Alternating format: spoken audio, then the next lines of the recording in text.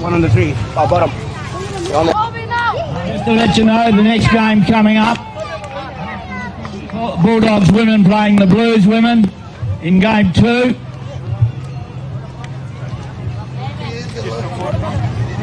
Game 3 we'll have the Lions men playing the Blues men.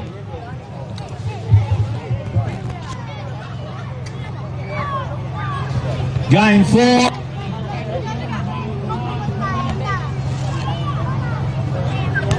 Five will be Roos men playing the Cats men.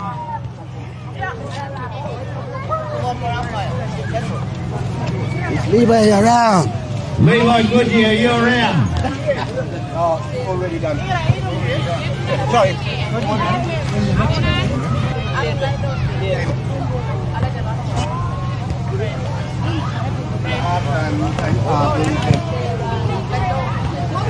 And then come straight through.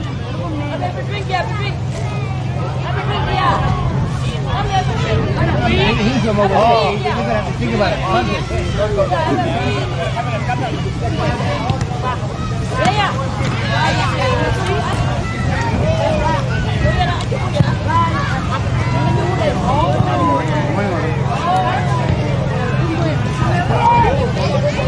G'day mate, how are you? Good luck.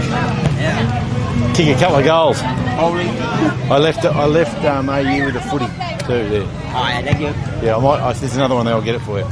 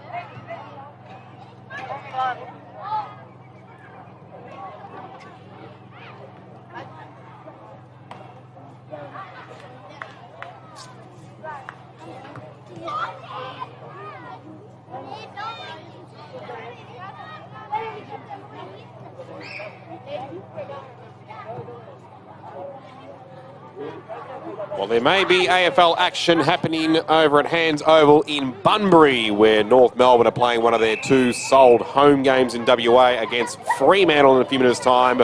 This is where the real action is. This is where the pure grassroots footy is at Fitzroy Crossing Oval. The opening round of the Central Kimberley Football Basketball League season. And Louis Balzomi with you here on Filming Footy in association with Classic Clashes as well. Absolutely honoured and privileged to be a part of the broadcast again, just like we were a couple of weeks ago for the Budgeman Carnival, which was a very enjoyable day all the way through, even with the threat of horse shit that was on the ground a little earlier on. But big thanks to the heart and soul of the league, the general manager in Jeff Davies, for deciding to clean that up and get that one out of the way. Now, we're also broadcast live on Wanky Radio as well, the regional radio station here in the Central Kimberleys, the voice of the entire region. And we look forward to the first of our 5 games today. Yours truly will be part of the first 3. It is the reigning premiers, the Baylor Bulldogs, in the men's up against the Wangkatjunga Crows, as the players are just starting to get in position now, ready for the main formalities to be conducted by the head umpire in Gavin Smith. So we've got 16 aside, although the Crows have just named a 17th player. We'll go through those now. So for Bayulu, led by the shopkeeper, Dino, as the coach, who's got a very extensive rugby league background.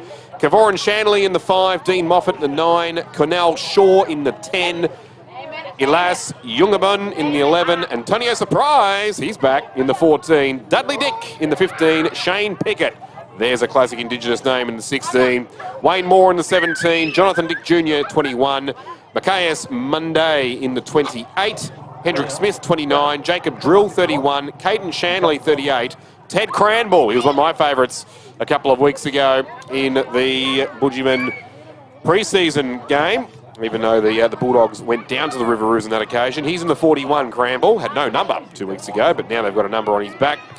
And we've also got Matthias Shanley in the 43 and Brian Johnson in the 48. Not to be mistaken with the great AC/DC frontman Brian Johnston.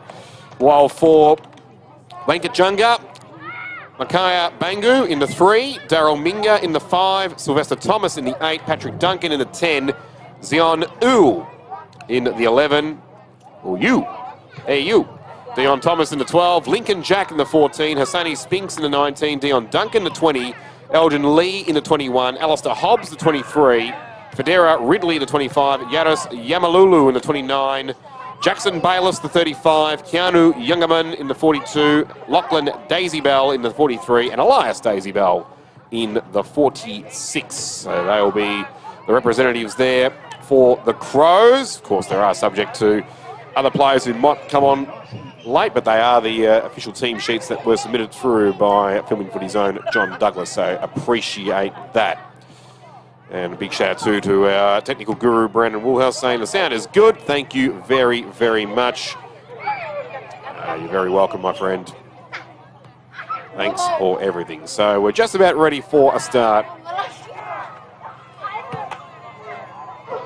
Also, a few of these players representing the league brilliantly at last weekend's Kimberley Colts Championships, where they just went down in the final to West Kimberley by 29 points. They drove West Kimberley right to the wire in their round-robin match by 4 points on the Saturday, and then defeated South East by the 19 points and East Kimberley by 36 points, which was enough to get them percentage because West Kimberley and South East Kimberley each won 2 games. But Central Kimberley had just edged South East Kimberley out on percentage to revisit the matchup against West Kimberley's in the grand final to set up another contest with them, and then they went down by 29. The MVP for the Central Kimberleys was Lennox Bamba, who not just was a great player on field, but showed all the wonderful qualities and spirit that you would expect in a leader and a player off field. And speaking of leader, well, Leadall, the name and right sponsor of the CKFBL, along with other major sponsors, Marrawarra Warra, Gandua, and the Department of Communities. Here we go, first quarter underway. We've got 4 10-minute quarters due to the delayed start. And the early ruck tap from Bayless for the Crows was a good one. Unfortunately, not too advanced, so he follows up now with another tackle. But the Bulldogs have good possession here. Shanley, the recipient of the second handball. And he's passed Bobby McKay's Monday, I think, there. Didn't quite see the other number, but it was a 2 on that jumper. It might have been 28. His kick, though, is turned over. And Thomas now has the opportunity out on the Forest Road scoreboard wing to send the Crows into attack. And he does with a lovely little kick in towards Bangu. And Bangu, kick on the half volley to a teammate at left half forward. Spearing pass was pretty good. Unfortunately, though, missing the target through hands, but he'll get back onto it again. That was Duncan there tumbling over, and he's helped create a scoring opportunity, but it's a 1 behind only. So almost there for the Crows, but they get the opening score within the first minutes.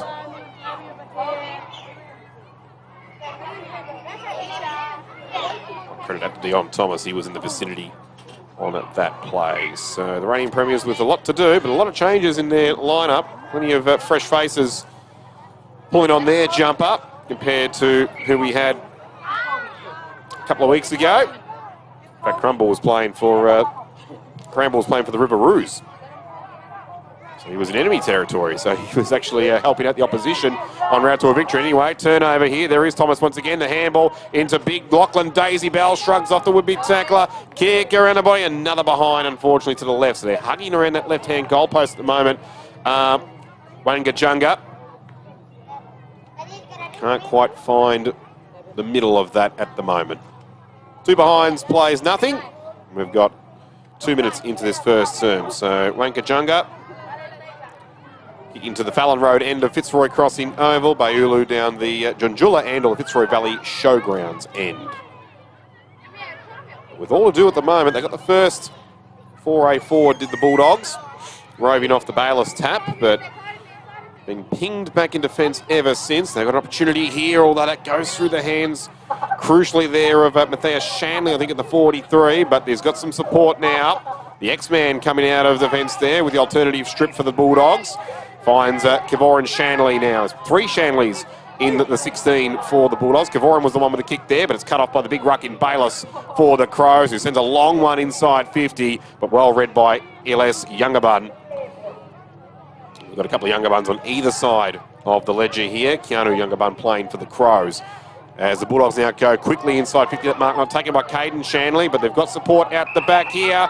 And a mark is taken within scoring range.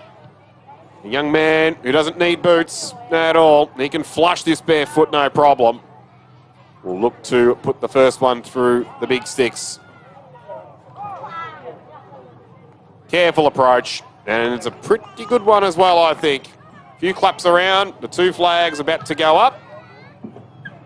And it looks like it is the first goal kicked for Bayulu.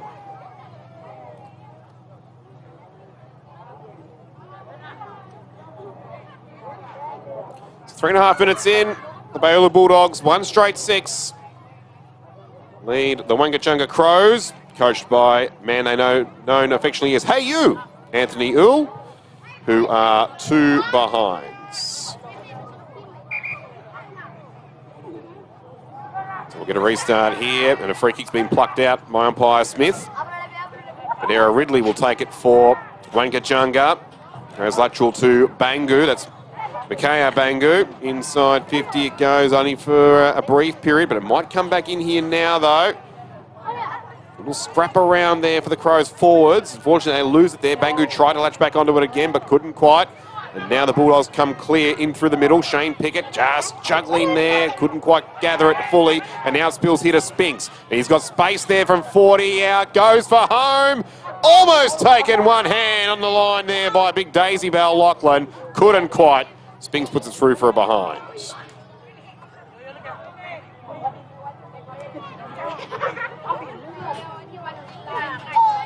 So 5 minutes in, and now we've got a 7-point play. But looks at things being cut off here by Minga. No, he's missed too. Can't buy a goal at the moment, the Crows. Really struggling to find it in between the two big sticks at the moment. They're doing everything else right. It's just unfortunate that the reigning premiers have got the goal on the bounce the other way. As they look to try and lock it up again here at right half forward. Good work there from Spinks again to help do that.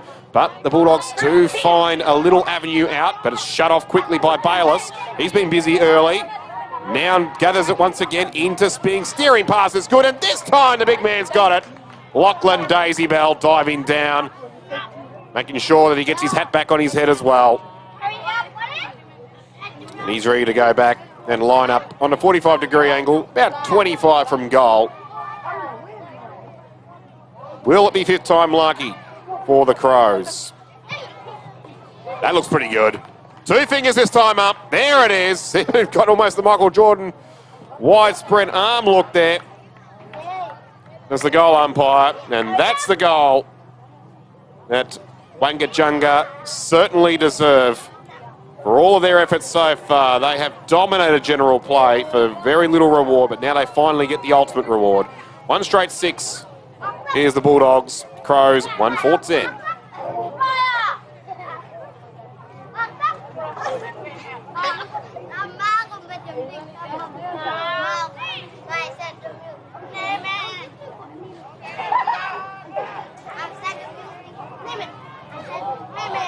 So from the restart here, Bayless has been at everything so far. Might have got one high, I reckon. Umpire Smith says yes, he did. So he'll take the free kick. Too far at the score. We go for Daisy Bell once again. No, he finds something more to his liking shorter, and it's Dion Thomas. His kick there, spilled by Bangu, but he recovers nicely. Thomas once again. Does he want Daisy Bell once more? He put a hand to it, did Big Lockie, couldn't quite take it. Brian Johnson now with all to do for the Bulldogs' defence. He gets this one back, though. It was an ill-directed handball to an opponent who felt sorry for him and said, all right, have another go. That's talking about great fair sportsmanship all around. Certainly was on display last week in the Kimberley Golf Championships as the ball comes out to centre wing here on the interchange side. And it's a free kick going the way of the Crows. To Wangachunga. It'll come back to Patrick Duncan. His opponent realised his mistake pretty early on from that and manned the mark straight away. So lateral ball down to Minga, who comes through the middle, kick to grass. That will suit Bayless well here. He's got time to gather, get around the would-be opponent there. That might be Cramble, I think. Had him as 41. He could be on the 44 as this is gathered and snapped again for another behind. I reckon Bangu was the one that got onto that this time for the Crows. So they've all been individual behind scorers. 1-5-11 to 1 straight 6, but Daisy Bell, the man with the major for Wangajunga. So Baulu, despite that opportunistic goal they kicked around the 4-minute mark, have not troubled the scorers or even threatened inside 50 since. And it's going to happen here again as the intercept mark here is taken by Elias Daisy Bell. Can he find Lockie? Nearly. Bangu, roving, front and centre. Lockie at the back. It's shoved down, and I reckon he was at the wrong face of the goals there. He was to the right this time. So 1-1 for big Lockie Daisy Bell. And they've got a goal in behinds now to Wangajunga, but they've got a major through him. 1-6-12 to 1 straight 6. And we are less than a minute away from quarter time. We've meant to have 4 15-minute quarters, but due to the delayed start, we're going with 4 10-minute quarters instead. And once again, this forward press is working. A treat for Anthony Oole's man. Spinks is the one now with the intercept, and then this kick down into the goal square with absolute precision, and Hobbs is the man who presents nicely. That was sensational work once again by Wangajunga. And surely Hobbs doesn't miss this. Commentator curse, bugger off. Hobbs is kicking this. Thank you very much.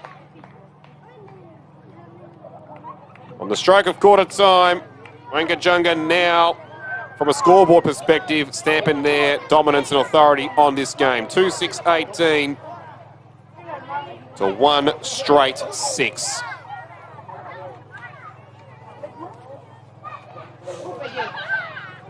Really, the Bulldogs with all to do now. One main inside 50 entry, or really was two. It was a shallow entry at the first minute, within the first minute, as the siren goes to end the first term. But since then, just the one proper inside 50 entry for them, and they really have barely got it past centre wing ever since. So, apart from the inaccuracy, you'd call that a faultless quarter from the Wangajunga Crows to kick off their season here in the Central Kimberley Football Basketball League. 2-6-18 to 1 straight 6. Louisville's Omi here for Filming Footy, and the simulcast as well with Wanky Radio. I want to thank Filming Footy's major sponsors: Great Southern Fuels, AFGRI, Delta Ag, the Kimberley Accommodation Group, UTF Trailers, Wild Gravel, Alum Lube, Dartfish, Archie's. Don't forget the best player to receive the Archie's thongs, the footwear. Premier footwear going around. Omnibus, Classic Clashes, Gallagher, and Premium Grains. We'll take a quick break, and we will be back in just a few minutes for the second quarter.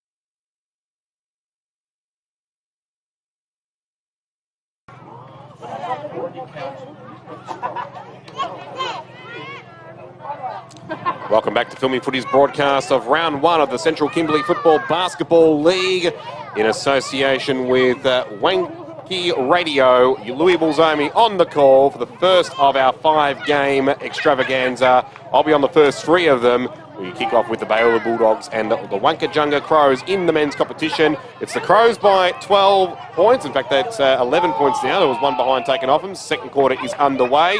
The goals kicked so far. Lachlan Daisybell and Alistair Hobbs for the Crows. For the Bulldogs, Wayne Moore was the man with the bare feet in the first term that was able to have their only real shot on goal at all in this game so far. He kicked truly 3-minute 22 mark of the first term. So the Crows once again picking up where they left off inside 50, and the mark here is taken by Dion Duncan, who's going to fancy himself.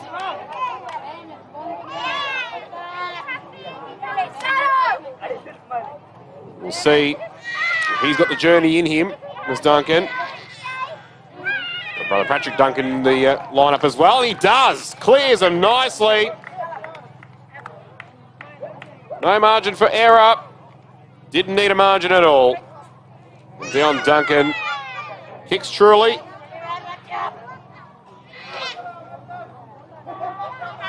The Crows really starting to dominate here. 3-5-23 to 1 straight 6. Got confirmation that one of the multiple behinds they got in the first quarter actually wasn't. Which meant the quarter time score was 2-5-17 instead.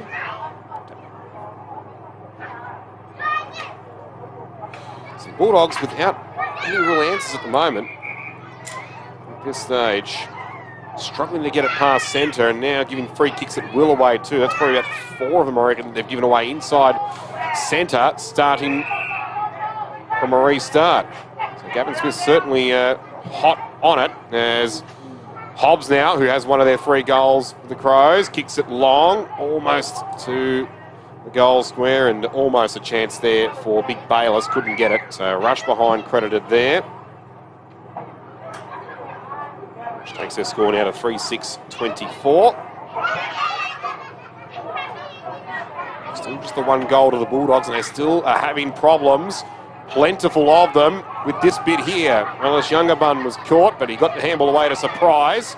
He's the man that's the X factor with the alternative strip, but unfortunately, he was, instead of X's, he had O's with that kick. As it's brought back inside 50 here for the Crows. Well done there by Shaw for the Bulldogs. Got it back to surprise. And now he finds a target at left half back that he wanted about 30 seconds ago. Daisy cutter kick now towards the scoreboard. As ball comes back inside 50 for the Crows. Jumping there was Bangu, couldn't take the mark.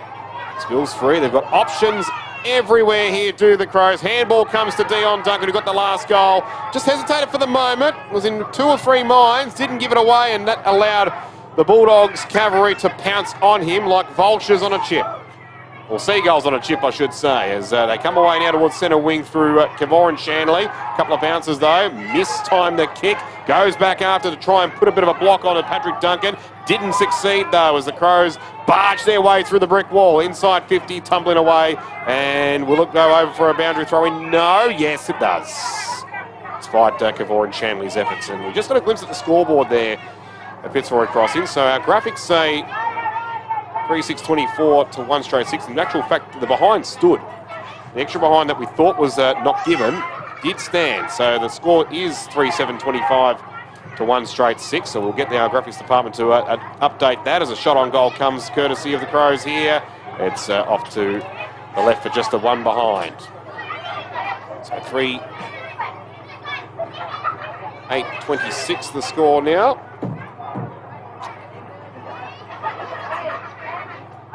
For 1 straight 6, margin 20 points.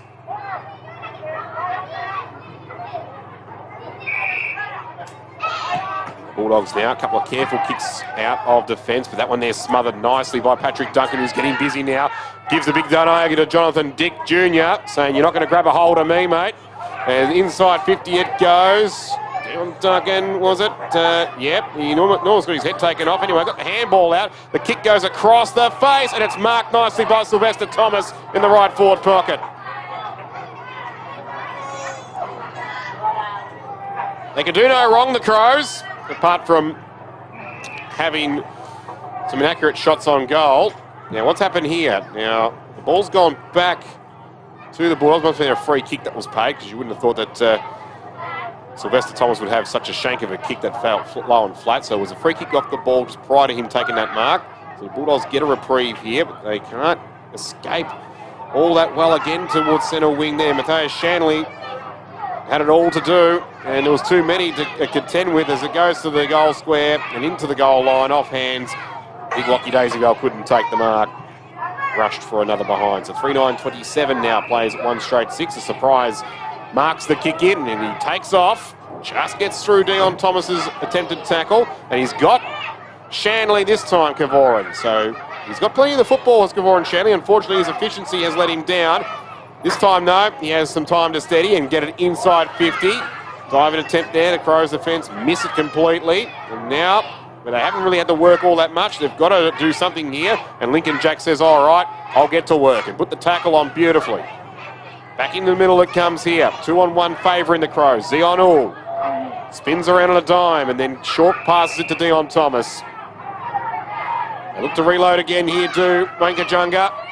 Ah, big pass, clear into defence, into Lockie Daisybell, and oh no! Micaiah Bangu got a gift, unwrapped it, and then dropped it, and it broke. One behind only. What should have been a gimme goal, but anyway, it's going to come back pretty quickly here.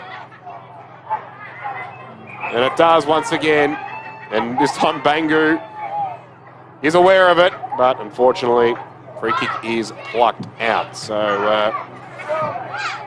shall we get a look in there? We've got very rarely have a goal umpire help out as a field umpire, and Jeff Davies, the great man, he can do it all. He can certainly do it all. He's out there at the moment helping out. It's fantastic to see. So Jonathan Dick Jr. now kicks it away to centre wing here on the interchange side. Drill, handball into the number 1, who we don't have on our list, unfortunately, so I'm just going to call him the one. Inside 50 it goes. Dean Moffat, who's also got the Antonio Surprise alternative strip for the Bulldogs. Can't keep that one alive.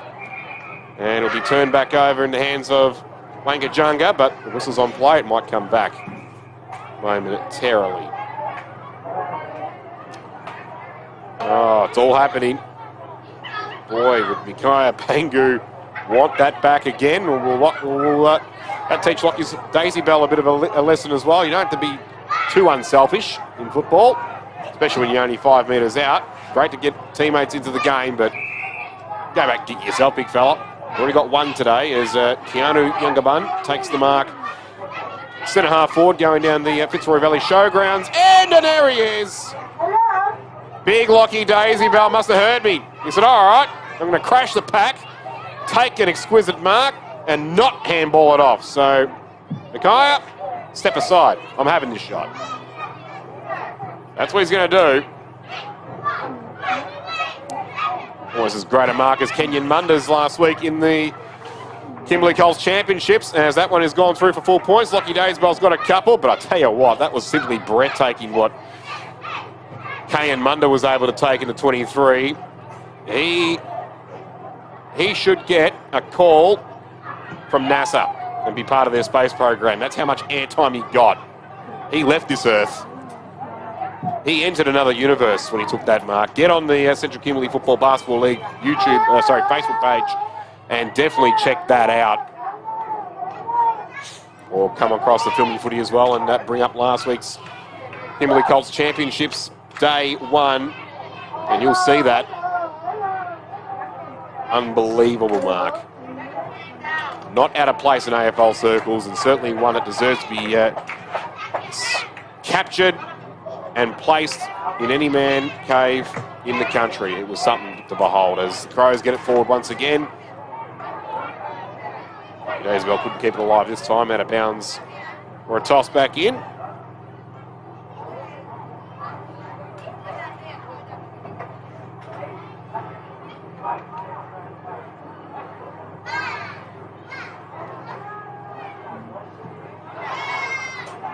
So now the Bulldogs come away with it for one of their rare advances forward. Unfortunately, they run out of time. That's a very fast 10 minutes, that one. That didn't feel like 10 at all. We're just having too much fun here on the broadcast for Filming Footy, the simulcast broadcast with Wanky Radio, the regional radio station here in central Kimberley, the voice of the central Kimberleys, of course. And it is half-time for 10:34. Wangajunga Crows, according to the scoreboard here at Fitzroy Crossing Oval. Our graphic has 4:09:33, but we'll get that updated at half-time during the break. And the Bayoula Bulldogs, 1 straight 6. Their only shot on goal, courtesy of Wayne Moore, who did kick truly in the first quarter at the 3-minute 22 mark. And it actually put the Bulldogs in front, believe it or not, by 4 points at that stage. But it's been all Wankachunga since. And their goal kickers, Lockie Daysbell with 2, Alistair Hobbs 1, Dion Duncan with a downtown delight in this second term as well in the first minute and a bit. So we'll take our extended break and we will come back ready for the second half of this opening clash of round 1 of the Central Kimberley Football Basketball League, the Bayoula Bulldogs and the Wankajunga Crows. Louisville's Amy here for Filming Footy. We thank our sponsors again, Great Southern Fuels, AFGRI, Delta Ag, Kimberley Accommodation Group, UTF Trailers, Wild Gravel, Alum Lube, Dartfish, Archie's, Omnibus, Classic Clashes, Gallagher and Premium Gains. Back shortly.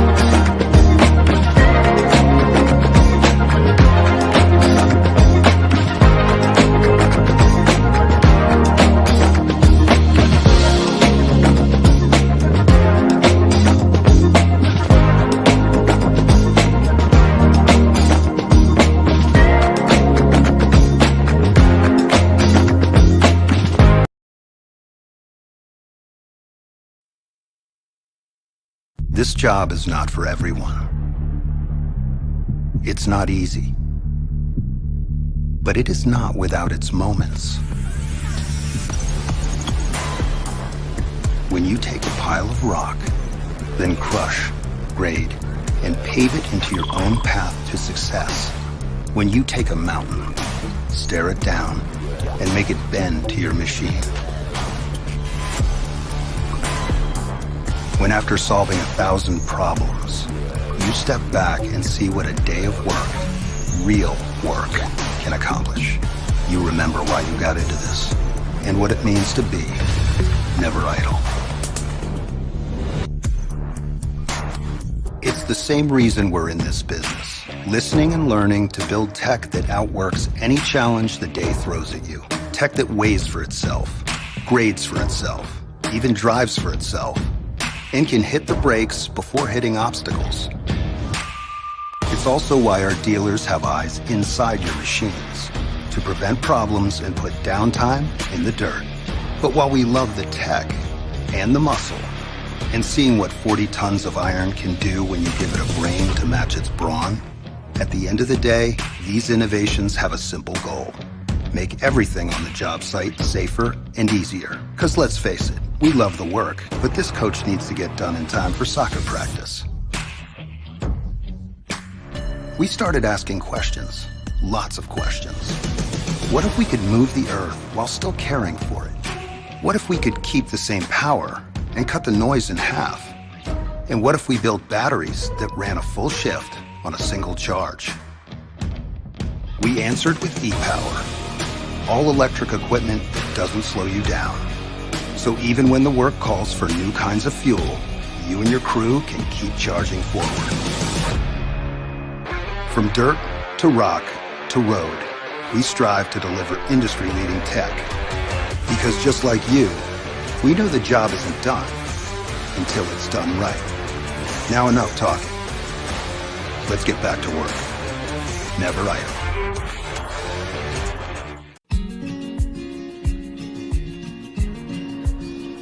The relationship with Great Southern Fuels started with my father 50 years ago, delivering fuel in drums back in the day, which has progressed into large tanks now. They've been very reliable and efficient on time with service. We run a mixed farming operation here on Chapman Valley, just north of Geraldton, managing about 5,500 hectares. We've been with what is now Great Southern Fuels for in excess of 20 years.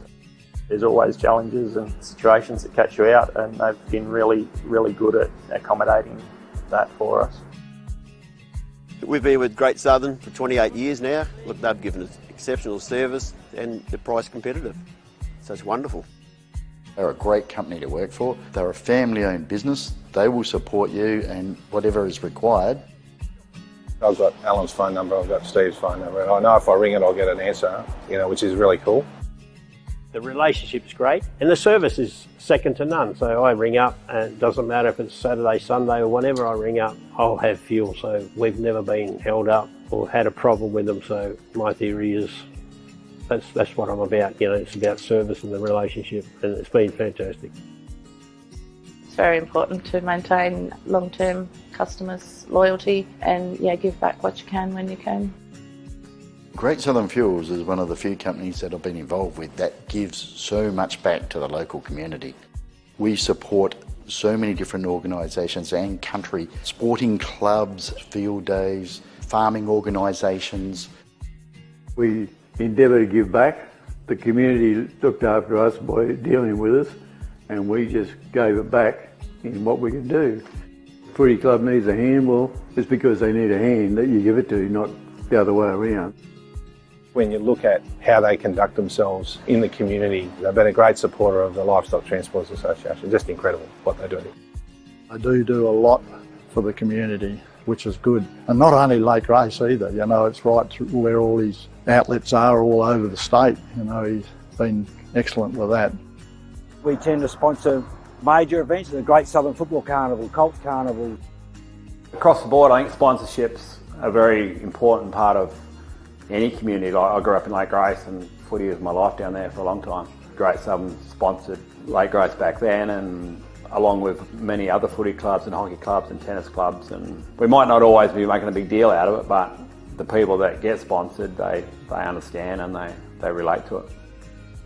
They do a lot for the town, so I can't fault them. They've been brilliant. Great Southern Fuels have got strong values, and that shows in what they do.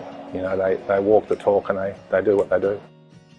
You deal with people that are there and care about your business, and these people have been absolutely wonderful.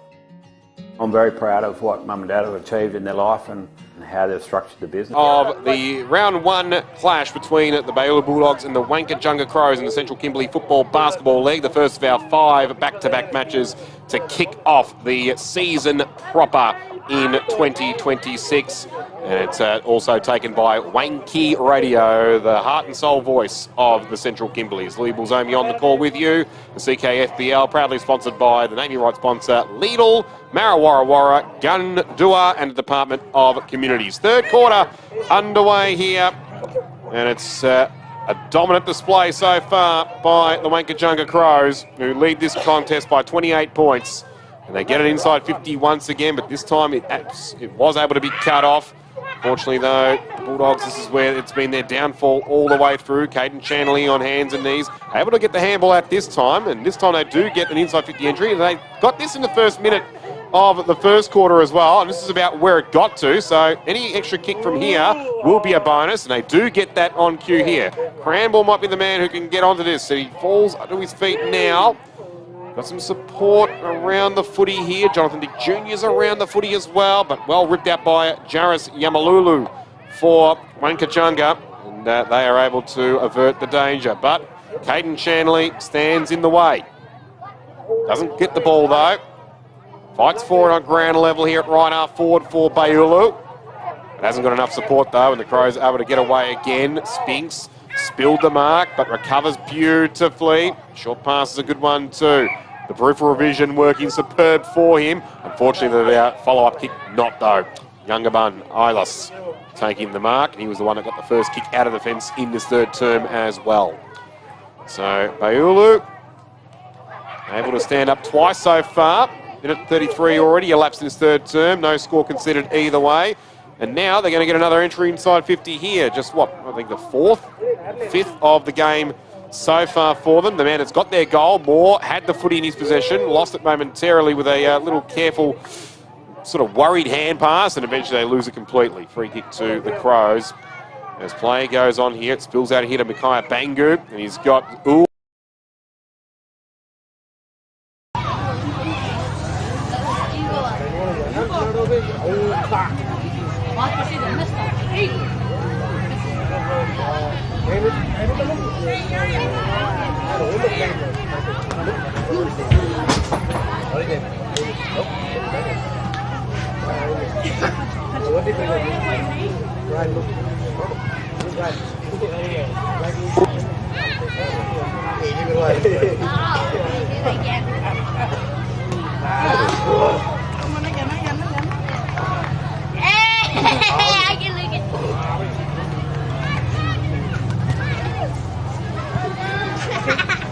It's the first score for either side in this third term.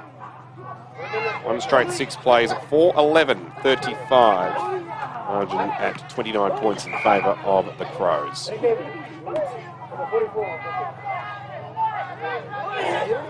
Once again, their forward press working sublimely. Ridley, the man who took the mark there, and then a couple of kicks, one lateral and one straight down the line. And the middle into Oo again, who's had a big quarter so far. Rocking the Essendon shorts nicely. Short pass is good. Presenting beautifully, Keanu Youngaban. Got the dive in as well to protect the football. No way a defender will stop that at all. So he'll go back and have the shot for their 5th goal. Keanu Youngaban kicks, and kicks truly.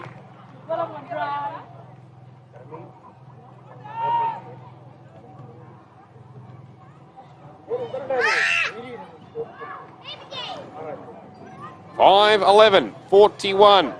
Plays one straight 6. It is all Wanka Chunga here at Fitzroy Crossing Oval in the first of our 5 matches for broadcast, with yours truly, Louis Bulzomi, on for the first 3. Coming up next will be the women in action, the Bayola Bulldogs and the Nunkamba Blues, the reigning premiers. And then the men, Maludja Lions and the Nunkamba Blues, will follow that match. And then we'll have a swap out of commentary team for the Virginia Cats and the Maludja Lions women, and then the final match for the day, Virginia Cats and Riveroos men. So we're back in the middle here, Big Bayless for the Crows. Another free kick, they've been receiving plenty of them. An absolute war chest of them through the middle, which has assisted their cause, but it certainly doesn't take away from the dominance that they've displayed all the way through as they get the ball carefully to right half forward. Bangu has the mark. And his short pass is a good one too now to centre half forward proper. And the man who kicked the last goal, Youngaban, takes the mark. Too bad to score this time, so he goes to a man who can kick a big barrel in Spinks. Just had to get around the man on the mark though, which made him pull the kick in towards the left forward pocket. Off the ground. One behind only. Once more involved with that one. Just over halfway through this third term. No way back for Baulu, you don't think. Not impossible, but highly improbable at the present time for the reigning premiers, who admittedly though do have a high change in personnel though, on the side that triumphed over the Maludja Lions last year. 5-12-42 to 5-11-41, sorry, to one straight 6 I should say. And once again the Crows, remembering what they did in the first half so well. Dion Thomas, handball into it, oh it's a good kick. But again, just to the left. It's been their only major issue today. A lot of those shots have steered left down at the Fallon Road end for the Crows.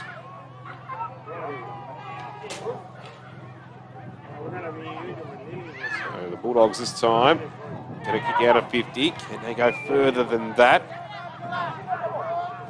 Pass there, kept in play just by Canal Shaw. Trying to latch onto it with one hand was Dick Jr. Missed it though. Gets his support at the back though. Another man who's just come in at the last minute there in the 42. Barefoot Jones we'll go with. Haven't got him on my team sheet, so we'll just go with Barefoot Jones. We know that Wayne Moore is also running barefoot as well, but we have at least got his ID. So 42. Also rocking with no wheels underneath, doesn't need them, as Dick Jr. Speaking of wheels, he got him spinning nicely like a set of F1 slicks. And unfortunately though, tumbling kick misses the lot, but it stayed in bounds though before getting out. So an opportunity does come back the way of Baulu from the throw-in with less than 3 minutes left in this third term. AFL update, quarter time in Bunbury at Hands Oval. Fremantle 4-3-27 leading North Melbourne 2-2-14.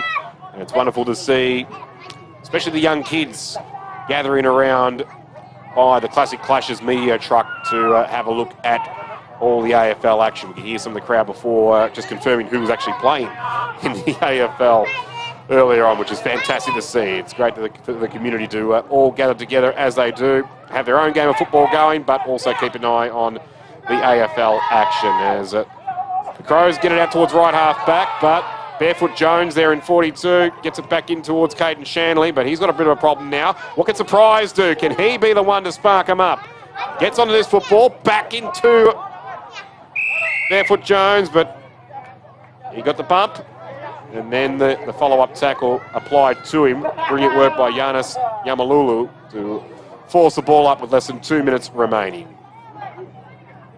in this third term.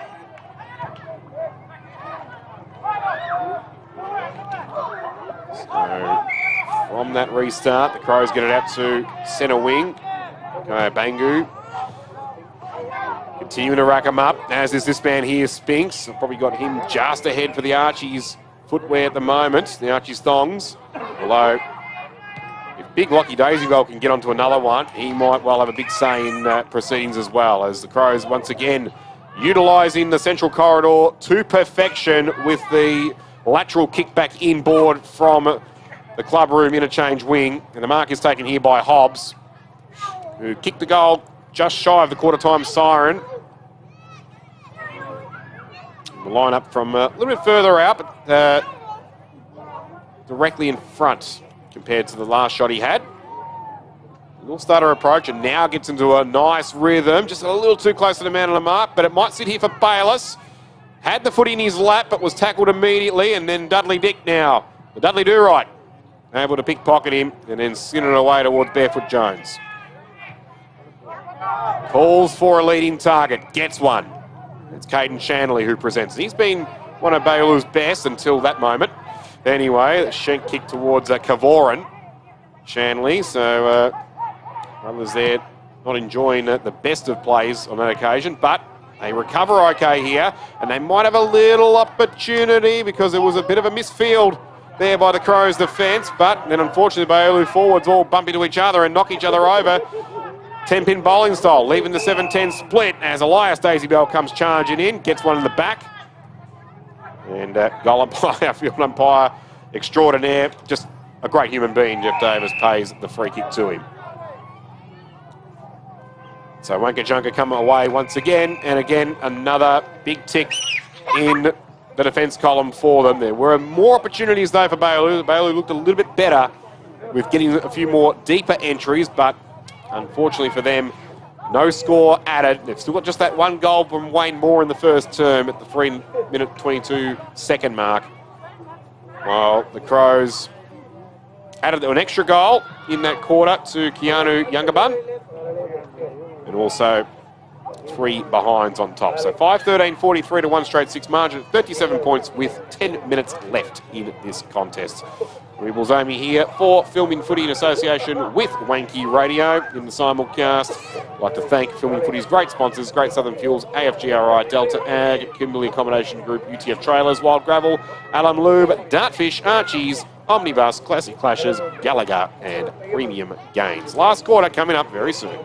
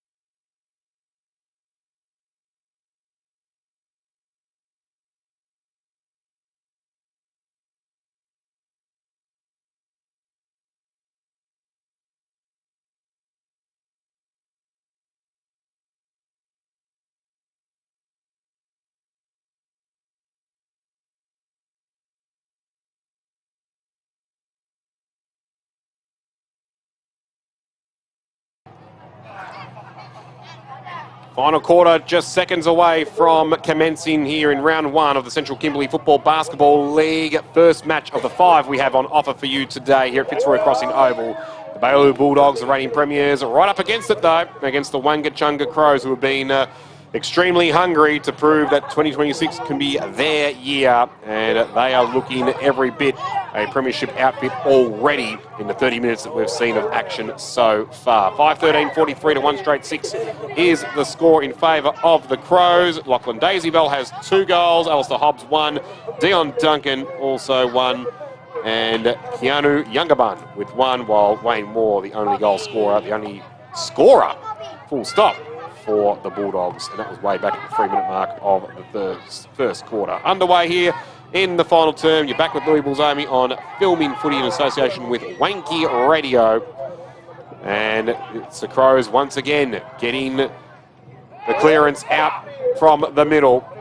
This time, no, it will be repelled back, but this is where the Bulldogs have had their problems all the way through this next kick-up. They get one here, though, in towards centre wing. We'll draw on half forward, but it's read once again here nicely by the Crows defence. Elgin Lee involved. Or Elgin Lee, whichever way you want to pronounce that. Doesn't get it all that far, though. And it gets rebounded back by the double number 44. Again, another one I don't have on the list, unfortunately. So a few Bulldogs players just arriving late and helping out. As it doesn't really matter for them, because the ones that have come here for the Crows, the 17 of them, have been nothing short of superb. As it comes now to the 1.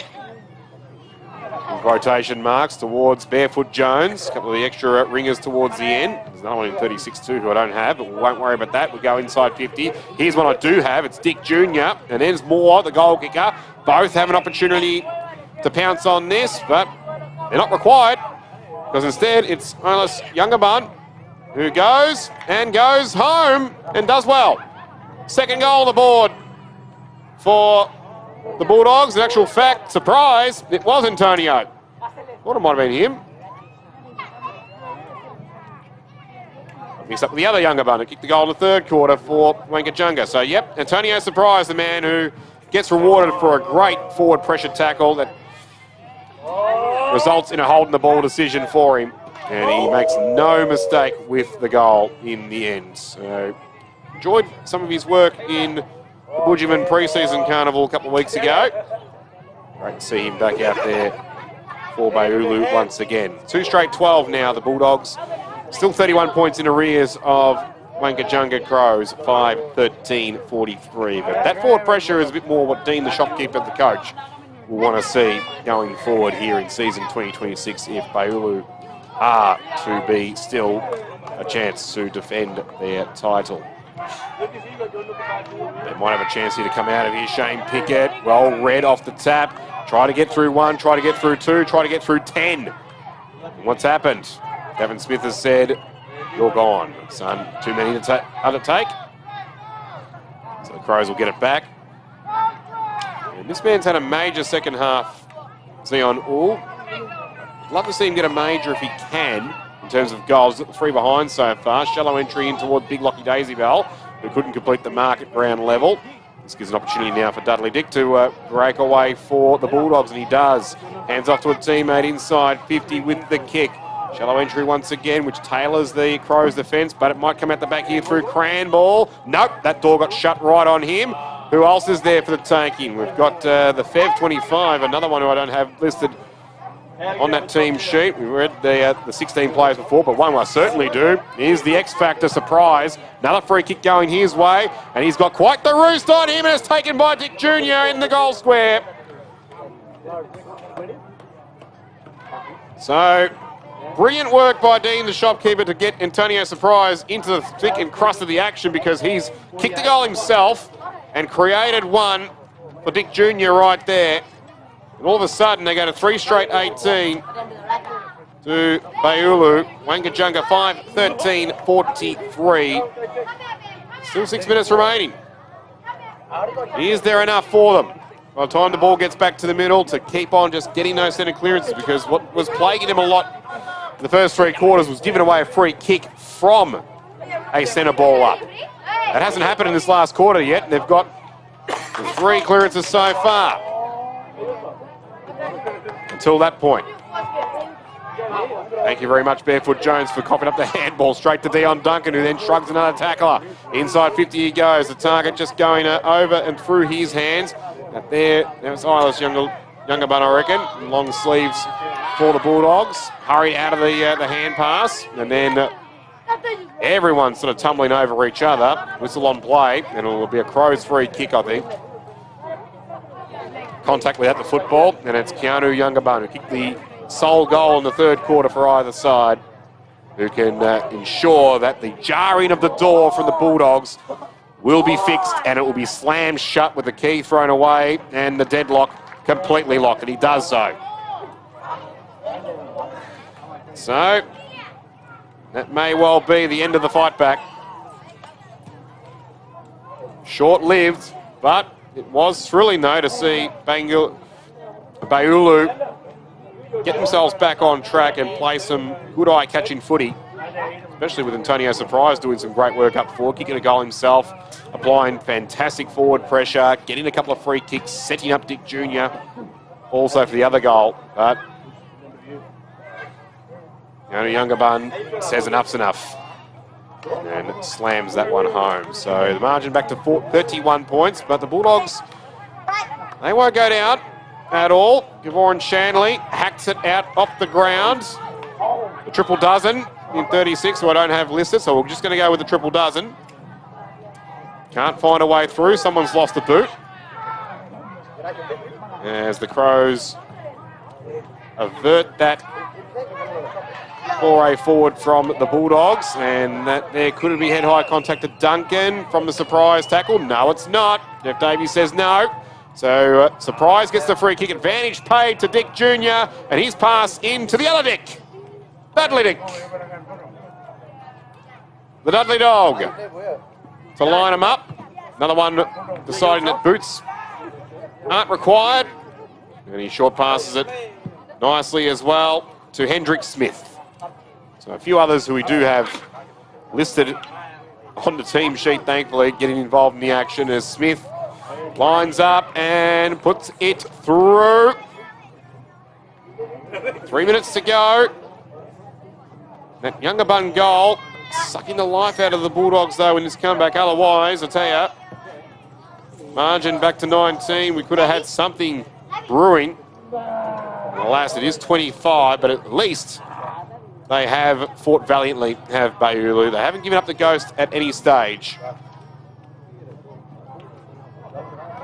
Fighting this one out to the end, preventing it from being an almighty blowout, which is great to see. All straight 24 to 6-13 49, but then given that 13 in the behinds column for the Crows, it could well have been a triple figure blowout, but well, maybe not. Maybe we're selling Baulu a bit short there. But anyway, from the restart, here they come once again. Dudley Dick hopping over everybody, Tim Watson style in the early 80s, finds it into Surprise. 3 seconds, he's got it. This has been some quarter, a premiership quarter from the Bulldogs. Just a shame there's no more football after the next 2 minutes for them. Because with the way they're coming home, they have got a gale force tailwind down to the Fallon Road end. Even though it's an absolute still day, the tree leaves are not moving an absolute inch. 31 degrees Celsius here at Fitzroy Crossing, not a cloud in the sky to speak of, yet it feels like there is a gale blowing down the Fallon Road end with the way that the Bulldogs are playing. Surprise has 2. But unfortunately, time will run out for them. Still 19 points in arrears. 5 straight there to 6-13, 49. Bayless back in the ruck now for the Crows. And they finally get a rare clearance in this final term when they've been getting all of them in the first 3 quarters. In it comes. Hobbs can't quite get it to Youngerbun. Hobbs goes back after it. Handball's almost to himself there, Kevin Bartlett style. Then he furrows in and under to Sion Yule, and he puts it through. And if it wasn't a short already, that guarantees things now. What a last quarter of Central Kimberley Football Basketball League action that we have been absolutely spoiled and treated to here. 6 shots on goal, all goals in this last quarter. 2 of them for Wangajunga, 4 for Bayulu. Margin back out to 25 points, 7-13, 55 to 5 straight 30. But what a goal fest we have been blessed to witness and also listen along to in this final quarter here on Filming Footy, along with Wanky Radio. As we await now the last 15 seconds of this contest from the restart. The umpire will call this one back. Last man up with the footy, Shane Pickett, for the Bulldogs. So the final act of our first of 5 matches today to kick off the season. An emphatic win by the Crows, but the Bulldogs showed plenty to say that they won't be a spent force, even with change of personnel in 2026. Still, take nothing away from what Anthony Yule's men have done to start the 2026 campaign. Wangajunga, go Bangajunga. Before it's all said and done, there is a free kick and a shot on goal coming up for Canal Shaw, just to add some extra well-deserved respectability on the scoreboard. He's going to kick right from 50. He's going to get a barrel. Please do. He does. And the spiral looked okay. Unfortunately, though, the power not there for him. So no score there. But as we were saying, what a statement made by the Wangajunga Crows. Wangajunga went Bangajunga to kick off season 2026 with a 25-point win over the reigning premiers, the Bayulu Bulldogs, who still, though, even with a number of new faces, have got plenty of fighting spirit. They put it all together in that final term to the Bulldogs. It's just they've got to clean up those defensive exits and ensure that they can get some repeat link-up plays out of defence for them to prevent results like this happening and having repeat entries from the opposition inside 50. 7-13, 55 to 5 straight 30. Goal kickers for the Crows. Big Lockie Daisybell with 2. Keanu Youngabun 2 in the second half. Daisybell's was in the first half. And singles to Alistair Hobbs, who got one right before quarter time. Dion Duncan with a downtown delight to start the second term. And then Zion who had a massive second half as well, with 1 goal, 3. Glad he got that last goal after missing so many in a row earlier on. As we see the players now gather around, all linked up arm in arm together, which is fantastic to see. The old 3 cheers for each side.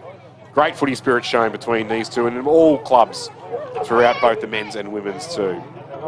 So, for the Bayulu Bulldogs, well, Wayne Moore had the lone goal for 3 quarters, but then in the last term, Antonio surprised with a couple.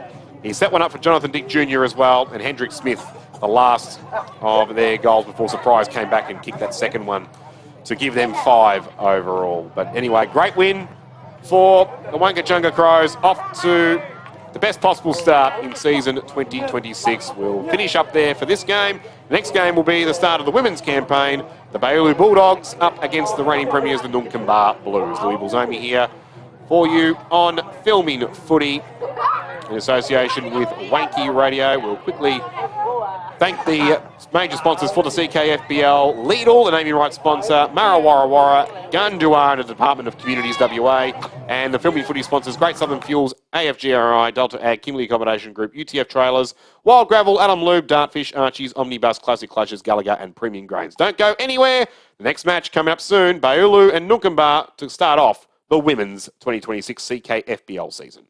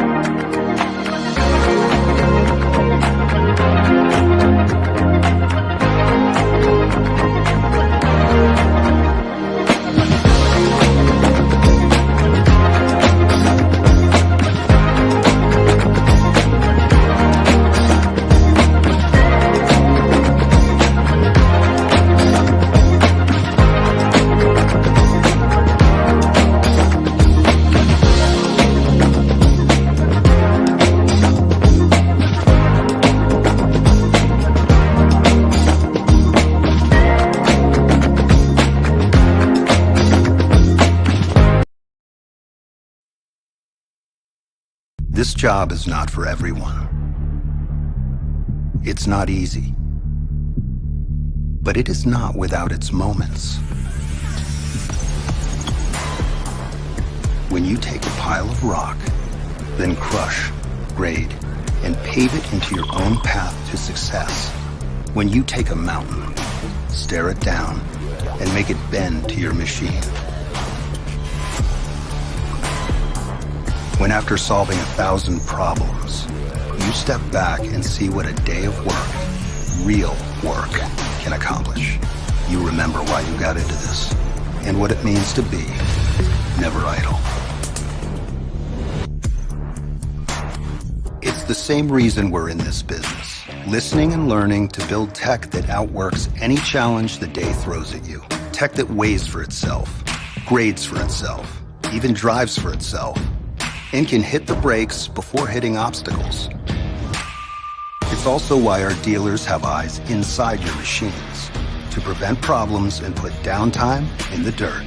But while we love the tech and the muscle and seeing what 40 tons of iron can do when you give it a brain to match its brawn, at the end of the day, these innovations have a simple goal: make everything on the job site safer and easier. Because let's face it, we love the work, but this coach needs to get done in time for soccer practice. We started asking questions, lots of questions. What if we could move the earth while still caring for it? What if we could keep the same power and cut the noise in half? And what if we built batteries that ran a full shift on a single charge? We answered with e-Power, all electric equipment that doesn't slow you down. So even when the work calls for new kinds of fuel, you and your crew can keep charging forward. From dirt to rock to road, we strive to deliver industry-leading tech. Because just like you, we know the job isn't done until it's done right. Now enough talking. Let's get back to work. Never idle.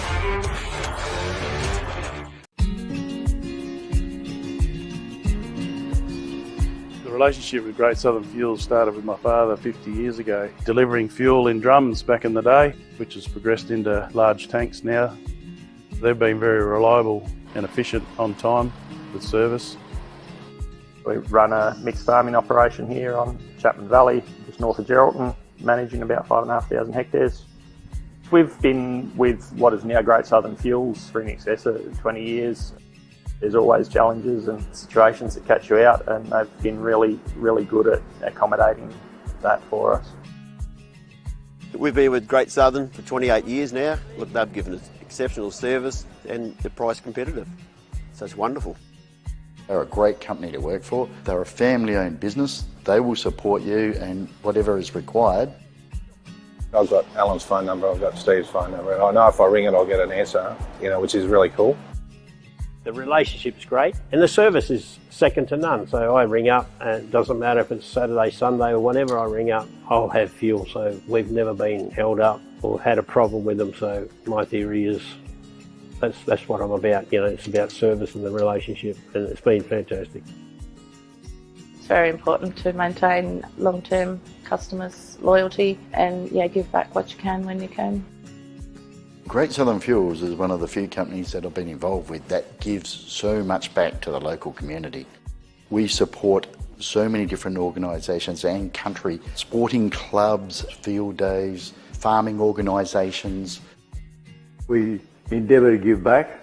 The community looked after us by dealing with us, and we just gave it back in what we could do. Footy club needs a hand, well, it's because they need a hand that you give it to, not the other way around. When you look at how they conduct themselves in the community, they've been a great supporter of the Livestock Transporters Association. Just incredible what they do. They do a lot for the community, which is good. And not only Lake Race either, it's right through where all these outlets are all over the state. He's been excellent with that. We tend to sponsor major events, the Great Southern Football Carnival, Colts Carnival.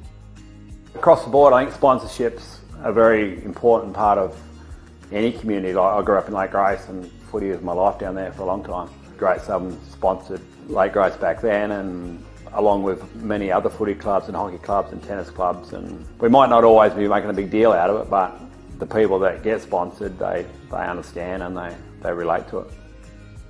They do a lot for the town, so yeah, I can't fault them. You know, they've been brilliant. Great Southern Fuels have got strong values, and that shows in what they do. You know, they walk the talk and they do what they do. You deal with people that are there and care about your business, and these people have been absolutely wonderful.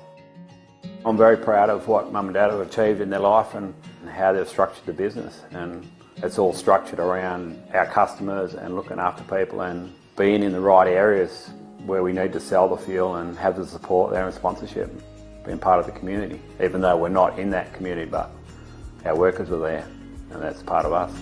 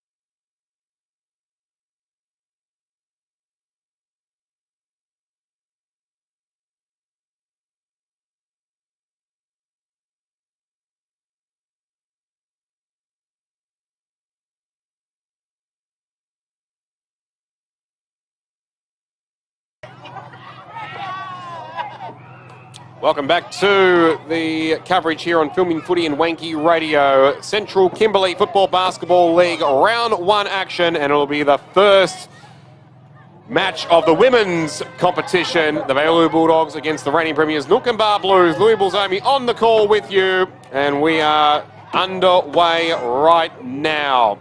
And it will be the Blues who get the opening clearance inside to 50. Zenarose Costain almost ran the wrong way there. Plenty of Bulldogs opponents around her, but then she goes and gets her own footy. Great second gather by her. Realised the mistake and then fights again. Third effort great again from Costain. Fourth effort even just as good as the numbers of opponents multiplied in the end for her.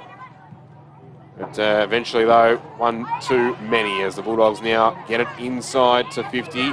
On the bounce there, Nickra Baker just waited for it, grabbed it, and then was set upon. Ball spills free behind her. Shikana Dick. Saw Dudley Dick run around for the Bulldogs men earlier. Now it's the Sister Act's turn. Can't gather it cleanly though. When Tasha Sampi just wanted to whack that one forward, didn't get any real purchase on it, so she leaves it now for Jacqueline the Shovel. That is her surname to go and do the proverbial. Did so, but not to advantage. Sampi with a great smother though off the boot of Sahalia Button. Goes after it once again. She's getting really busy there in the early minute. And now a kick comes clearing out now for the Bulldogs. Can they get a trap on it? Baker couldn't quite. And the Blues now able to get away towards Leona Skinner. She can't complete the mark though. Once again, Sampi getting nice in and under. Early contender for the Archie's footwear, that's for sure. As the Blues get a clearance away from left half back. On his father is Tylee Shanley, who shuts that gate nicely and then releases it to Dick. So Dick inside, not quite inside 50, tumble to right half forward. Well picked up here by Dallas Hobbs. Gets a little dinky kick. Now it's inside 50 for the Bulldogs. Chance goes begging though for them, unfortunately. Brianne Charles puts the tackle on. And the ball goes towards about 15 from goal, but the Blues are there in number, and Miranda Skinner's the one who gallops away with a couple of bounces after taking a good mark into the centre square here. They might be out the back, I reckon. It's Yamalulu, I think it is, in the 47. I can see some of those numbers from a distance. Actually, sorry, I apologize. It was Lahani and Lamera in the 37. The pink-on-pink action, a little bit difficult for my old eyes, but we'll keep going. Turn 38 in, 13 days? I feel older than what I actually am. It's probably not a good thing as we continue back on as the Bulldogs recover back towards half forward, but only as far though now as Emmy Kennedy for the Blues, and she had a pretty decent pre-season campaign for herself a couple of weeks ago for Noonkanbah in their loss to the in their victory over the Maludja Lions. Lost the footy on that occasion. As Bulldogs go deep inside 50. Ricochets back. Unable to grab it there as Adele Cranball. Gets the support here from Baker, who's also been in the action quite a fair bit in these first 3 minutes. The Blues clear away this time though. Well gathered here on centre wing, just south of the centre square. Miranda Skinner it might have been, and now here's a chance. Kennedy just a bystander here for Shane McCarthy, but Kennedy there to help out if need be. Doesn't quite get there in the end. The Bulldogs able to stand up and fight back, and Charlie Smith does exactly that with the rebound back inside the middle. And able to take that there cleanly was Dick. Goes back again. On her haunches is Tylee Shanley. It pops out the back now. Once again, Sampi looking the good so far. The kick was great. Unfortunately, not to the advantage of Charles. Her opponent there might have been Miranda Skinner, I think, getting in the way and doing it brilliantly with a couple of great rebounds in defence for the Blues as Leona Skinner gets dragged off of it without the footy, and she'll take the free kick. Skinner's kick now to open territory. A couple of bounces into the hands there of Bernice Skinner. She had a great pre-season game as well a couple of weeks ago. Towards Kennedy at right half forward. But unfortunately the ball eludes her and the free kick is given away for a hold. I reckon this might be Sarah Inbelong, I think, in the 11. It is. Her kick is ricocheted back though. Good recovery by the Blues, but the Bulldogs though, their presence at the forefront. Charlie Smith again doing the work for them from defensive 50. Dick paddling it towards Sampy, and this releases Adele Cramble. Dick and Sampy have been something else so far, in the 1% department especially. Adele Cramble follows up as her kick smothered. And now has a chance here for Yvonne Draper. Little handball was clever to Hobbs. Inside 50. Now, who's at the back here? Once again, charging out like a melee bull is Lavisha Wongawal. Doing nicely and then shoving two of them out of the way. Keeping the footy in possession. Oh, put her on a pedestal. That was fantastic work from Wongawal. Unfortunately, though, it may come back in her direction. So here she goes again. We'll see how much gas she got left. Oh, she's got plenty. The reserve tank was there. Wongawal this time in the kick out, and she finds a target too. Superb play by Lavisha Wongawal. As Kennedy now has plenty of space to work with here on the interchange wing. Steadies. Didn't quite look up though. Rush that kick, and it's taken by Imbalong for the Bulldogs, who coughs up the bounce though. Might give Kennedy another chance to get into this. McCarthy there too for the Blues. But neither of them can beat the presence of Charlie Smith, who unfortunately though turns it back over to Sahalia Button. Her kick is an okay one. It finds Angelica Costain. She also had a big say in that pre-season game against Malajja up forward. Way out of attack this time. There's the ball now on the bounce, gathered brilliantly by the right paw by Yamera. Inside 50 it goes. Yamalulu, Helena. Can she make her presence known here? Not quite. Put the tackle on, but not nick of time. Chance here for a goal from Gardner. Not quite. The Bulldogs defence working overtime. Will they get the penalty rate here? They do. They get out of danger. Well done. Dick takes the mark. 40 from defensive goal. Out it comes to Sampy again. And they are a dynamic duo, these two. Already proving that. So, Sampy's kick, though, unfortunately, ill-directed, but we won't, it doesn't necessarily dampen her performance so far in these first 7 minutes, which hasn't seen a score for either side yet, but that's to be expected because the defences are robust in the women's competition in the CKFBL. As that one there is a free kick for the Bulldogs, unfortunately for Ash Gardner. Riding all over the back of her opponent there. Clearly in the vision of the umpire. That kick, though, tumbling away from Imbalong, but it falls into the hands once again of Smith. Kick through into the middle is okay here for Adele Cramble, and she's also been pretty busy too. And she releases it out here towards Tylee Shanley. Shanley's ball will find a target. No, it won't. Zena Rose Costain in the way. Support here from Terrian Dan. Can she break away though? Baker's on her hammer. No, she got away from her. Can't get away from Sampy though. Gone.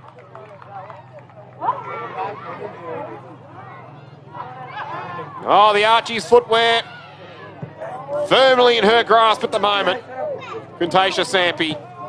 As her kick towards Baker, beaten to it, but still fighting along with Jamelia Bent, who also had a great pre-season game that I was on the call for filming footy a couple of weeks ago against Malajja. Here she comes once again, does Jamelia. Good digging handball out of danger at left half back, but only as far though as Cramble. Adele on knees. Handball back into that absolute glut of players.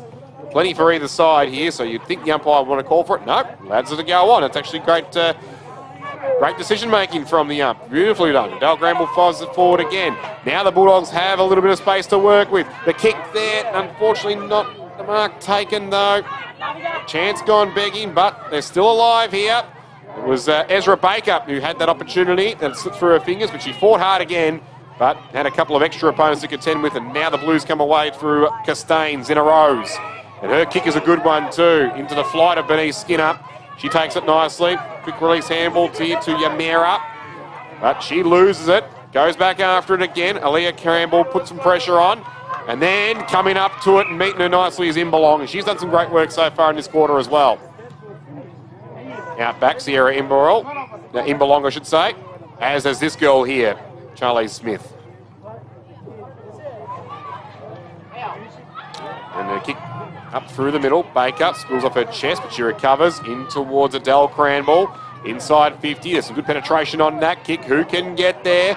Charles presents. Yvonne Draper's there if she needs it. Draper gets it now. Tiki die kick out the back. Ezra Baker should get it. Does get it. with 30 seconds remaining in the opening term. The ice is broken finally, and it's the Bulldogs who manage the first goal. Putting a smile on Coach Darlene Patrick's face for sure. 1 straight 6, courtesy of Ezra Baker, as the quarter-time siren goes. And the reigning premiers, Noonkanbah Blues, no score on the board. So right at the death there. A well-deserved goal for the Bulldogs, who really did own that quarter for the most part. The Blues resolute in their penetration and repelling out of defence for the most part, but it was definitely a Bulldog quarter, led brilliantly by Quintacia Sampi and Adele Cranball. Nicara Baker also very busy. Shikana Dick was also superb, and a defence led brilliantly by Charlie Smith and also Sierra Imbalon. But the 1 goal there to Ezra Baker to finish off the term. That is your only score so far in our first women's game of round 1 between Bayulu and Noonkanbah. You're Louisville's Amy here on Filming Footy for the CKFBL. As we take an opportunity to thank our sponsor. In fact, we'll do that after this short break.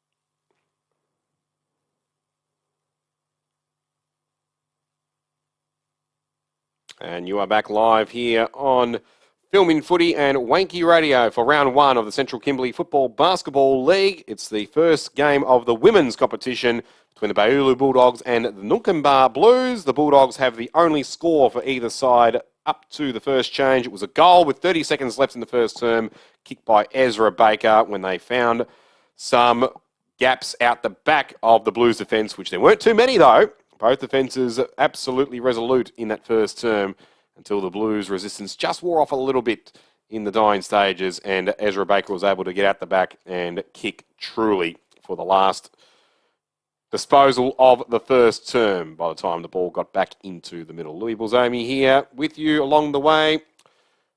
Loving life here at Fitzroy Crossing. Beautiful 31-degree day. It was a top of 32 not long ago, back down a degree, so no surprise that the girls are getting their swig of water in, much like the men did in the preceding game, our first game of the five that we have for you today here at Fitzroy Crossing. It was the men's Baulu Bulldogs, the reigning premiers, going down to a very exciting Wankajunga Crows, although the Bulldogs themselves in the last quarter played some ripping football too. 7-13, 55 to 5 straight 30, but the three-quarter time score was 5-13, 43 to 1 straight 6. So a spirited fight back by the Bulldogs in that final term. Unfortunately, though, to no avail in the end. So some game that was played, and the best on ground that I thought for Archie's footwear was Zion Ull. He started off well, probably had a little bit of a quieter second term, but he bobbed up brilliantly in the second half and was everywhere.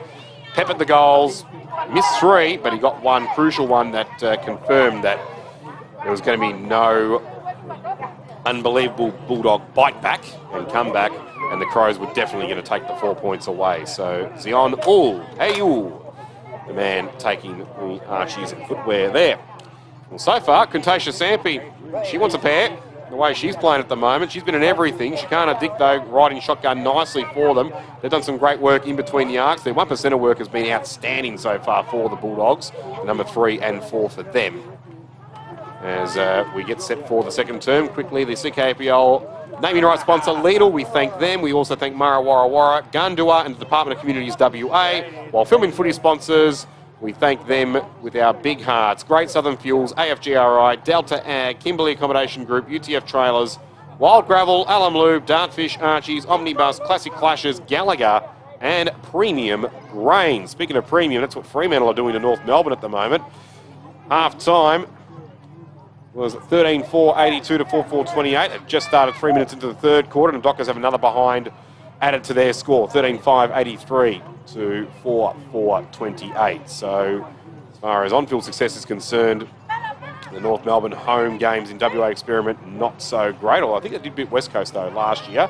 However, when they take on the Eagles next week at Optus Stadium, it's a new-look Eagles outfit at the present time. That's not a gimme for North at all. So we'll see how it all plans out. As the second quarter now is underway. And Adele Cramble, who did some great work at ground level in the first term, starts off in the ruck for the Bulldogs. Got the double tap down, but didn't get it to advantage as the Blues get it in the Kennedy direction. She just lets that one go by. Wait at the front and centre, just that bamboozling bounce of the football getting towards her. And unfortunately, her teammates unable to make any more ground with that as the Bulldogs come back through the middle once again. We've just got a number confirmation there. Sian EJ is in the 28. Originally had Tylee Shanley listed down for that, but no, it's EJ who has the 28, and she was involved in that play too. And a couple of kicks forward, and it's Brianne Charles who takes the mark on her chest. 30-odd out from goal. We'll see if she can fancy herself here. Now, we know we had a couple of boys rocking the barefoot in the men's, all girls, or most girls actually, going the barefoot in the women's, but they still get plenty of great distance on the kick. That wasn't a bad one to the top of the square. Bump off the football here, and it's going to be a Blues free kick, and it will come back. So the one goal, Ezra Baker. 30 seconds left in that first term. Jakala Skinner with the responsibility to try and start a play here for Noonkanbah, but that was a shank of a kick trying to go around her body. It was flat, and it went straight to a rugby scrum of players for both sides, but luckily there were enough Blues in there to lock it up. The irony is certainly not dawning upon me that the Noonkanbah Blues are predominantly wearing pink, yet Bailey Bulldogs are the predominant blue side as far as the jumpers are concerned. It doesn't matter at all. It's all about the players in those jumpers and the wonderful power of positivity that football brings to all of them, men and women combined. As the Bulldogs get a free kick here, short pass in towards Charles, can't grab it. Comes out the back here towards Zina Rose Costain. High ball, Cranball, Adele sits underneath that. Had 3 attempts at it, neither of them successful, but she's got support at the back here through Dick. Handball almost to herself here, and she's going to take 3 of them on, is she? Got a little accidental kick off the ground, which might work out for her, and then a head high. Shakana Dick has been superb so far in this game, along with Contatia Sampi. The kick there just short. Lavisha Wongawal couldn't take the mark for the Blues. Spills here towards Nicara Baker, who saw Ezra kick the goal in the first term with 30 seconds left. She wants in the action as well. Couldn't though. Got her kick smothered as it comes back out now towards centre half back for the Blues. Unable to take it there was the shovel in Jacqueline for the Bulldogs. Goes for a second effort here. Kick over her head. Aaliyah Cranball. Unable to get through. And it'll be a free kick going the other way. I reckon Tylee Shanley might have the 38 on for the Bulldogs. 38 was the only number I didn't have listed, so I'd say Shanley has that number. There's Sean EJ with 28 from the updated team sheet. Inside 50 now it comes here for Noonkanbah. Was Jamala Button felled illegally? The umpire didn't initially say anything about that one, but said something about the follow-up, and it was Janiqua Skeen who will take the free kick at left half forward. Too far to score. Relatively open forward line. And speaking of which, the pass was superb, but Angelica Costain couldn't quite get there, unfortunately. So a chance gone begging for Noonkanbah as the Bulldogs get it clear towards centre wing. Tapping it forward in front of her again, Adele Cranball. Tumbles that one towards right half forward. She might be able to get it herself here, I reckon. Oh, not quite. She was there, though, in the vicinity as Yvonne Draper crashes through but takes her opponent without the footy. Got a little drag on her, so we'll go back to Jetherin Cox. Here goes lateral, and it's okay too. Careful footy for Tyrian Dan, I think it is the 44, it is. She further goes lateral out towards Jakaila Skinner. He has some time to take a bounce and tumble this one now into the path of Kennedy. When she can get onto it, she can be something special, but unfortunately that ball just has not communicated with her all that well so far, Emmy Kennedy. Been very unlucky so far. It certainly has communicated beautifully with Contatia Sampi. I mean, they've got, quite the business partnership going on the ball and Sampi so far in this game, especially from 1%er point of view. That one there, though, ricocheted back into the Blues' hands, only as far as in belong for the Bulldogs, as we hear a whistle downfield. Will it be, I think? After she got some crude attention following the kick. Umpire has it in his hands. Or will he just call for a ball on it? Thought so. So we'll go back into Inbelong's hands. She was brought forward to take the kick herself, as opposed to just a simple downfield, as Dick now sits this one up nicely, and Rachel Mallett sits underneath it. The great artwork on her left sleeve. Mallett, 45-degree angle, probably about 25 from goal.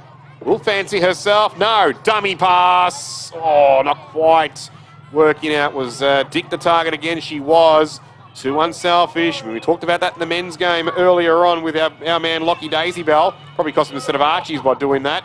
Anyway, it doesn't matter. There's Kennedy. Finally the ball talked to her. And see what happens. She gets involved and does something with it nicely. It was a little release handball to a teammate inside 50. Fortunately, though, for the Blues, the Bulldogs defence read the script to a T. Got it back out towards the scoreboard side here, the Forest Road wing. But the Blues back in number again. Janiqua Skeen, a little bit fatigued as she just trudged towards that football and then got the tackle on though and stopped Sampi. That's probably one way you can do it. Tisha Sampi caught napping there, so well done by Skeen. Inside 50 it comes. the right forward pocket. Target was Yamalulu, but in her way was Delia Mick, I should say. Oh well in that one. My, Delia. As that one tumbles out of bounds. Still in Nulkambar's scoring area, kicking down to the Fitzroy Valley Showgrounds end, or the Junjuna town end. Junjuna. Still get the trouble of scorers. 7 minutes gone in the second term. We have 4 10-minute quarters due to the delayed start of the first game. And also we did have an ambulance called on site for a spectator who unfortunately has fallen ill. So we send our best wishes to them as that kick comes across the face and tumbles out of bounds. Once more, Emmy Kennedy involved with that play, providing another scoring opportunity for Nulkambar.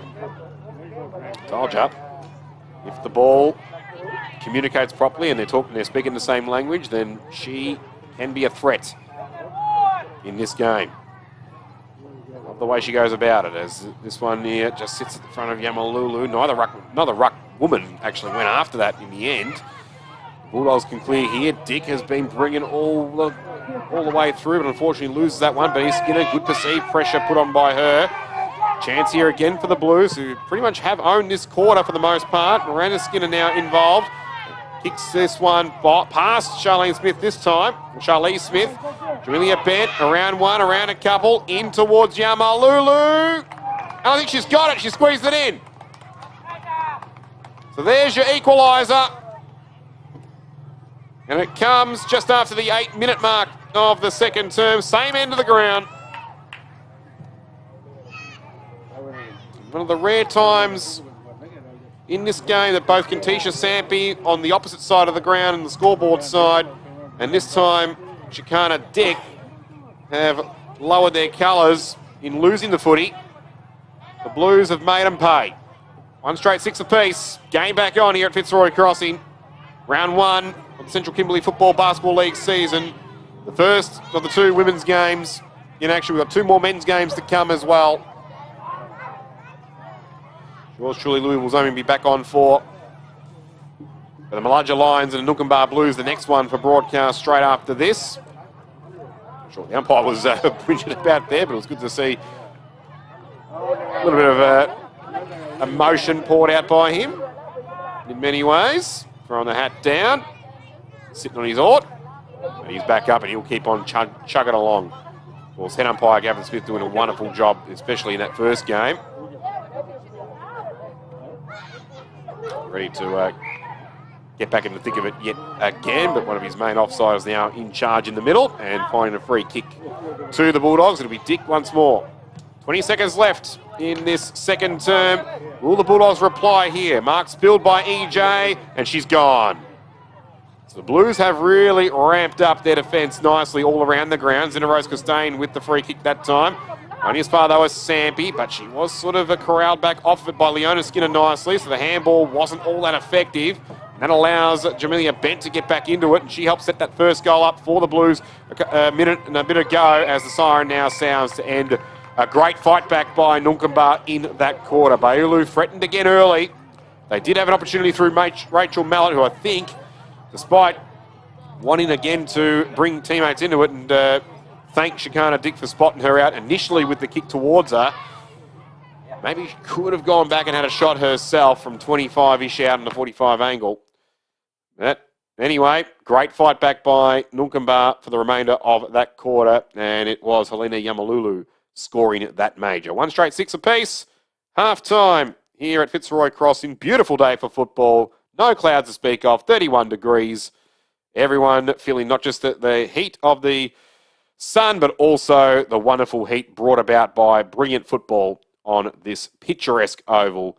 The men did it a few minutes ago. The women are doing it right now.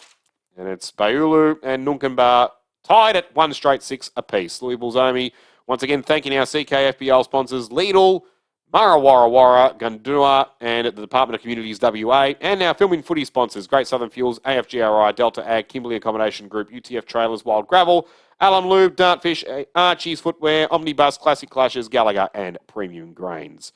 Don't go anywhere. We'll be right back in only a few minutes' time here on Filming Footy and also on Wanky Radio. This job is not for everyone. It's not easy. But it is not without its moments. When you take a pile of rock, then crush, grade, and pave it into your own path to success. When you take a mountain, stare it down, and make it bend to your machine. When after solving 1,000 problems, you step back and see what a day of work, real work, can accomplish. You remember why you got into this and what it means to be never idle. It's the same reason we're in this business, listening and learning to build tech that outworks any challenge the day throws at you. Tech that weighs for itself, grades for itself, even drives for itself, and can hit the brakes before hitting obstacles. It's also why our dealers have eyes inside your machines to prevent problems and put downtime in the dirt. But while we love the tech and the muscle and seeing what 40 tons of iron can do when you give it a brain to match its brawn, at the end of the day, these innovations have a simple goal. Make everything on the job site safer and easier. Because let's face it, we love the work, but this coach needs to get done in time for soccer practice. We started asking questions, lots of questions. What if we could move the earth while still caring for it? What if we could keep the same power and cut the noise in half? And what if we built batteries that ran a full shift on a single charge? We answered with e-Power, all electric equipment that doesn't slow you down. So even when the work calls for new kinds of fuel, you and your crew can keep charging forward. From dirt to rock to road, we strive to deliver industry-leading tech. Because just like you, we know the job isn't done until it's done right. Now enough talking. Let's get back to work. Never idle.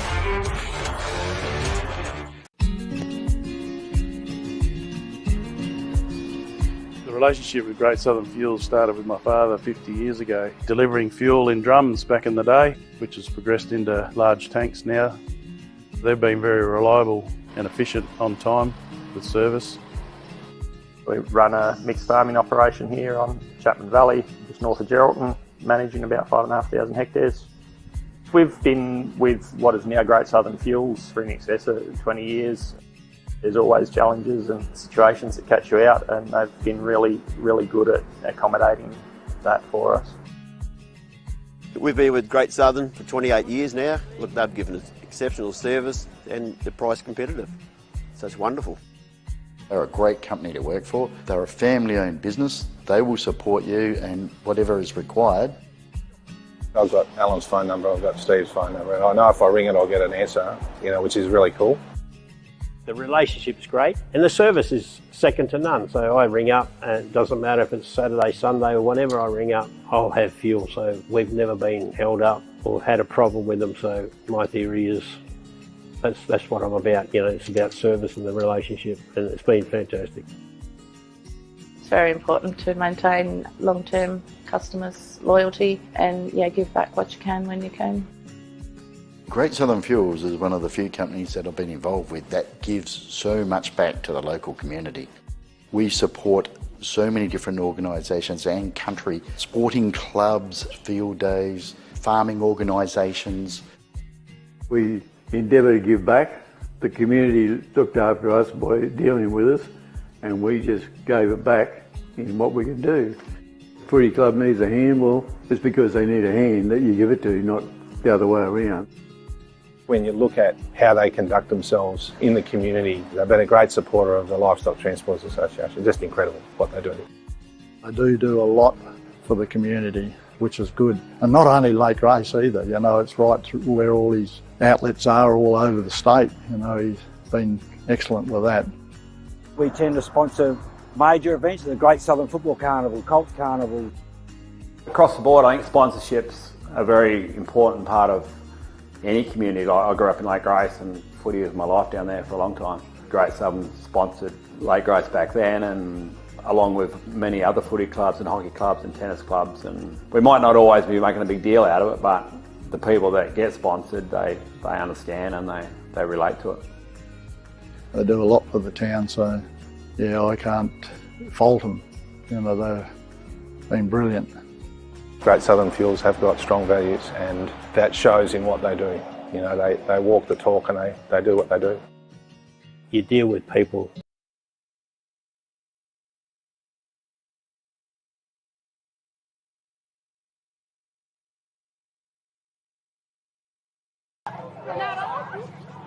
And welcome back in readiness and preparation for the second half of this absolute thriller in the round one women's competition. Baulu Bulldogs and the Noonkanbah Blues.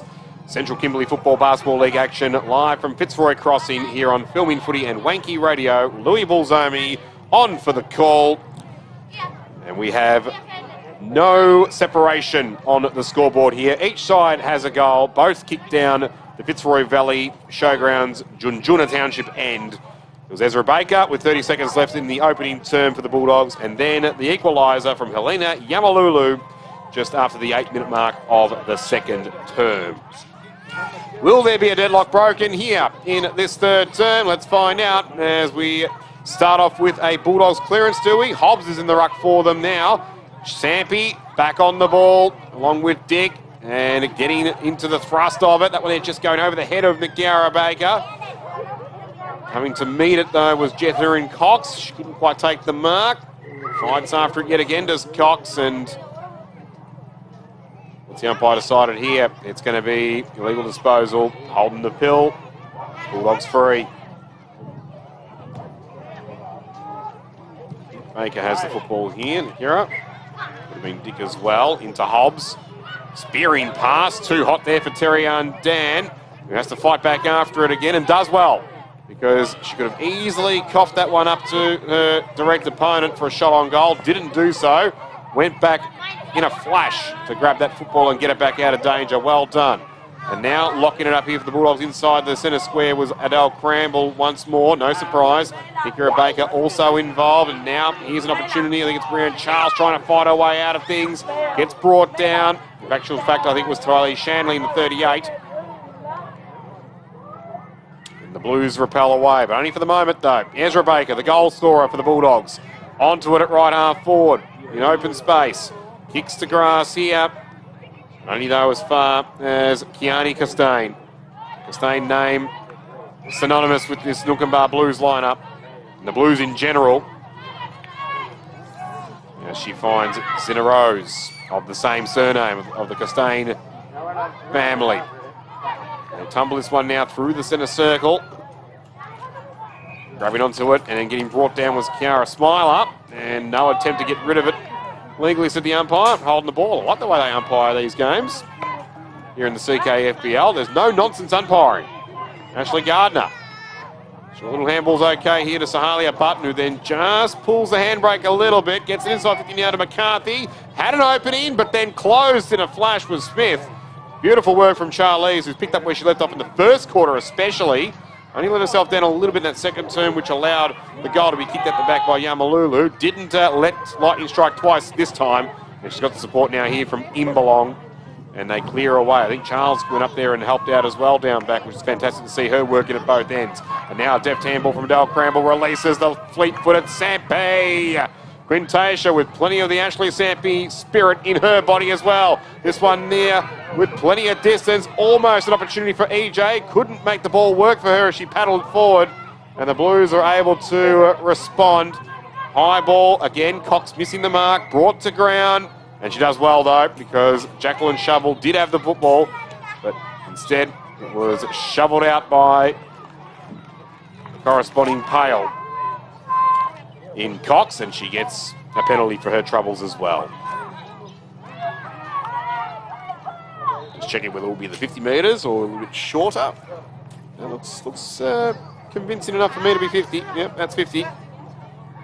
From inside, defensive 50 right towards the centre circle. That's good enough for me. Kick is okay here. Doesn't hit Button on the chest, but Sahalia has enough time to get a kick away now towards Janika Skeen. who paddles it up nicely towards the square. Oh, Big Alina caught at the back there, but she's got some support at ground level. Angelica Costain, you beauty!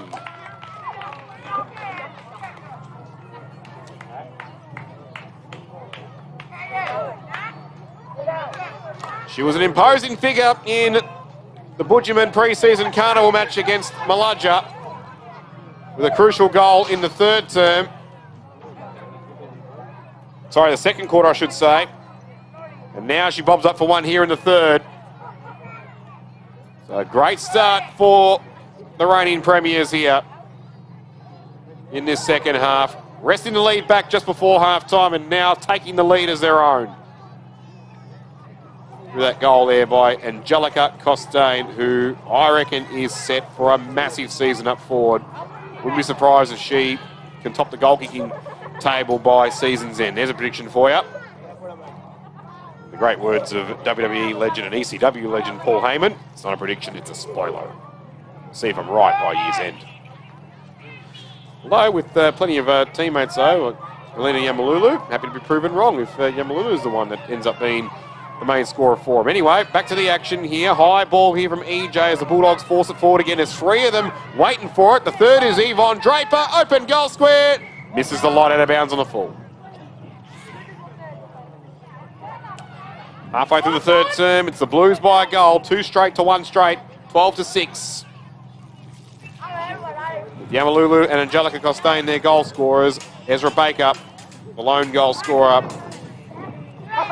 30 seconds left in the first term for the Bulldogs. Our next match for broadcast here on Filming Footy and One Key Radio will be the Maludja Lions and the Nunkambar Blues. That was scheduled to take place at 2 o'clock local time. We're now at 2:14 to 2:15 in the afternoon. So, of course, as soon as this match is over, we'll have a quick break to swap teams out. We saw that the Maludja side was warming up around the boundary not long ago. So that'll be the next match, and then I'll jump off and allow the next commentary team on hand to call the Virginia Cats and the Maludja Lions women, and then the Virginia Cats and the Riveroos men to finish off a huge day of CKFBL football here at Fitzroy Crossing. As now the ball finds its way towards right half forward for the Blues. Rachel Mallett back in defence here. Brought down and holding the ball, and it'll be a free kick going the way of Jamala Button, I dare say. Or will Mallett get it back here for a tackle that wasn't? No. Just waiting on the proper decision here. I'm sure it's against her. Now she's trying to plead her case, but I don't think she's got much of a case to answer here. Well, actually, no, it is her football. Okay, well, I was wrong there. I might have thought that she was caught legally. The umpire didn't agree, but it doesn't matter. It doesn't mean the umpiring was bad. He was right on the spot. He judged it to perfection. I was looking at the fixture and, yeah, probably just didn't keep a full eye on that play. My apologies. So it was a free kick to Mallett in the end, which I thought she had lost it. Anyway, Bulldogs get a reprieve here as Sampi brought down, got the handball free. Only as far though as Rose Costain in heavy traffic. Loose ball once more. Janiqua Skeen fights for it, as does Leona Skinner. Kick forward. Not far enough though. Sampi gets back once again. Into Dick. One bounce and gone. Brick wall known as Miranda Skinner. Was not busted down, was not torn down by Dick on that occasion. In towards Yamalulu. Can't trap it. Puts the tackle on. Ball spills free again. And Dick goes to mop up her mess from a few seconds ago. Trying to take big Miranda Skinner on. That's just something you don't do. Especially in close quarters. You'd only want to try and do that more on the outer peripherals. And she didn't quite get that one adjudged all that well, did Dick. But anyway, ball continues on here in the Blues forward line. Whistle on play. And which way is he pointing? Is he pointing the Blues way? Because that's where I got a little confused last time as well when I looked up and saw that Mallett seemingly got caught, but must have been just a little high when she got her free kick. And he has pointed the Blues way, so that was my initial thought. And it's in the possession here of Shane McCarthy. Puts it to the top of the square. 2-on-2. One out by the Blues. Goal. Bent.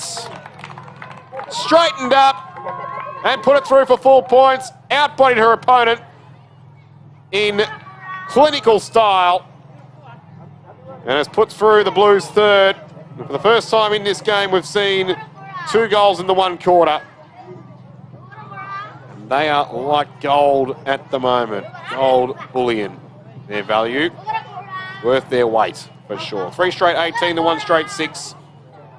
Nunkambar all over Bayulu in this term, when it was the other way around in the first quarter. And then from about the 4-minute mark of the second, that was when Nunkambar finally got a proper feel for the game and got it back on their terms, and haven't looked back at all. They've continued on.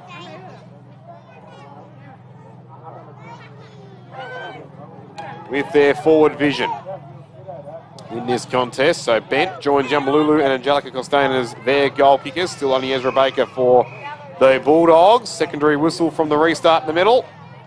It'll be a Bulldogs free kick this time. So Sampi, who's set tongues wagging in the first quarter with her 1% of work, along with Shakana Dick and Adele Campbell. They're going to have to rediscover that form and get some penetration to get them back in this game. And she does there through Nickette Smith, but her kick, though, is missed by Sian EJ.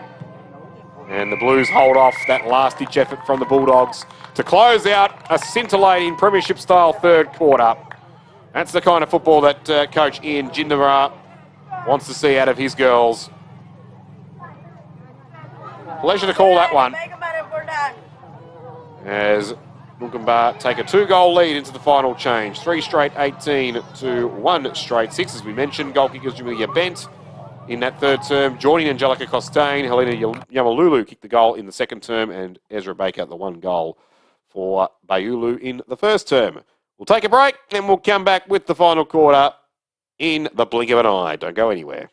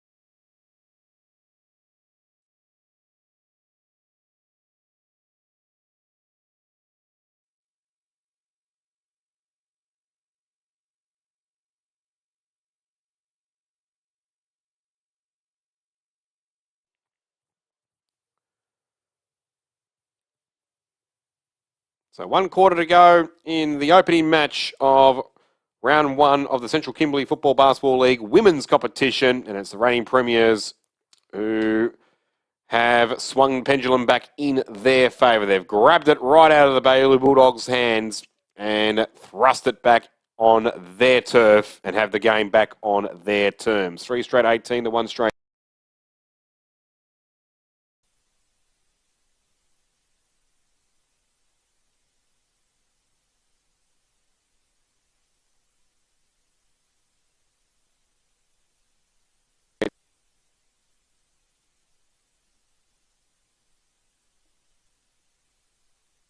Back up and running.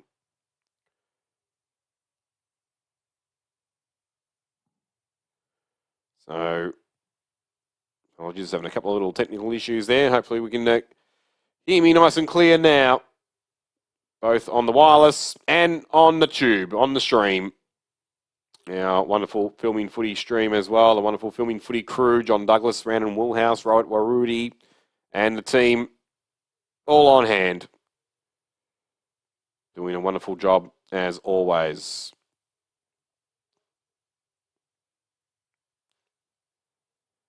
So,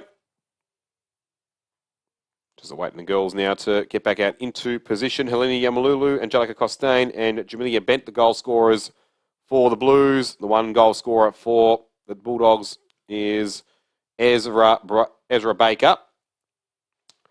As we once again take this opportunity to thank the CKFBL naming rights sponsor Lidl, and also Mara Warra Warra Gundua and the WA Department of Communities. While Filming Footy loves to thank Great Southern Fuels, AFGRI, Delta Ag, Kimberley Accommodation Group, UTF Trailers, Wild Gravel, Alum Lube, Dartfish, Archie's, Omnibus, Classic Clashes, Gallagher, and Premium Grains.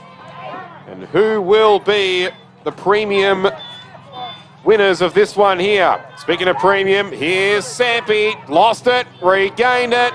Plenty of space to run towards 50 at centre half forward. Booming kick forward. Off hands here. There's Dick, her partner in crime. Gathers it now. Spins around the would-be tackler in County Costain. And then, unfortunately, doesn't find boot to ball. The ultimate anticlimax there. But what a build-up from Sampi and Dick. Those two are key to the Bulldogs fighting back in this final term. If they can both get plenty of hands on the footy. And they showed a good example there. Unfortunately, though, for Dick, she wasn't able to make connection at the end. But Nicola Baker does here from centre half back. And it comes back with interest past her. Charging out now is Smith. Did some brilliant work in the first term for the Bulldogs. But fortunately can't quite keep up her great work right throughout, with the 3 goals going the other way since quarter time. Gets some support here, though, from Yara Smiler, as this one here is fought hard and honestly by Sierra Imbalong, who's had her moments in this game too. And she gets the free kick up towards Sampi once again. Just needs this one to sit nicely for her. Gets a little handball away just before Zena Rose Costain put the tackle on. But Costain snuck around her beautifully, like Kimmy Antonelli on George Russell. And got the football and got the responding clearance back away for the Blues as they get it up into attack. 30 from goal. This time, though, it's marked and intercepted by Charles for the Dogs. Swinging out towards Dick again, running all over the park. No, sorry, I should say it was Smiler. Got onto her hands and knees and then ran out of gas, unfortunately. Back inside 50 he goes here for the Blues, but it'll come back out once more. It was Charles again. This one here a little bit further than that last kick towards Smiler as it tumbles over. Out of bounds, lasso style. So the Blues will get possession back again. They lead it by 2 goals. They probably can go into a little bit of damage control mode if they want to, as that kick was high up and under from Bernice Skinner. Missed its target in Leona Skinner. So they'll have a bit of a conversation about that the next time they have a bit of a play that connects the dots between them. There's inside 50 it goes here. Or no, just out of 50 I should say. It nearly went inside 50 for the Bulldogs. It will now, because the free kick has been plucked out to that girl there, Dick again. Inside 50 towards Draper. Over her head, unfortunately. Jaquila Skinner. And we mentioned the Costain name, very prominent on the blue side of things. So is the Skinner name, another proud representative family of the Nunkambar side. Getting herself involved nicely, helping her teammate win a free kick there as well. Here comes a galloper and a half, and that's another Skinner there in Miranda. Inside the centre square it goes.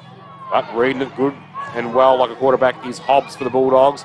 Big pump inside, 50, oh, nearly running back with a brilliant mark there. It's Angelica Costain, it snuck back to try and help plug a gap. Good swing around of the Magnets from Ian Jindera there to try and protect the lead, I don't mind that.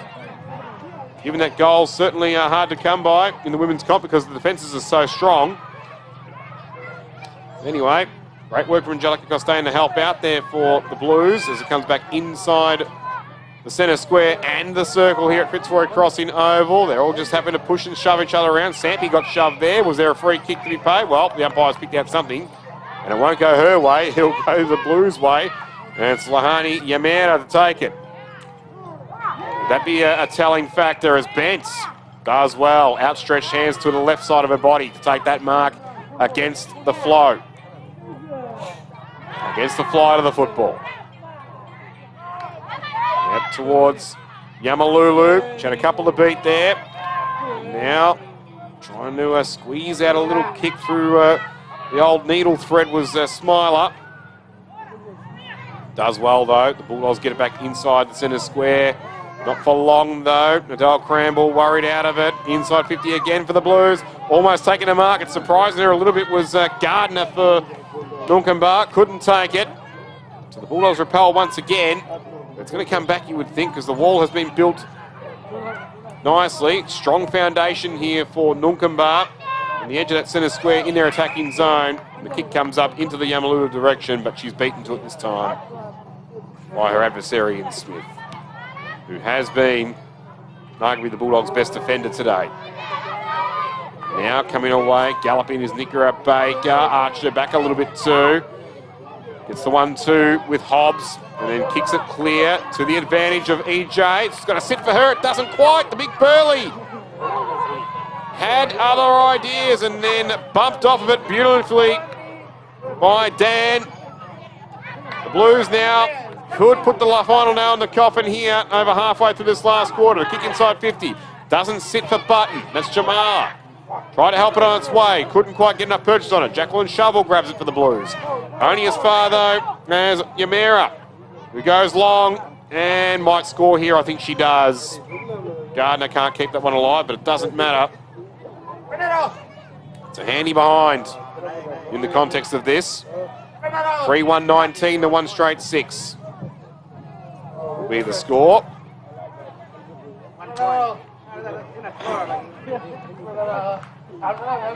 Score graphic unfortunately gave it to the Bulldogs that time.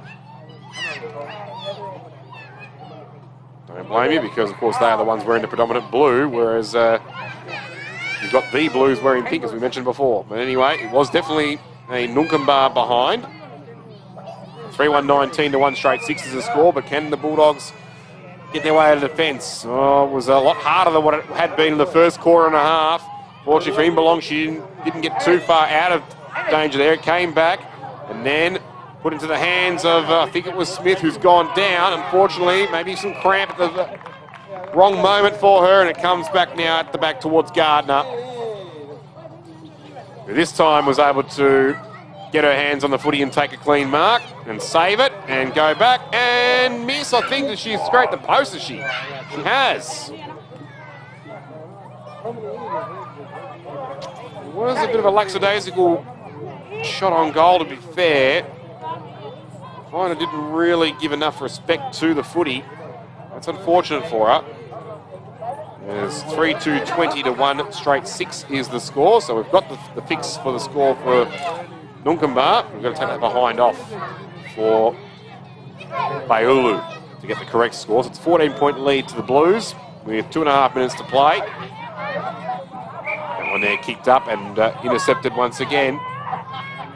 Give this one to Shanley. That jumper swap with Sian EJ, 28 to 38. It was the 38 who took it. Towards the side of the goal square. Read well by Charles. Grubby kick only as far as Kennedy. That one there, half chopped off, and Niket Smith gets it away, but not far enough. Only with one kick away, not multiple that the Bulldogs need. This one into the vicinity, I think it's Gardner again, was dealt with crudely and with the free kick, or is it Bent? I think, no, maybe it's the ladder. Jamelia Bent. It is. So she can seal the door shut for the reigning premiers here. She does. Bent with 2. The Blues with 4. Not just goals, but points as well for the victory they're about to celebrate in just under 90 seconds' time. 4-2-26 to 1, straight 6 here at Fitzroy Crossing. Our first of the 2 women's games in round 1 of the Central Kimberley Football Basketball League. The next one will be the Kajina Cats and the Maludja Lions, but not before the Maludja Lions and Noonkanbah Blues men do battle in our next game. For broadcast here on Filming Footy and Wanky Radio.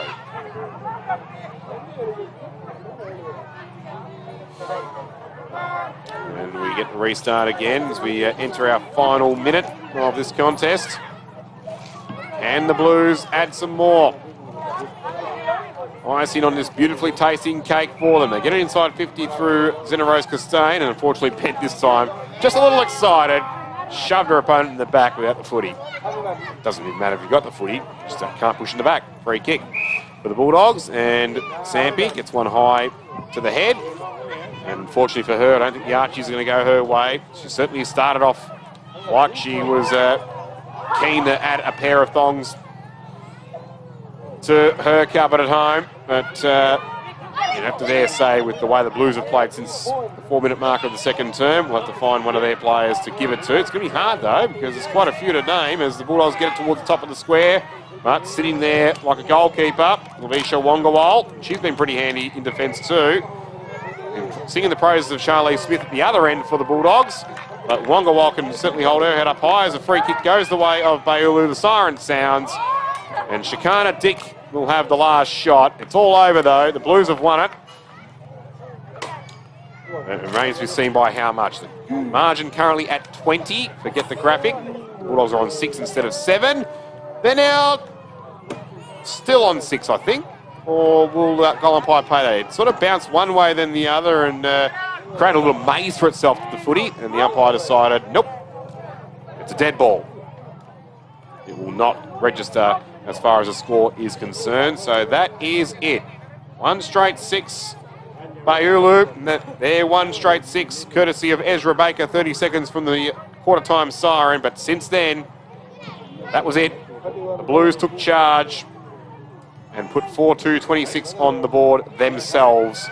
2 goals to Jamelia Bent, 1 goal to Helena Yamalulu, and 1 goal to Angelica Costain. It was very much an even spread of contributors for the Blues, and while for the Bulldogs, fair to say that Sampi and Dick and Adele Cranble were their stars, along with Smith down back, Charlize Smith. But anyway, as the girls gather around in their circle to all congratulate each other on a fair contest of football,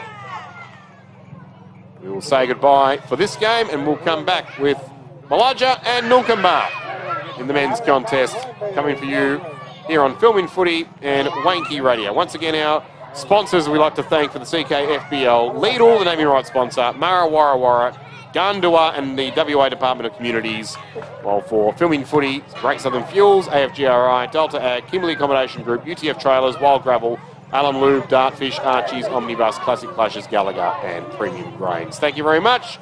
Louisville Zomi here, temporarily signing off, but we'll sign back on, ready for our second men's game of the round 1 extravaganza here in the CKFBL, Maludja versus Noonkanbah.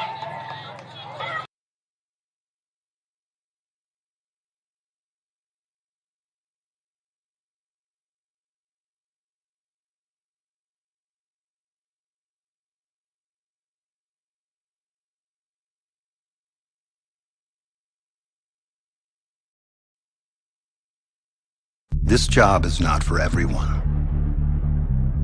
It's not easy. But it is not without its moments. When you take a pile of rock, then crush, grade, and pave it into your own path to success. When you take a mountain, stare it down, and make it bend to your machine. When after solving 1,000 problems, you step back and see what a day of work, real work, can accomplish. You remember why you got into this and what it means to be never idle. It's the same reason we're in this business, listening and learning to build tech that outworks any challenge the day throws at you. Tech that weighs for itself, grades for itself, even drives for itself, and can hit the brakes before hitting obstacles. It's also why our dealers have eyes inside your machines to prevent problems and put downtime in the dirt. But while we love the tech and the muscle, and seeing what 40 tons of iron can do when you give it a brain to match its brawn, at the end of the day, these innovations have a simple goal. Make everything on the job site safer and easier. Because let's face it, we love the work, but this coach needs to get done in time for soccer practice. We started asking questions, lots of questions. What if we could move the earth while still caring for it? What if we could keep the same power and cut the noise in half? And what if we built batteries that ran a full shift on a single charge? We answered with e-Power, all electric equipment that doesn't slow you down. So even when the work calls for new kinds of fuel, you and your crew can keep charging forward. From dirt to rock to road, we strive to deliver industry-leading tech. Because just like you, we know the job isn't done until it's done right. Now enough talking. Let's get back to work. Never idle.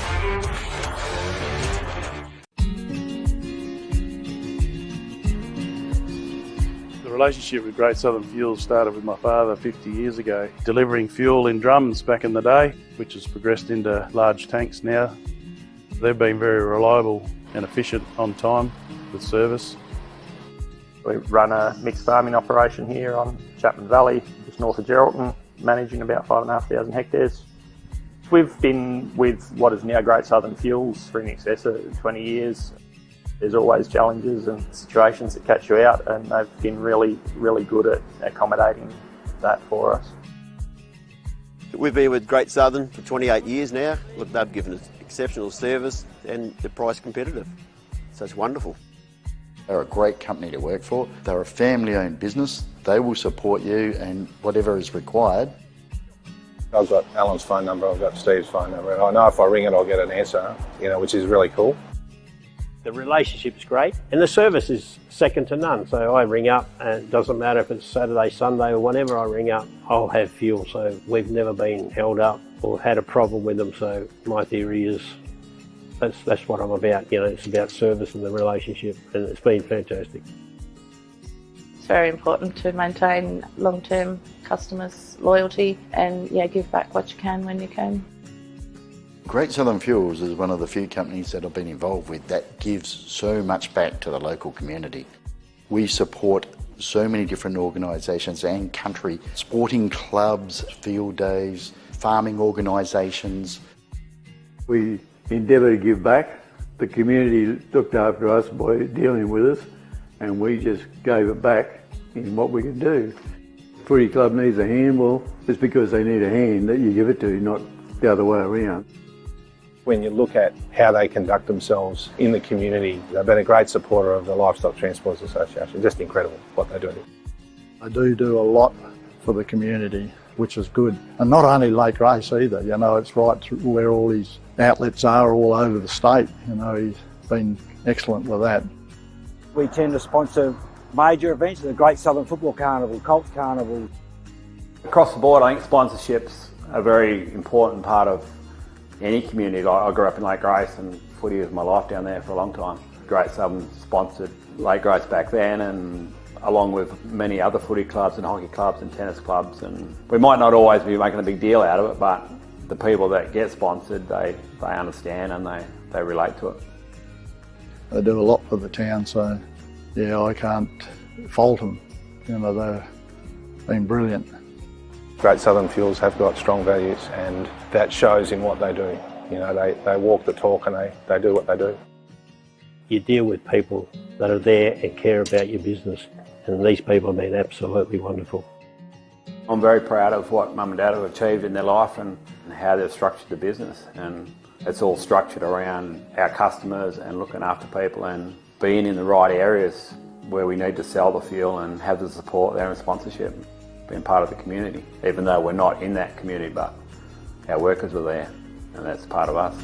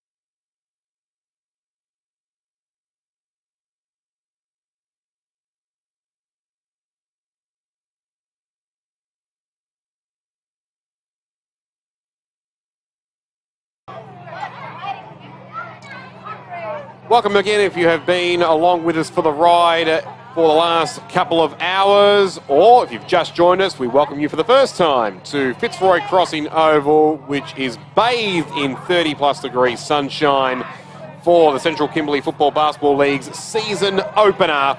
And it's the second of our 3 men's games ready for broadcast right now. The Maludja Lions, who were runners-up last year, and the Noonkanbah Blues, whose female counterparts were the premiers last year and have just come off a stirring come-from-behind win over a gallant Bayulu Bulldogs in the previous game. Louis Bulzomi here for Filming Footy, along with Wanky Radio on the simulcast. Certainly honoured and privileged to bring the action to you. And more than honoured and privileged to have our great sponsors on board as well. Great Southern Fuels, AFGRI. We saw the footy given to Jamelia Bent for her 2 goals out of the 5 total that were kicked between 2 sides in the previous game for best on ground, along with the Archie's footwear. Delta Ag, Kimberley Accommodation Group, UTF Trailers, Wild Gravel, Alum Lube, Dartfish, Omnibus, Classic Clashes, Gallagher and Premium Grains, while for the CKFBL themselves, Lidl, the name your right sponsor, Mara Warra Warra, Gun, Dua and the Department of Communities WA. All right, into the thick of the action now. Here we go. The men back on centre stage again. Maludja and Noonkanbah. Full quota of representatives for both sides, with a couple extra for the Blues as well. 24 in their squad, 22 for the Lions. And they're the ones who get into attack early through Dickens, who gets the free kick. Hot start here. Too hot for Denzel Hoon's chest. He recovers with a handball, but it was to open space. And Yambo gets back onto it for the Blues. And he is able to get it out of defensive 50, but the ball went at right angles, though, for his teammate, unfortunately. But it's okay, though, because they've been able to recover nicely. And Orlando Thurkel was involved. Unfortunately, they couldn't find a target in Mick at half-forward, to Quayne Mick. And the Lions get back in possession. The mark is taken here by Latrell Leonard, one of the brilliant representatives in the Kimberley Colts Carnival, Kimberley Colts Championships last week. We also have the MVP in action today, number 9 for the Blues in Lennox Bamba from that carnival. So get ready to see and hear him dominate proceedings. Yet to feature in the action in the first minute. We'll get there shortly. As the ball now finds its way inside 50 for the Blues. And mark free kick, take your pick. It'll go the way of big Lucas Mulligan, who points to his teammates back of field saying, thanks a lot. This is for you. See if he points to the crowd and says, this is for you, if he can dob this one through the middle of the sticks at the Fitzroy Valley Showgrounds and the Junjunba end. No, he misses to the right.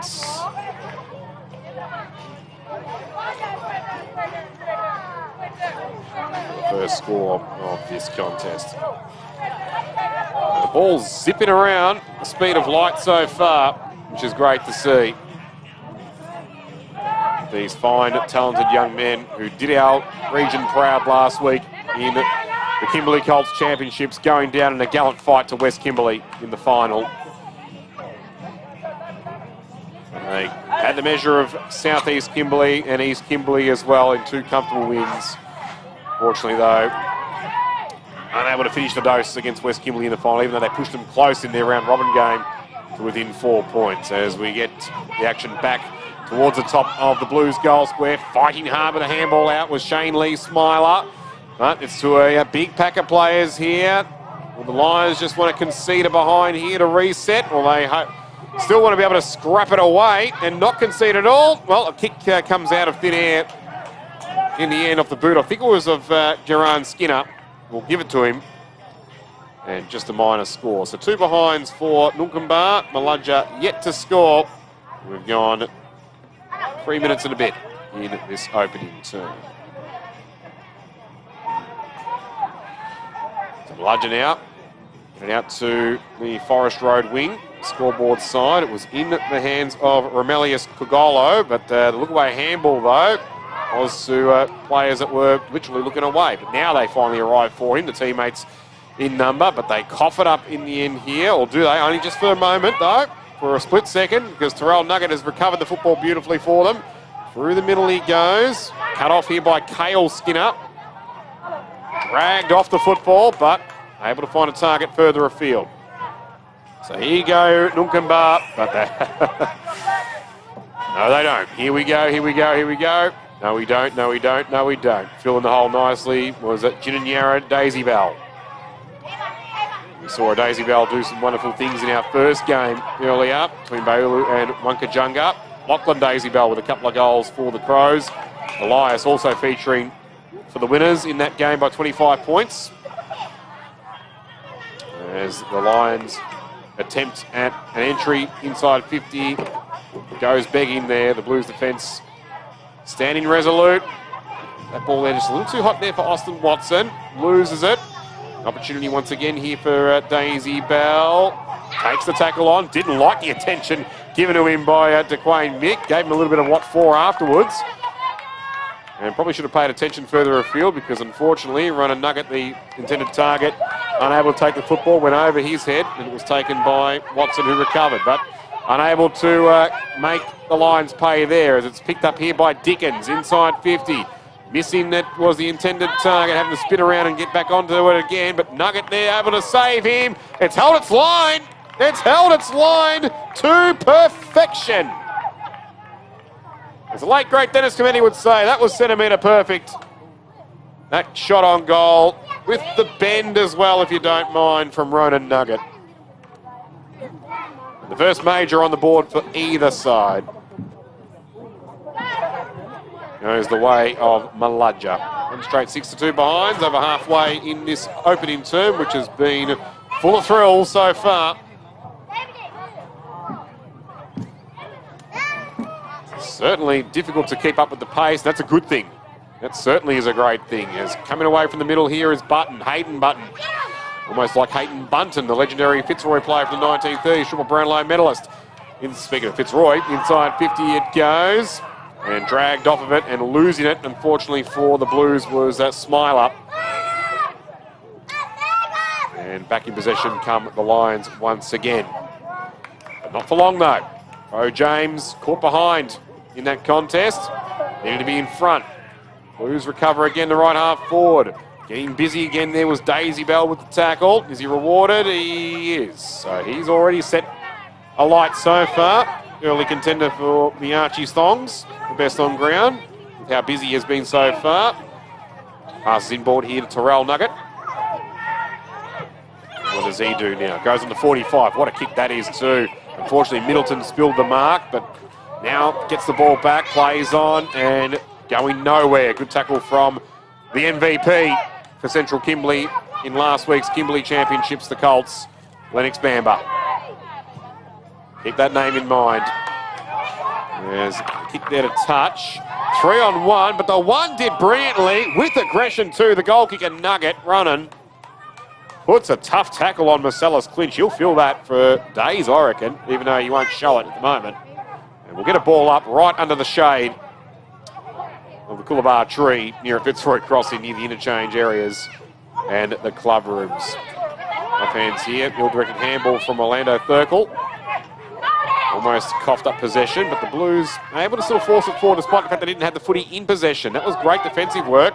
Now Thurkel recovers, helped on its way there by Clinch.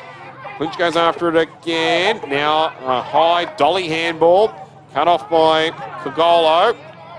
Away come the Lions here. They've got three charging towards this football. There was only one going up against them was Watson, and the one did quite well. Ended up taking Williams down and gets the free kick. That was a David and Goliath battle, that one. 1v3, and the one took the chocolates. So inside 50 goes Watson. Short ball, and it's a good ball too. And they'll have an opportunity for a shot on goal. 45 out, just directly in front.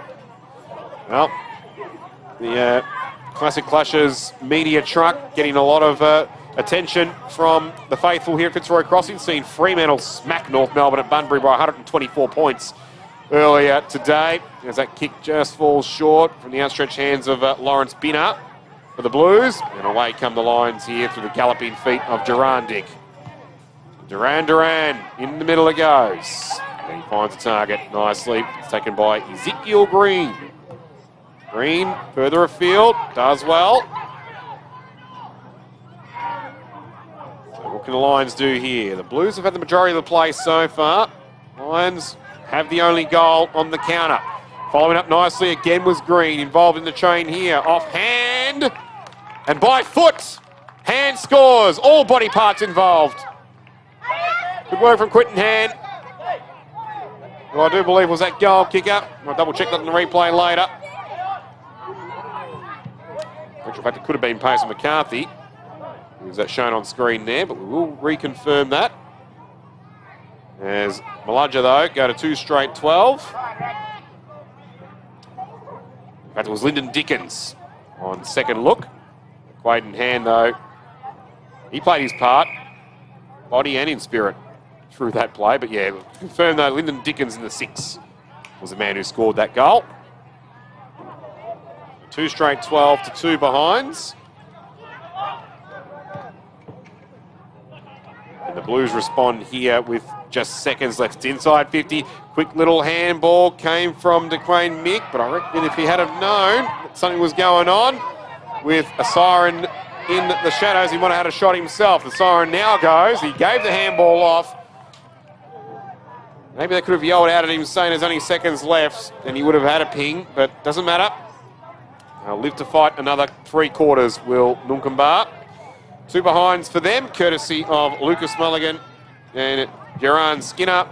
But 2 goals vitally the other way for Maludja, even though the majority of the play has been in Nunkamba's hands. And their goal kickers run and nugget, and we can confirm that last goal was kicked by Lyndon Dickens for Maludja. So, hot first quarter. Plenty of more heat to come in the next 3 quarters, if that was anything to go by. Louis Balzami here on Filming Footy and Wanky Radio. We'll be back shortly.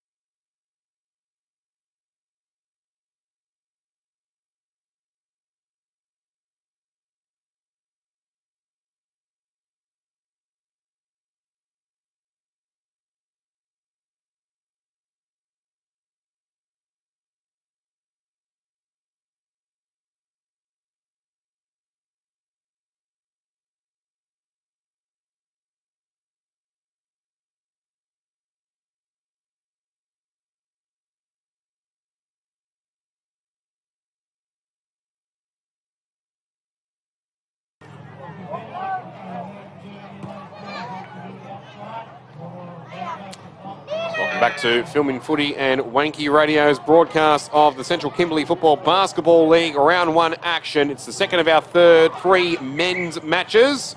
Maludja Lions taking on the Noonkanbah Blues. And it is the Lions with the ascendancy at the present time. 2 straight 12 to 2 behinds at the first break. And if you were to shut your eyes and be oblivious to that score, if you didn't hear what I just said then, you would have thought, based on general play, that Noonkanbah would be well ahead in this contest, but it's not the case. When Maludja have been able to get their hands on the football and find avenues, they have not mucked around getting the ball back inside 50. And Lyndon Dickens and Ronan Nugget were able to finish off their good work, while on the other side of the ledger, Lucas Mulligan and Kieran Skinner have the minor scores for the Blues. Louis Balzomi back with you again. All thanks to Lidl, the naming rights sponsors of the CKFBL, along with Mara, Warra Warra, Gundua and the Western Australian Department of Communities. While for Filming Footy, Great Southern Fuels, AFGRI, Delta Ag, Kimberley Accommodation Group, UTF Trailers, Wild Gravel, Alum Lube, Dartfish, Archie's, Omnibus, Classic Clashes, Gallagher and Premium Rains. Boy, did the Dockers put on a premium performance in Bunbury earlier today. 24-11, 155 to 4-7-31 North Melbourne. The highest ever winning margin in Dockers history in all their 32 now years of competition participation in the AFL, and it was certainly thoroughly enjoyed by the faithful here on the Classic Clashes media truck screen, while also enjoying not just the fine tunes you can hear in the background as well, but the great football action as the second quarter is underway.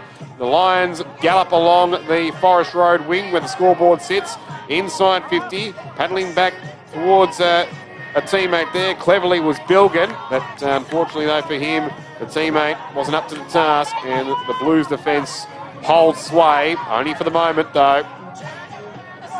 But they do get a free kick for holding, and Nashwan Naguda takes the free kick. Tumbling was Jordan Skinner, couldn't complete the mark. He's opposite 29 there to pick up the crumbs green. And away comes the fleet-footed Daisy Val, spearing past, looked the treat. Good spoil from the back though, from Casman K-Lion. K-Man to K-Dog. But he needed more support at ground level, didn't get it. Plenty of Lions there, high ball, up and under from Hyun. Off hands, has it gone through? I think it has for a behinds.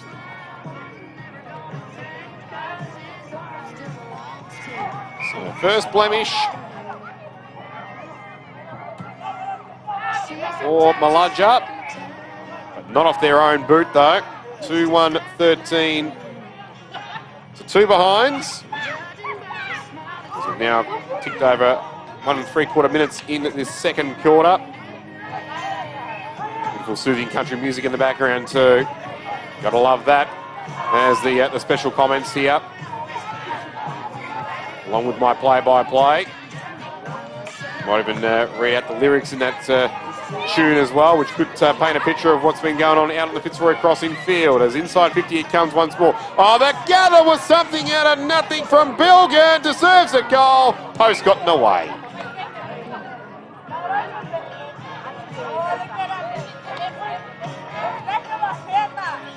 Oh, the gather. Clean with the one hand from Ashwin Bilgan. Oh, it deserves its own wing in a Football Hall of Fame, that kind of play. As the Blues now look to cash in on their good fortune that was a minor score only. Mark taken by Cale Skinner. Up the line he goes, along the interchange wing. Unfortunately, the free kick conceded by Clinch. Lions recover back inboard to a man who's been hot to trot in this game so far, off half-back Daisy Bell. Lateral once more towards Winston Shaw. Winston with an I, not a Y. You know. As he fights on, handball further afield was good. Brown shrugs off the would-be tackler, steadies inboard, in towards that man once again, Bilgan. Didn't get the first hands to it, got the second though, knew that, had the play on, caught, holding the ball. Good tackle from Durant Skinner. We go from country to a bit of doof-doof. Why not?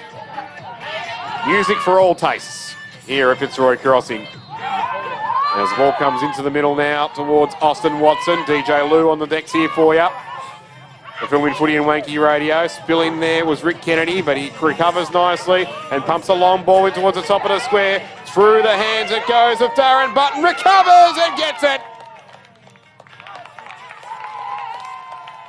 Beautiful goal to arrest the tide for Nuncanbar.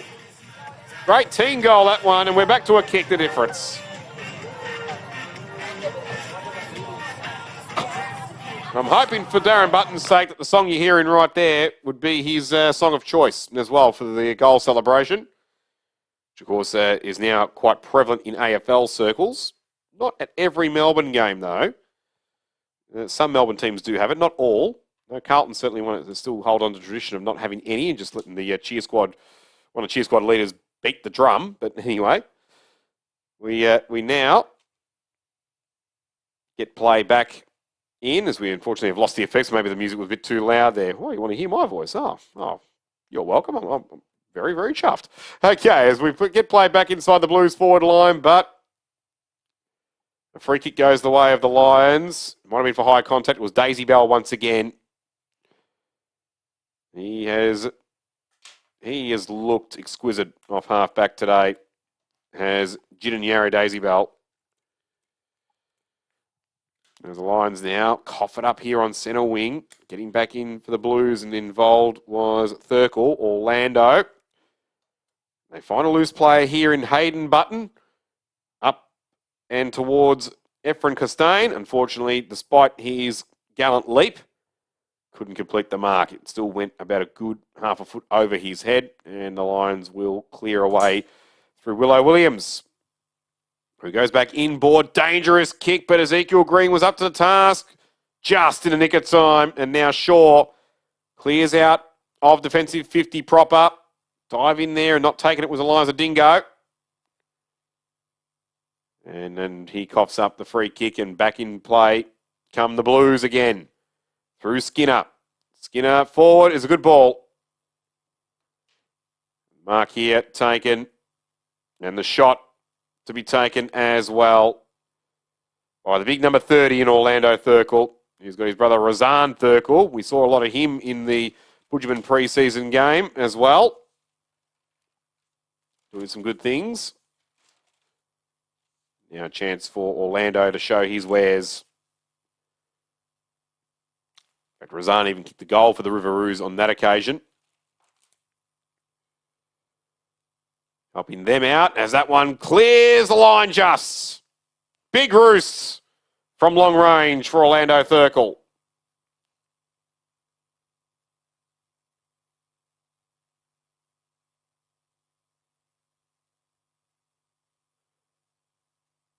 Doing some good things.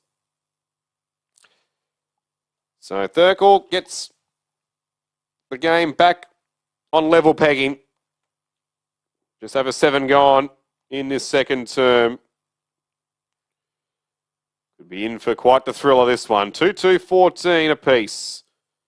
The Blues, as we said, in the first quarter, had the ascendancy in general play, but didn't get the reward in the scoreboard. Starting to do that now, but we'll see what Meludger can do in response, because they've been lightning quick when it's come to opportunities up forward, and that's no exception there. Duran Dick taking a left half forward, spearing a pass in nicely. And the man to take the shot is one of their goal kickers so far in Dickens, who I had mistaken with Quayton Hand in the live call, but got him on the replay. So here comes Dickens. Loves an opportunity to go bang and long. Gets it inside the square. Off hands. Latrell Leonard at the feet. But I think he misses. So the Lions back in front though. 3-15 to 2-2-14. So we just to wait for that music to die off. There could be some legal reasons why we probably couldn't get that music played anyway. But oh well, doesn't matter.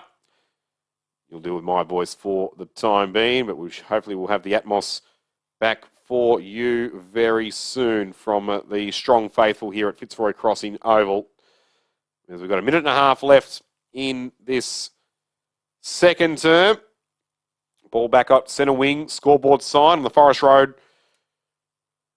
wing.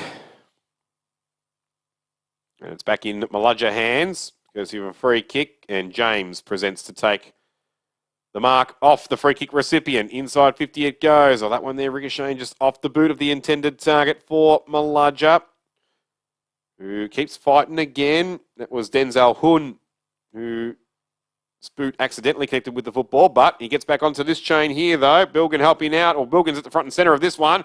And what's the go here? The umpire's paid a free kick for Maludja for holding in and amongst about half a dozen of them. Not easy to pick out, but he was onto it, and I've loved every single umpire. Gavin Smith leading a great contingent, doing it nicely. Like I said, no mucking around as Eddie Cox Jr. comes in and misses to the left. Shank off his left boot. Now it's Maludja's turn to feel the effects of rude opportunities. They go to 2-4-16 with precious seconds remaining in this third term. Sorry, second term, I should say. Third term coming up shortly. And they might still have an opportunity here. Ricochet and a miss to the right this time from Dickens. No 7-point play, just a 2-point play to finish off the second quarter. There's a siren, should be about to sound, and does. So, will that come back to bite Maludja in the long run? They got the spoil in. Dickens did brilliantly. Just take a look back at the replay that I've got on the secondary screen. Got the spoil over the top of Richard Yamalulu, who was the target from the kick in. Only 30 from goal. Pounced on it like a cat. Had the left foot snap and unfortunately went to the right. So, chances are plenty going begging there late for them. But good fight back by Nunkambar all the same, with the only 2 goals of that quarter, which means all 4 goals have been kicked down the Fallon Road end of Fitzroy Crossing Oval in this contest. And those goals came courtesy of Darren Button and Orlando Thurkel. So still just Ronan Nugget and Lyndon Dickens, the goal scorers for Maludja. So we'll take a breather and on the other side, bring you the second half of this second game of round 1 of the men's competition in the Central Kimberley Football Basketball League. You're with Louis Bulzomi here on Filming Footy and Wanky Radio. Don't go anywhere.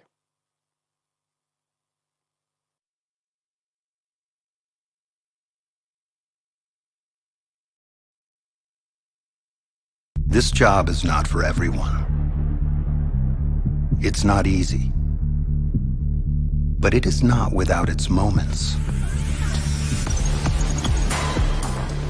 When you take a pile of rock, then crush, grade, and pave it into your own path to success. When you take a mountain, stare it down, and make it bend to your machine. When after solving 1,000 problems, you step back and see what a day of work, real work, can accomplish. You remember why you got into this and what it means to be never idle.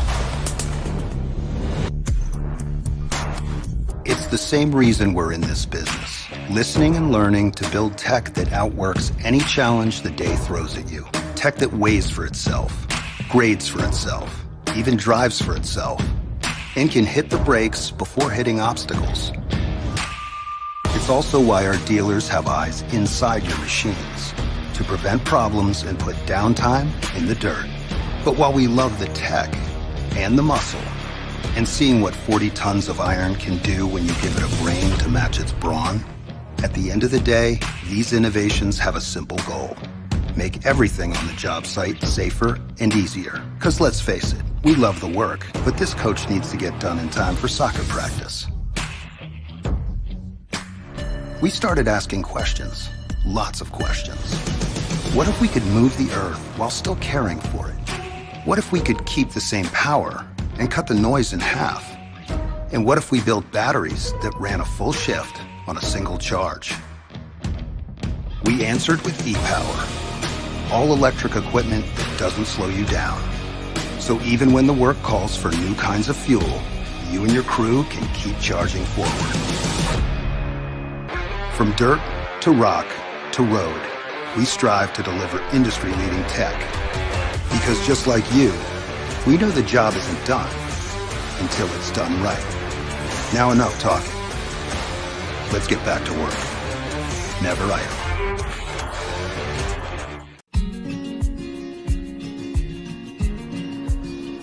The relationship with Great Southern Fuels started with my father 50 years ago, delivering fuel in drums back in the day, which has progressed into large tanks now.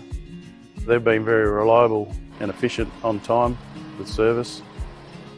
We run a mixed farming operation here on Chapman Valley, just north of Geraldton, managing about 5,500 hectares.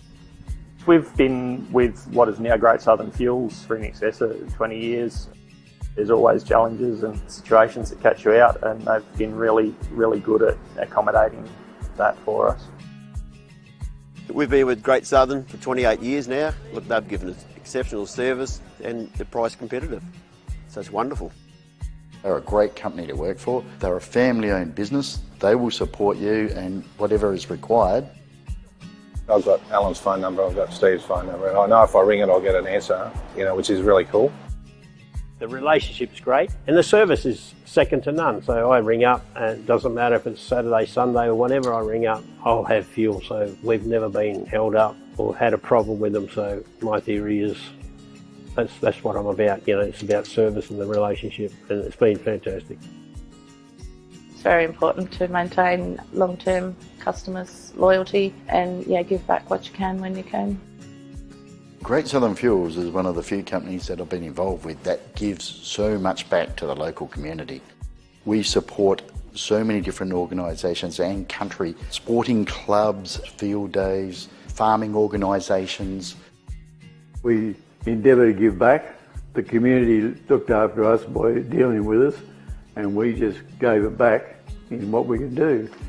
Footy club needs a hand, well, it's because they need a hand that you give it to, not the other way around. When you look at how they conduct themselves in the community, they've been a great supporter of the life. Okay, the crowd is back in full voice. The music has stopped. All systems go once again here. CKFBL round one action. Maludja and Noonkanbah second half has now officially commenced. And the Blues trying to pick up where they left off in the second term, despite that little Maludja fight back late. And unfortunately for them, while Efren Costain got hands to it inside 50, couldn't gallop away, caught down, holding the ball. And the Lions will be able to find a way out of defence. Duran Dick, the recipient of that kick. They do get themselves now out to right half back. Lead up here, little dinky dive tap was clever, but unfortunately though, it just bamboozled Daisy Bell. Getting back in, the man who affected that tap, one of their goal scorers, Dickens, got the handball, but was harassed down to the ground. Recovering now beautifully and mopping up was Dick, who helped start the chain a few seconds ago, and he spots up a nice pass here to Green. Green's ball in board is good. Opportunity now to load up here for Kogolo. Kogolo steering pass is a good one, and Dickens again. He could be someone that's got a pair of Archies in his sights as well. Got a goal.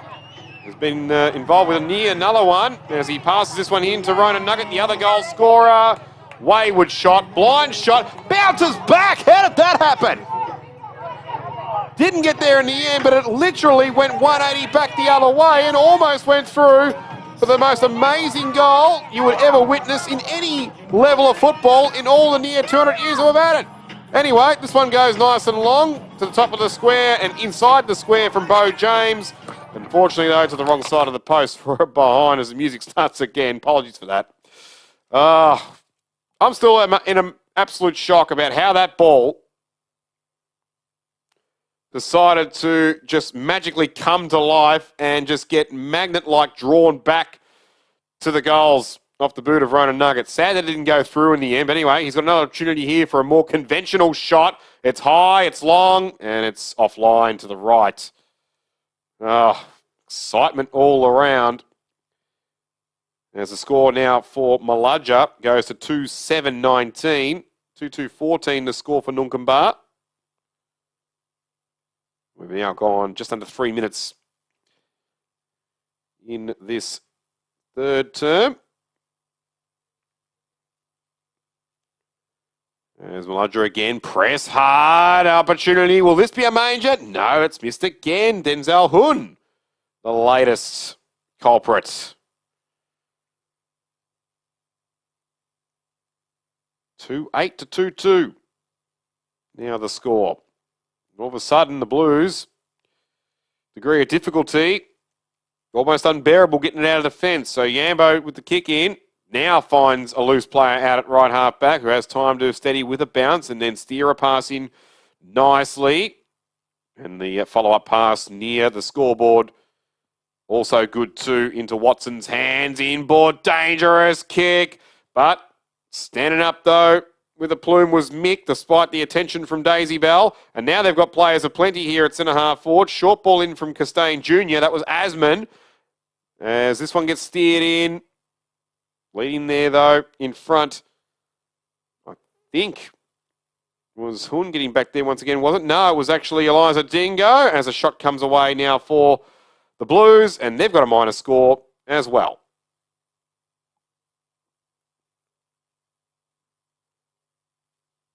I think it was courtesy of Razan Thurkel. We haven't called his name at all, to my knowledge today. Called plenty of it a couple of weeks ago when he was representing the Riveroos and helping them out when they were lacking numbers in the Woodgerman pre-season carnival. But anyway, he bobs up there for a behind. We've had 5 behinds in total in this quarter. Can we get a major here? Oh, nearly half a throw coming out of Aiden Button's hands. Into Thurkel once more. Roseanne inside the square. Lions desperate there. Almost a chance off the ground from Lanigan. He goes after it again. Ball still alive. Comes back out. There's your goal. Shane Lee Smiler finally does the Lord's work in putting through a major in this quarter after we've had 5 behinds. And how cruel can football be sometimes? Maludja with that attempt on goal earlier in the quarter from Ronan Nugget, 2 minutes in, where the ball bounced away from the main goal line between the goal posts towards the left-hand behind post, then found a way to go back, almost like a back spinning golf ball on the green towards the hull, and it didn't eventually stopped dead in its tracks. But then that one there, where all I needed to do was just force it over the line for a behind, couldn't do so. And then Shane Lee Smiler, ever the opportunist, was there at the front and centre, as you were taught to do from young. Great disciplined play, reading it off the pack, and he gets the goal and puts the Blues back in front by a point. 3-3-21 to 2-8-20. Inside 50 once again go Nunkamba. But not for long though. Lions get it out of danger, but they lose possession. Cherubin now has to put the tackling pressure on, but he's outnumbered. Away come the Blues once again. Short ball in towards that man that got that last goal. Smiler, diving attempt, couldn't take it. Out it comes now to Tyrell Nugget. Shrugs away. But ineffective disposal in towards Daisy Bell, who gets one high to the head as he was on the ground. Kicking in danger, if you will. So free kick goes his way. Now, out wide it comes. Chance here to gallop in Shaw. Nearly got his feet taken out from underneath him by a diving Yambi, but able to shrug that off and get it deep inside 50. Can't find the target in can't find the target in Ashwin Bilgan. Good Shaw, but he is able to put the tackle on as a follow-up to prevent another Blues rebound. But unfortunately, though, a tackle that the umpire deemed of a slinging variety. So 3 minutes left in this third term. It's the Blues by a point. Will it be for long? No. Shot on goal is fantastic from Bo James. Bo Diddley, whose music has not been featured, by the way. But certainly a tune of the highest quality coming off the left boot of James, though. Intercepting the infield kick from the boundary from Nunkambar and steadying up from 40, going bang and putting in a nice one. So they get it back on their terms to Malaja, 3-8-26 to 3-3-21. Thank you for that. Oh, we've been blessed with some top shelf football between these two sides. May it continue forevermore. Fight forever, as they would say in wrestling. Play forever here in footy as the Lions come away yet again. Ronan Nugget calling up the leader there in Dickens, who presented but couldn't take the mark on the leap. Great defensive work there shown by the Blues. I think it was at Nangunda who put the pressure on him initially. But unfortunately, though, too many to contend with from his perspective and the rest of his Blues teammates down in defence. Although he gets a reprieve from the umpire for a free kick, just as Malaja were set to have a shot on goal.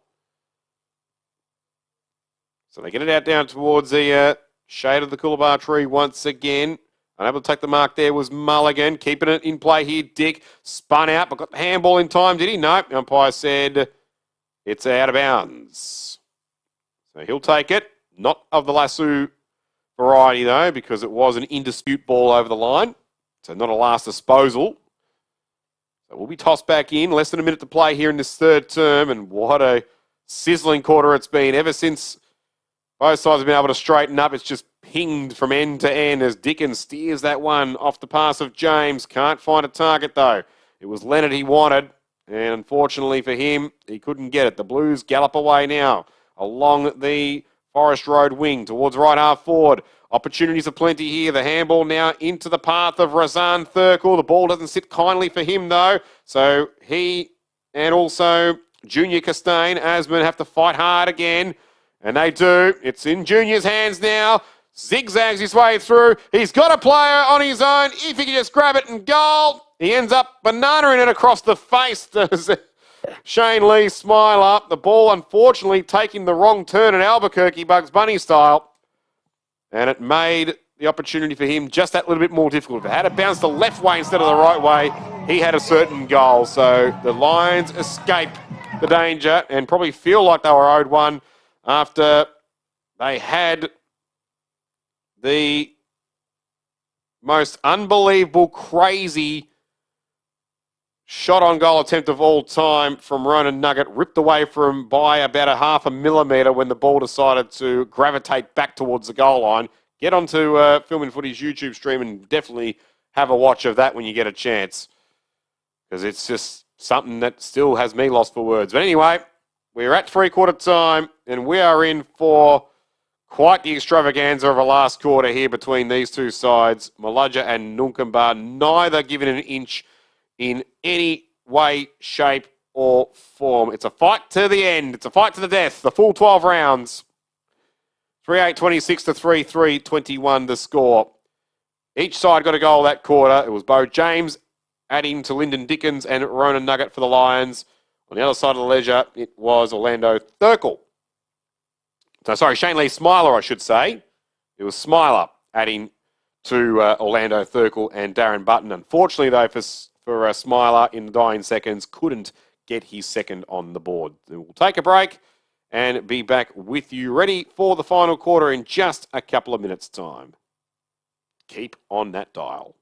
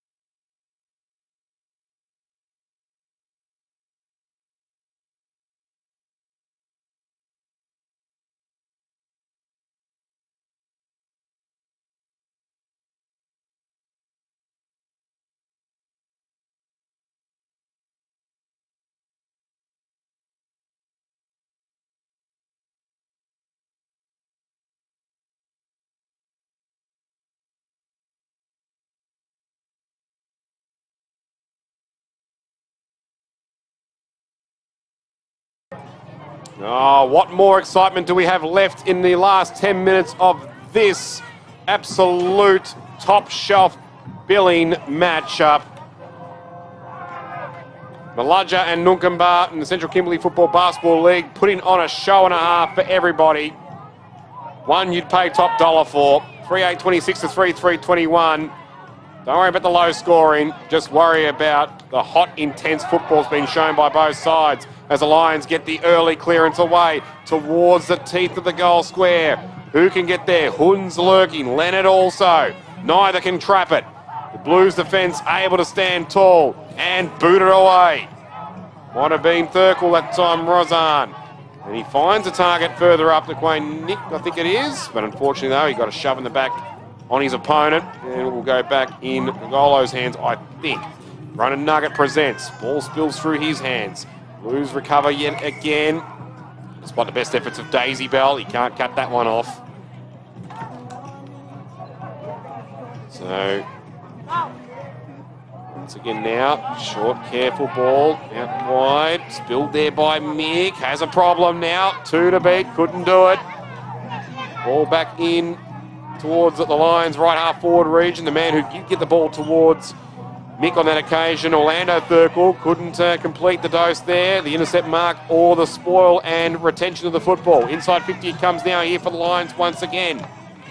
And no one can keep it alive. Payson McCarthy, I think, might have been involved in that play, as well as Lyndon Dickens. And it's Dickens the man who's going to get a free kick out of all of that. Interesting. Not sure what it was for, but anyway, umpires right in the spot. And who would want to question these umpires, because they have been a delight. They really have been. A breath of fresh air considering what's happening at AFL level, as Dickens spots up a loose target in Duran Dick. Will he be able to thrust this one through and make it a taller task for the Nunkambar Blues? It would be the biggest, well, not quite the biggest lead of the game. 12 points it was at 2-minute 20 mark of the second term. It'll be one shy of that if he kicks truly, which he does. So the man with the Brendan Favola 25 in his back, Duran Dick, kicks it Fev style as well. Great action. And the Lions now skip away. 4-8-32 to 3-3-21. 2.5 minutes gone in this final quarter. A quarter of the way through the final term here in the CKFBL Round 1 clash. The second of our 3 men's games. Of course, we still have the Virginia Cats and the Riveroos in our official main event to come. In between, we will have the Virginia Cats and the Maludja Lions women to complete the Round 1 fixturing for them. Straight after this game, we will have a swap of commentary team as well. So I'll be signing off at the end of this contest, but what a way to power out the way this has been going. As we get a restart in the middle, nearly threatening to get a clearance away was Bo James, but then hesitated, lost the footy into Orlando Thurkel, and now the Blues come right up into the top of the square, bit of holding going on in there. Kennedy was there for Nunkambar. Falls to his feet, tries to scramble to keep it alive, can't do so. Lions defence stands tall. Damien Thorne involved. Kim Brown also. They get it to centre half back, but standing there like a great goalkeeper, Watson stops it for the Blues. Can't find a target though. Back in possession come the Lions. James got a little shield from a teammate and allowed him to get free to Daisy Bell, who uses James again through the middle. And he's off like a jet. 2 bounces. Steadies onto the left boot. Inside 50. Oh, fantastic spoil and then grab, which stunned Efren Costain. It stunned Ashwin Bilgan, the other 35, I should say. No, it was Costain's teammate doing it nicely. Might have been Mian Uambi. Double check that. As Nagunda has it and short balls it into Mick, who's had a busy last quarter. His ball's a good one too. And finds Hayden Button. And careful ball, almost Watson, paid. Deservedly so. That was a tough contested mark, that one. He's passed inside 50, leaping up into the afternoon sky was Terrell Nugget to cut that off for the Lions. They get the kick back outside of defensive 50 and then a little hack off the ground 2 to advantage. Will it sit here for Brown? He slips over but recovers exceptionally well. Into James. That is something you can't teach. That's just instinct. Inside now to Eddie Cox Jr., who steers it through from behind. And it now goes to their top margin of the day. Equal at 12 points. 4-9-33 Maludja. 3-3-21 Nunkamba. So after over halfway now in this final quarter. And they put one last nail in the coffin, the Lions. That's a steering pass again. Good recovery left half forward for Dickens. And finishing it off is Bilgan on the left. And that should be enough.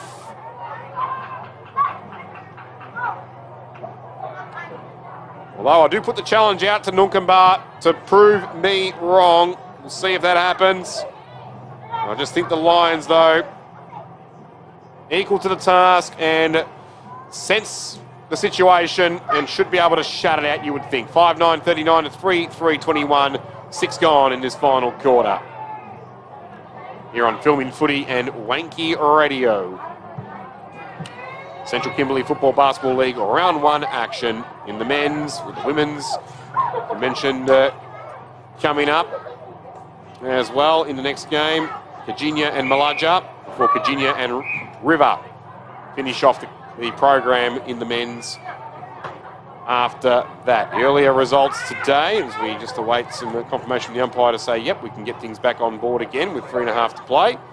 It was the Wangajunga Crows, 7-13-55 over the Bayoula Bulldogs, 5 straight 30 in the men's. And then in the women's, the Nunkamba Blues, 4-2-26 defeated the Bayoula Bulldogs, 1 straight 6. Right now, the Lions looking the goods here, but I'll tell you, Nunkamba, they still have belief. Inside 50 was marked by Orlando Thurkel, and then he spears a 45-degree pass in and finds a target, presenting himself. And this man's had a great last quarter. He's been the link in the chain in between the arcs for the most part to Quayne Mick. He's scrapped hard all game as well. Now an opportunity here to pull one back and keep the game alive for Nunkamba. Mick. No tick off hands. Kennedy can't keep it alive behind.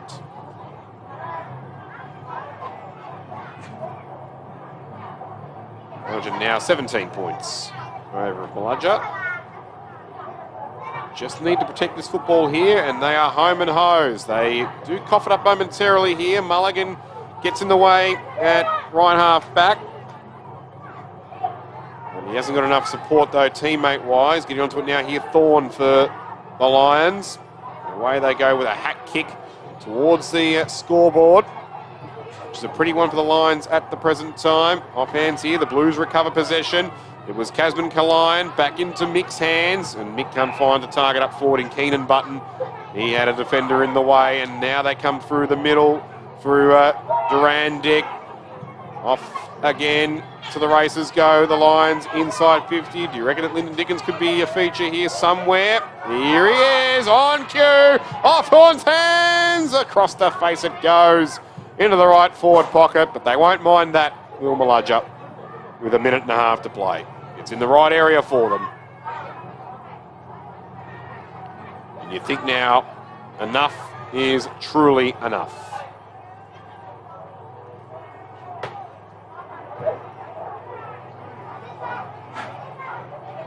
Just waiting a restart of play here.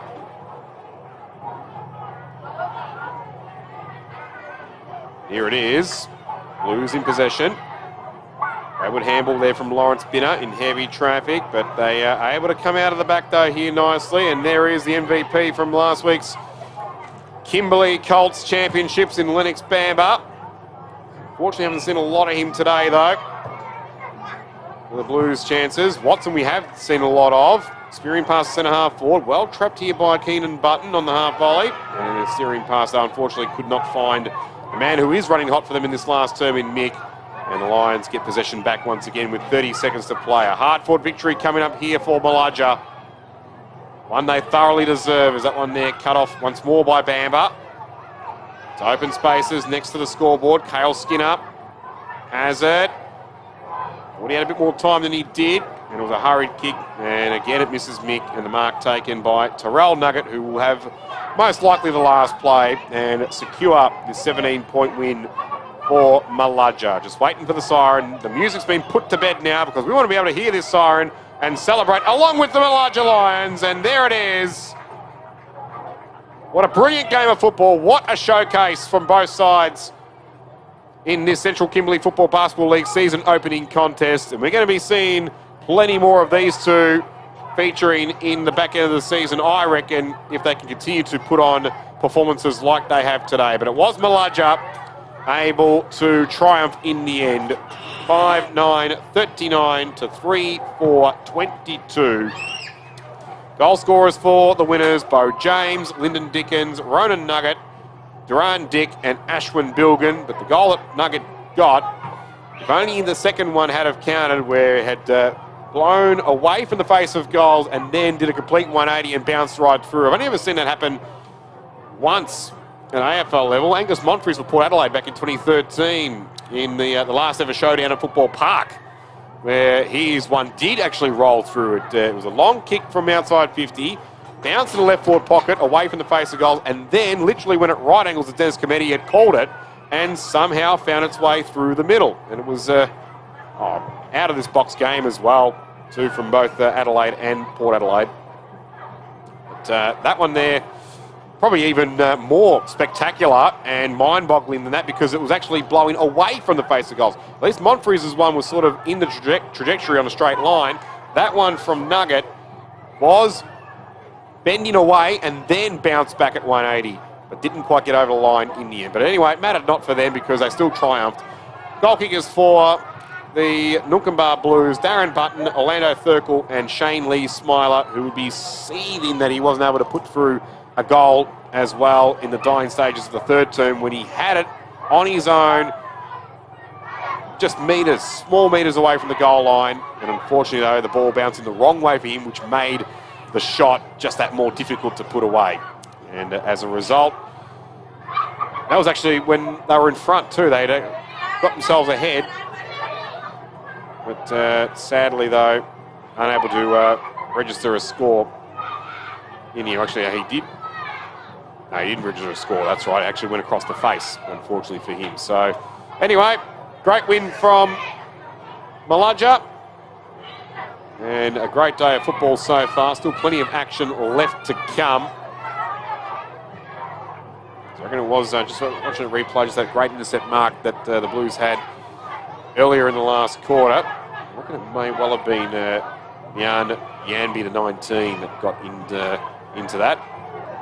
Just off that angle. But anyway, regardless, whoever it was just fantastic. So that's it from yours truly, Louis Bulzomi, for today. One more time, we will thank all of our wonderful sponsors. We'll start off with the CKFBL's naming rights sponsor, Lidl, heart and soul of the league. Without them, we probably wouldn't even have a league at the moment. But also fine support from Mara, Warra, Gundua, and the Western Australian Department of Communities. While for filming footy, Great Southern Fuels, AFGRI, Delta Ag, Kimberley Accommodation Group, UTF Trailers, Wild Gravel, Alum Lube, Dartfish, Archie's, Omnibus, Classic Clashes, Gallagher, and also Premium Grains. That's it for me. We'll hand you over to your live on-the-ground commentary team for the next couple of games, which will feature both the Virginia Cats women's and men's team. The Maludja Lions women will be taking on the Cats next, and then the Riveroos will take on the Cats men to finish things off. So stay tuned. Different voice, but the same broadcast on Filming Footy and also Wanky Radio. Thank you very much. Goodbye.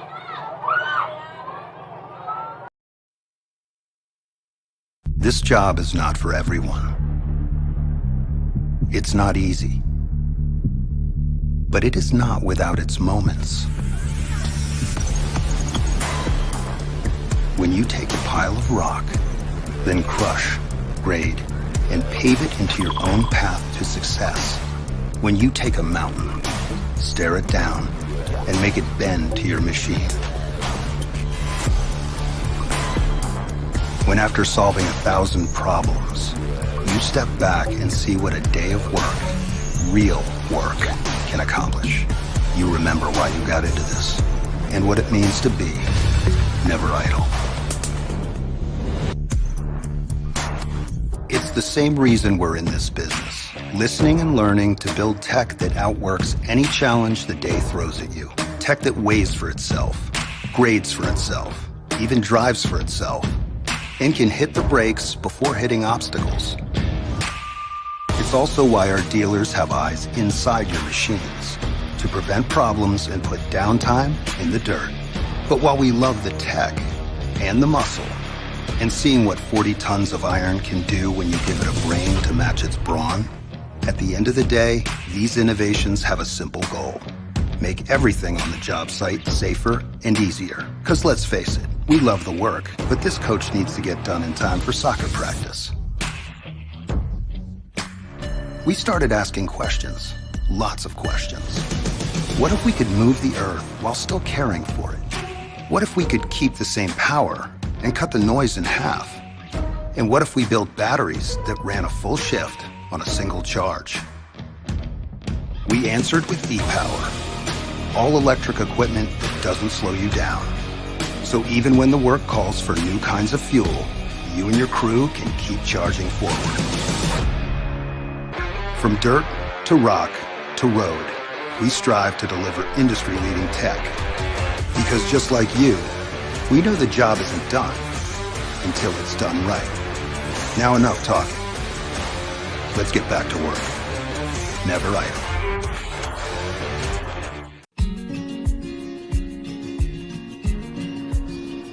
The relationship with Great Southern Fuels started with my father 50 years ago, delivering fuel in drums back in the day, which has progressed into large tanks now.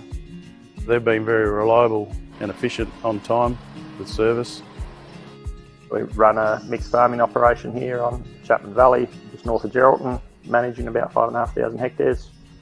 We've been with what is now Great Southern Fuels for in excess of 20 years. There's always challenges and situations that catch you out, and they've been really, really good at accommodating that for us. We've been with Great Southern for 28 years now. Look, they've given us exceptional service and they're price competitive. So it's wonderful. They're a great company to work for. They're a family-owned business. They will support you and whatever is required. I've got Alan's phone number, I've got Steve's phone number, and I know if I ring it I'll get an answer, which is really cool. The relationship's great and the service is second to none. So I ring up and it doesn't matter if it's Saturday, Sunday or whenever I ring up, I'll have fuel. So we've never been held up or had a problem with them. So my theory is that's what I'm about. It's about service and the relationship, and it's been fantastic. It's very important to maintain long-term customers' loyalty and give back what you can when you can. Great Southern Fuels is one of the few companies that I've been involved with that gives so much back to the local community. We support so many different organisations and country, sporting clubs, field days, farming organisations. We endeavour to give back. The community looked after us by dealing with us, and we just gave it back in what we could do. Footy club needs a hand, well, it's because they need a hand that you give it to, not the other way around. When you look at how they conduct themselves in the community, they've been a great supporter of the Livestock Transporters Association. Just incredible what they do. They do a lot for the community, which is good. And not only Lake Race either, it's right through where all his outlets are all over the state. He's been excellent with that. We tend to sponsor major events, the Great Southern Football Carnival, Colts Carnival. Across the board, I think sponsorships are a very important part of any community. I grew up in Lake Grace and footy was my life down there for a long time. Great Southern sponsored Lake Grace back then, and along with many other footy clubs and hockey clubs and tennis clubs, and we might not always be making a big deal out of it, but the people that get sponsored, they understand and they relate to it. They do a lot for the town, so I can't fault them. They've been brilliant. Great Southern Fuels have got strong values, and that shows in what they do. They walk the talk and they do what they do. You deal with people that are there and care about your business, and these people have been absolutely wonderful. I'm very proud of what Mum and Dad have achieved in their life and how they've structured the business, and it's all structured around our customers and looking after people and being in the right areas where we need to sell the fuel and have the support there and sponsorship, being part of the community, even though we're not in that community, but our workers are there and that's part of us.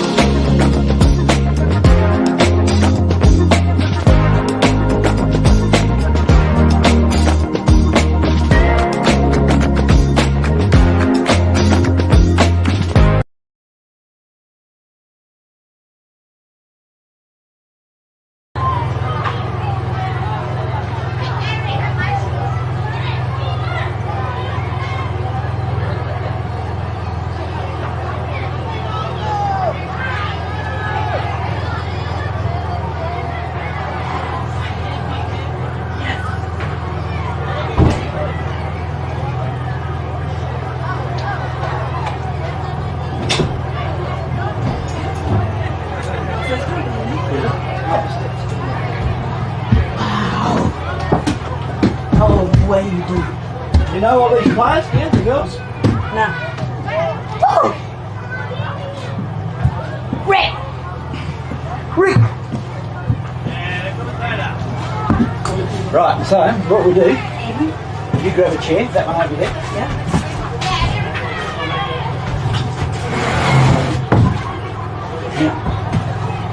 What's your... Tell me about you.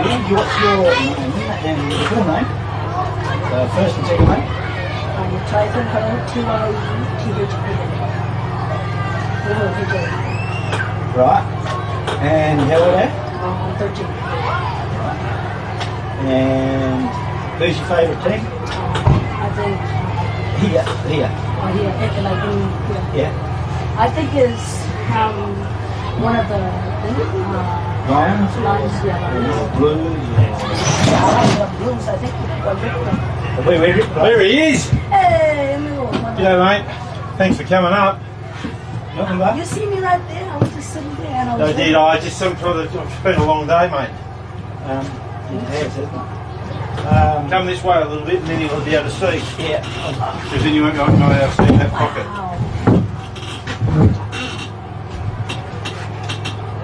This is a good view. It is a good view, isn't it? Yeah, you'll be able to commentate here. At least that's Mike? one for him, is it? One for me, we got him? What are we, the cats and the lions? Yeah. The sheets will come up here in a minute. Cats and the Lions playing today in Fitchery Valley. Cats and the Lions playing in Fitchery Valley and holding up the You really have to do That's good. You just say whatever you think that comes in here, what you see, right? What I'll do is I'll do a fair bit of it, and then I'll just go to you, and then you can do your bit, and then when you do, you can point back to me, and you can do it, and then I'll ask you a few questions and things that you can either answer or not.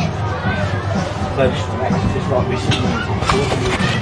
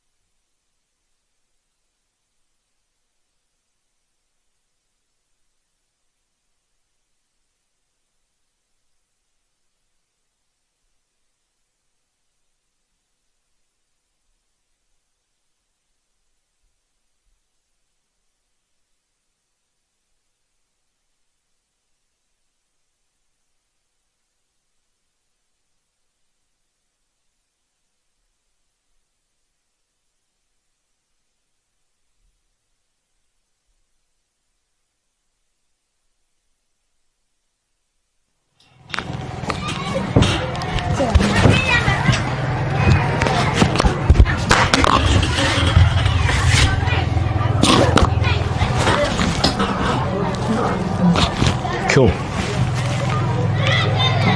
Thanks. So we're on. Okay, now Jeff Davis calling the game at Central Kimberley Footy League on round 1 for the Premiership for 2026. And with me I've got a very, very special guest. And his name is Tyethan Hode. Hi, how are you, Tyethan? Yeah, it's good to be here, mate. So, Tyethan, tell me, the reason you're pretty special is because you're coming and doing sitting up in the commentator box here at the Oval. How old are you? I think 13. And have you tried commentating before? Yeah. People know as me because I got that video. Hello, everybody. Titus back here. Yeah, that was me from a long time ago. On the Facebook. Yes, that cool. was me. And do you feel comfortable in doing this stuff? Yeah, sure.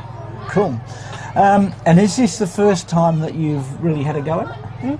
No. This is my second time. Second time. So you've actually commentated some games before? I mean, third time. Third time.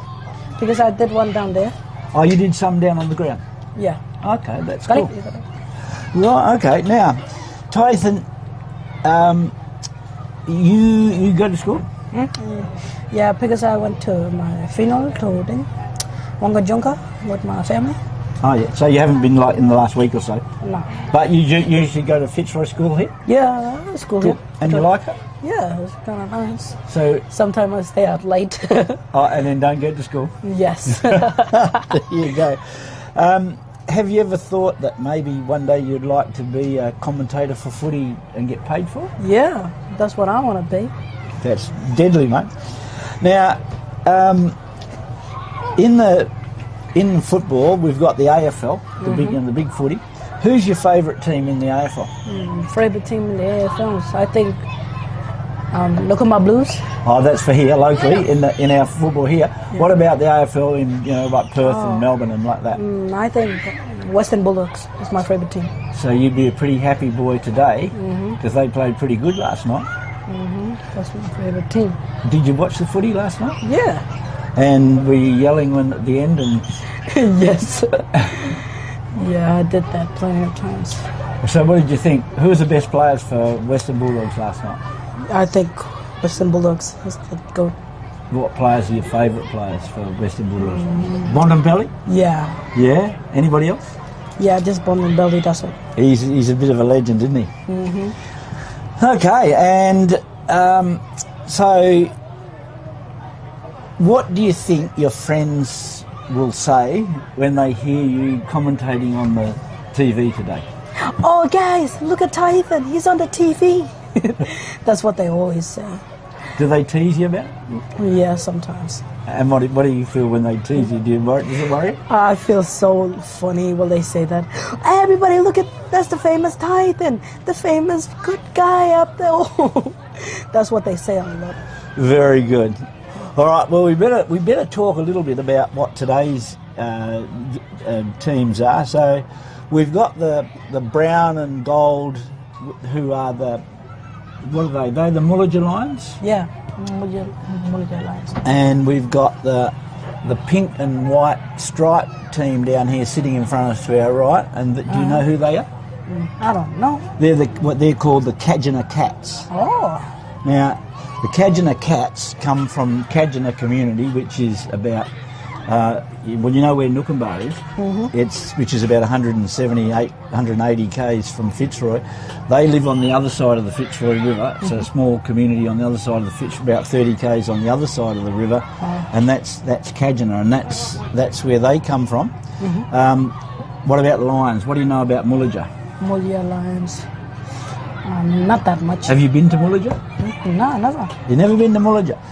Mullager, if you're going from Fitzroy crossing towards Kununurra, Mullager is about 35 k's out of town on the Fitzroy River. You turn off the highway about 12 k's out of town, and you drive another 25 or so k's into Mullager, and that's where the Mullager Lions come from. So next time when we talk about, you know exactly where all these teams come from. Now, the Mullager Lions, for our listeners, have been a pretty successful women's team. They've played in a number of grand finals since 2019 when they came on board, and I think they've played in 4, and I think they may have won 2 or 3, so that's pretty good. The Cats are a fairly new team. They've been in the competition the last 3 years, I think it is, and they have yet to play in a grand final. And by the looks of it, they might not have a full team today because they've got to travel a long distance and whatever. Now, to Ethan, what do you like about football? It's fun activities for Yeah, I play football sometimes. When you play, when do you play in Fitzroy Crossing? What days do the kids play? Auskick. Yeah. Yeah, I play that sometimes. I don't know what time the kids play. Wednesday nights, I think, isn't it? In the evening. Maybe. Yeah. And then they followed up with a bit of a barbecue and a few sausages and things like that. Yeah. Yeah. So do you come down every Wednesday night, or you just sometimes? Sometimes. Right. If you get into this commentating stuff, do you reckon you'll come down every week? Yeah, sure. I'll come down every week. Because we're going to be broadcasting 2 games a week, a men's and a women's game for the rest of the year.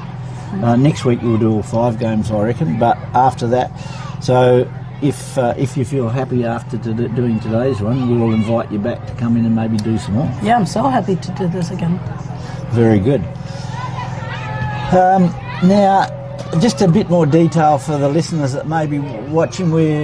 Last week we were filming from the Broome Oval and the Haynes Oval in Broome, and we had the setting the sun setting in the west, and we've still got that in Fitzroy. We've got our back to the sun, but if you can see that the shadows are starting to come across the oval, and we've got one more game to come after this, which is the men's game, which will be between the Cats men, the Kajana Cats men, and they are playing the Riveroos.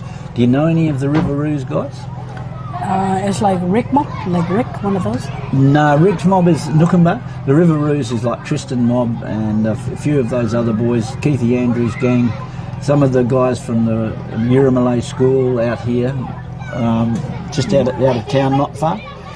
So they'll be playing the next game. The Riveroos are a new team in the competition. Yeah. And they only started last year.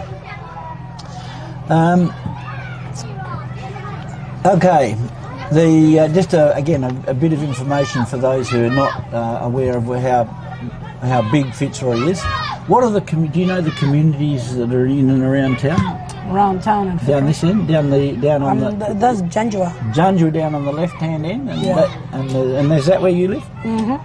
A good place to live. Yeah. Okay. And then so that's on the eastern side of the oval as we're looking at it, or the left-hand side as we're looking at it on the TV screen, and then to the right-hand side, which is the western or southwestern side, we've got 2 communities on the other side of the highway. Do you know what they're called? 2 communities. Yeah, Kanangi and Mindirati. Mindirati, yeah. Yeah, those 2 both town teams. Have you got friends that live in those 2 communities? Ashra and Andre and Jabera and Raya.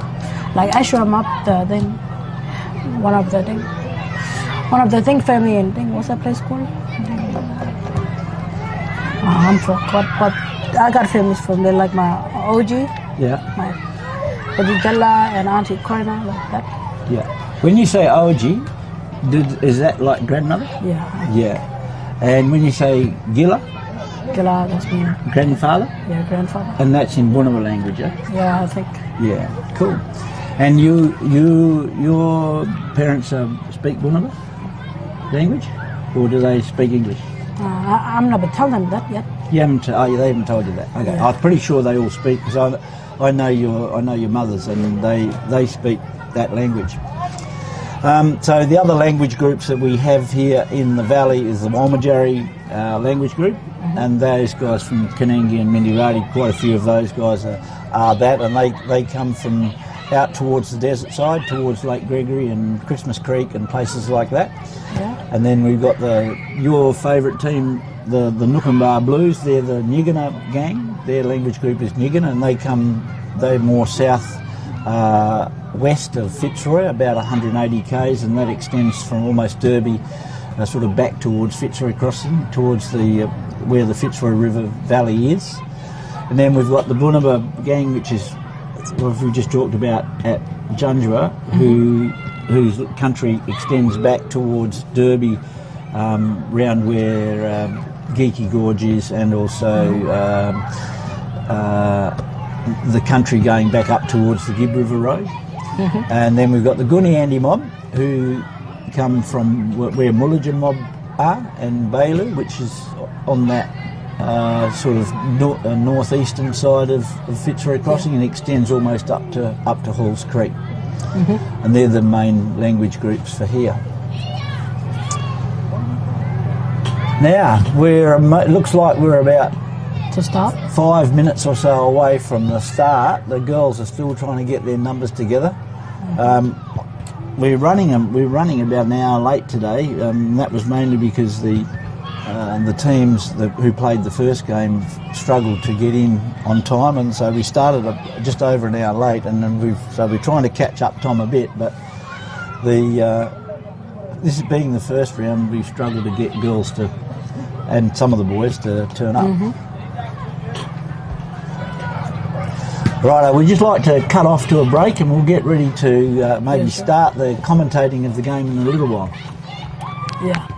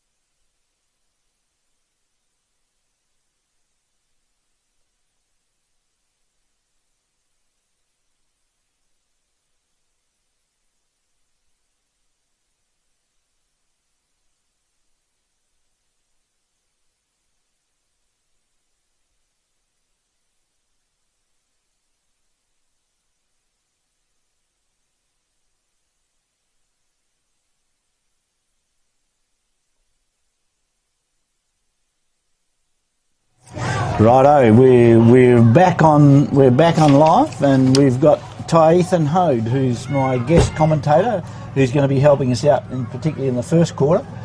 Ethan, what can you see? Well, I can see some people mucking around. You can see a lot of people mucking around. Yeah, I can see them. What about out in the middle? What is it that you can see out there? Tell us what you see. I think one buddy explaining the rules, and I think there's Gavin Smith, umpire Gavin Smith. Yep. He's explaining the rules to the Mullager Lions, who are the brown team, and the pink team, which is the Kajana Cats. So what do you reckon he's telling them? I think telling them which way you guys want to go, like that kind of thing, stuff. Yeah. I think he's also explaining some of the rules as well to them, because this is the first game of the season. Now, you've got your binoculars there. Does it make it easy to see with the binoculars? Yep. Okay, just to read through the players' names on the Cats list today, we've got number 3, Sharoma Forest, number 5, Chante Munda, number 6, Adarana Forest, number 8, Camille Forest, number 10, Jocelyn Gibson, number 13, Catherine Dan, number 17, Edrika Lawford, number 18, Dinara Brown, number 20, Kyrene Ray Wilson, number 21, Helena Birrell, number 27, Rashay Mick, number 28, I can't read this one, Elise, I think it is, Thomas, and number 29, Shakira Kuala. Yeah. Do you know any of those cats? Any of those cats, guys, to Ethan? No, I don't know that, Jeff. Okay, that's all right. Nor do I. So we'll see how we go when we're trying to tell the team. So they're breaking up, getting ready. Okay, let's do this. Let's do this. Yeah, Lions. We'll just go to Ethan. We'll go through the Lions team. We got Freya Malo number 1, Rihanna Williams number 2, Savannah Jones number 3, Jacqueline James number 4, Sarani Williams, Kaysani Williams number 5, Bonita Cheryl number 6, Isabella Dick number 7, Ravana Leonard number 9, Chikaimus Bilgen 10, Bonisha Williams 11, Adele Williams 14, Alicia Marvin 15, Kylene Gay Commander, I think it is 16. Okay, the game's starting. Let's there we do go. This. You start telling us what you can see. Good pass on the ball. Give it to number 28. Oh, what a hit! Run, kicks the ball. The Mullager Lions have picked it up. Yep. What a hard time. Kick the goal. Number 4. Number 4. Okay, number 4 for the Mullager Lions, is it? Yes. So Ethan? Number 4, that's Jaquani James. Yeah. They cleared the ball pretty well from the centre, didn't they? Yeah. Right, just finishing off those players. 23, Millie Banjo. Number 24, Talia Pasco. 26, Sidija Dolby. Number 28, Sharona Gillabu. Number 33, Faith McCarthy, and number 13, Talina Mungaden. Now there's some mouthfuls there. Now we're getting ready to chuck the ball in the centre. Gavin Smith chucks it. Now the Cats grab hold of it. Number 8 got the ball. 11 chasing it. That's Camille Forrest. It's picked up by Mullager. Kick. What number was that one that kicked that? Number 11. So that was Bonisha Williams, and Bonisha Williams was one of the girls that went to Perth to play with Fremantle. As the Cats knock it forward towards their end of the ground. Pick up the ball, throw, I think. Keep on hitting it. Here we've got the Mullager Lions. She runs. A bit louder to Ethan so we can hear. Sorry. Yeah, right. Number 4 got the ball. He kicks it to what a mark. Good. To number 7. And number 7 is Isabella Dick. What a mark. Lines it up perfectly. Kicks. And play on. It's play on, yeah. Keep going. You're doing well. Got the ball. Dropping. Tackle. Still play on. Umpire never to see it. Keep going. Kick going. Number 4 kicks the ball. Number 4. Is that number 4? What am I doing? Yes. On number 4, grab the ball, bounce it, then she kicks it. That's Kaysani Williams. Kaysani Williams, Now grab the ball, play on, and I think that's a point. No. Or play on. Number 28 gets a goal. Play on, and number thing. Cats get it. What a hard dropping, going. Yeah. What a hard tackle. Good boy, that's well done. Now, so they're about 10 or 15 metres out of goal, directly in front. Now, who's this kicking for goal? Number 8, is it? No, number 4. Number 4, Jaquani James is going to get us... Jaquani James got the ball. He lines it up perfectly. She kicks it, and that's a perfect goal. Cool. Oh, that's a point. No, it's only a point. It's gone out to the left-hand side. Right, we're getting ready for the Cats to kick the ball in at the police station end of the Fitzroy ground here. You can see some of the cars lined up outside the new fence. Yep. How are those binoculars going? Good. Number 5, what's her name? Number 5 for the Cats. Yeah, the Cats. Is Shante Munda. Shante Munster grabbed the ball, trying to look out for a lead out. She's going to kick it out from fullback, eh? Trying to look around for somebody who kicks. She kicks it, and that's a play on. She grabs it. Ooh, what a hard hit. She grabs the ball.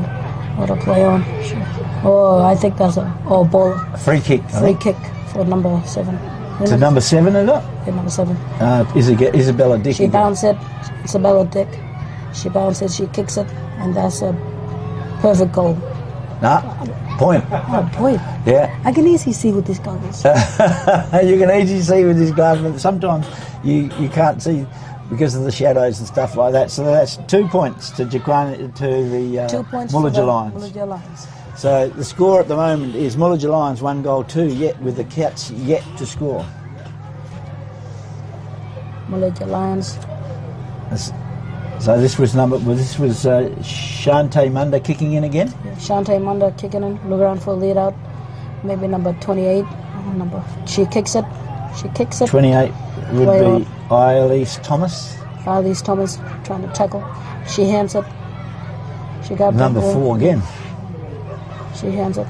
Oh, I think ball up there. Yeah, ball up. Yeah, good call. So umpire Gavin Smith, who's our umpires coordinator at Central Kimberley Footy League.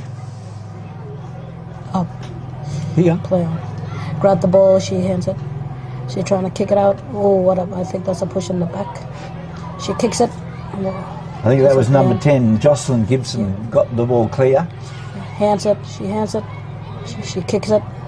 That was number 11. That was Benicia Williams. She kicks it. And number 7, Isabella Dick, has kicked it in. And who's marked it? Number 3. Number 3, which is Savannah James, has marked this. Play on. What a good smother. Oh, what a hard hit. That's a pretty hard hit. I think that's a play on. She grabs it. She kicks. Point. Number 4 again. Number 4. She's peppering the goals down there, Jaquani James, really causing some problems for the defenders for the Cats. Mm-hmm. So the score 1 goal 3. You're right there, Jeff. For the Lions to Cats yet to score. I'm not good with saying names. That's all right. We've got the list in front of us. We can pick them up as we go. That's good. I'm trying. You are. You're doing a great job. She looked for a lead out. She marks it or play on. Number 7. Number 7. That was Isabella Dick. The ball. She kicks it, and that's a perfect goal. Right. Goal for the Mullaja Lions. So that was number 7, Isabella Dick. Yeah, Isabella Dick. So they've got 2 goals down there. The Lions are dominating this game at the moment, aren't they? Yeah. Actually, Jeff, I think ball up in the middle, centre. Yeah, the ball's coming back to the centre, and we've got Ainsley Jack, who's our senior umpire here for the Central Kimberley Footy League. He also works for the Central Kimberley Footy League as a development person. I think we got to play out some night time, mister. You reckon? Yeah, I think. The lights have just come on. Well spotted. The lights just come on. Yeah, I think we're playing tonight. Number 8. That was Camila Forrest. Handballs it out. She runs. Oh, good pickup.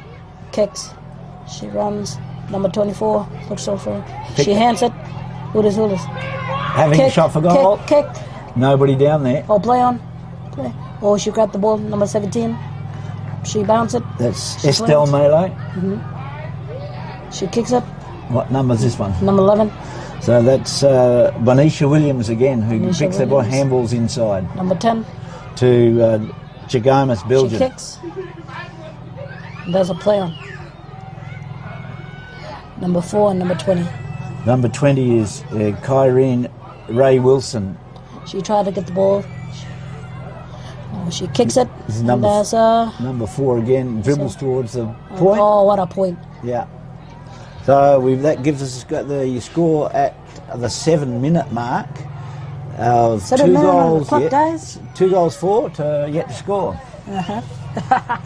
Oh, pretty. Oh, you rest your throat for a second. I'll do a bit, and then you come back in. Oh, okay, sure. All right, but you can keep talking to me. Yeah, my throat's right. I drink up plenty of water. Do you? Good. That's what we like to see here in the Central Kimberley Footy League. She kicks it.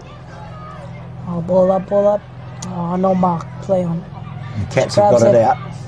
She hits it. Picks it up. Oh, dropping. Hands. Number 15. Yeah, Alicia Marvin. Oh, number 7. Kicks it to number 7, who has a flying shot for goal. No, that's a point. Isabella Dick again. Yeah, Isabella Dick. That's a point for the Malaysia Lions. The shadows are getting longer here at the Fitzroy Oval, and the lights are now on. The lights at the Oval are pretty good. You can see there, can't I you? can see. Lead out for the Cats. Can you see the scoreboard over there with your glass? What's the score up there? I think Lions 1-6 12. I think the scoreboard might be wrong. We'll have to let them know, because the scoreboard is 2 goals 5. I'll have a look. Yeah, let me have a look through the things. Yeah, I'd say that they're wrong. Oh no, They've changed it. 2-5. Yeah, it's changed. Oh. They must be listening to you. Oh, Now, can't look, believe it changed. we looks like we've got a ball up in the forward pocket for the Mullaja Lions. Mullaja Lions and the Cat. Ball up. Oh, come on. Oh, hands. Good pick up. Oh, and there goes the siren for quarter time. So at quarter time, our score is 2 goals 5, 17-0 for the Cats, but quite an entertaining quarter of footy. Yeah, Who did you think were the better players there? I think one of the Lions, I think. Yeah, so Jaquani James, number 4, got lots of kicks, didn't she? Isabella Dick she did a little bit of good job. Kicked a few points though. The Mullaja Lions look a little bit too strong for the Cats at the moment. The Mullaja Lions, they're winning, but the Cats are losing. They're trying their best to win. Yeah, I think so. Right, we might just cut to a break for a second. Yeah. Are you happy if Mark comes along and does?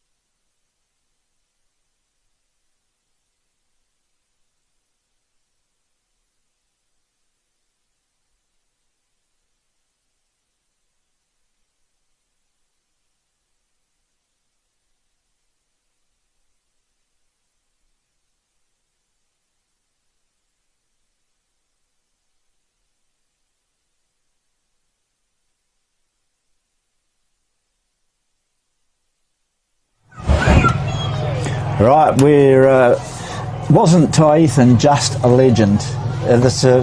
Really, it's the first time he's sort of been doing the official commentating, and I don't know what the listeners thought, but a kid who's 13 coming up and doing what he did is absolutely sensational. We'll invite him back again and again until he can take over and do this job all by himself. Exactly. Now I've got another special guest with him, Sergeant Mark House, but he's mostly not being the sergeant while he's sitting up here. He's being Dennis Cometti lookalike. Yeah, if I was half as good as Dennis Cometti, I'd be good. The man was a legend. Hey, now Mark, you're the driver of the junior footy program here, and you head up the junior footy committee. Obviously, there was some really good results last weekend in Broome with the Colts. You unfortunately weren't able to be there, but you were sitting on where? I was sitting on Eco Beach, watching all the games via filming footy. It was bloody fantastic.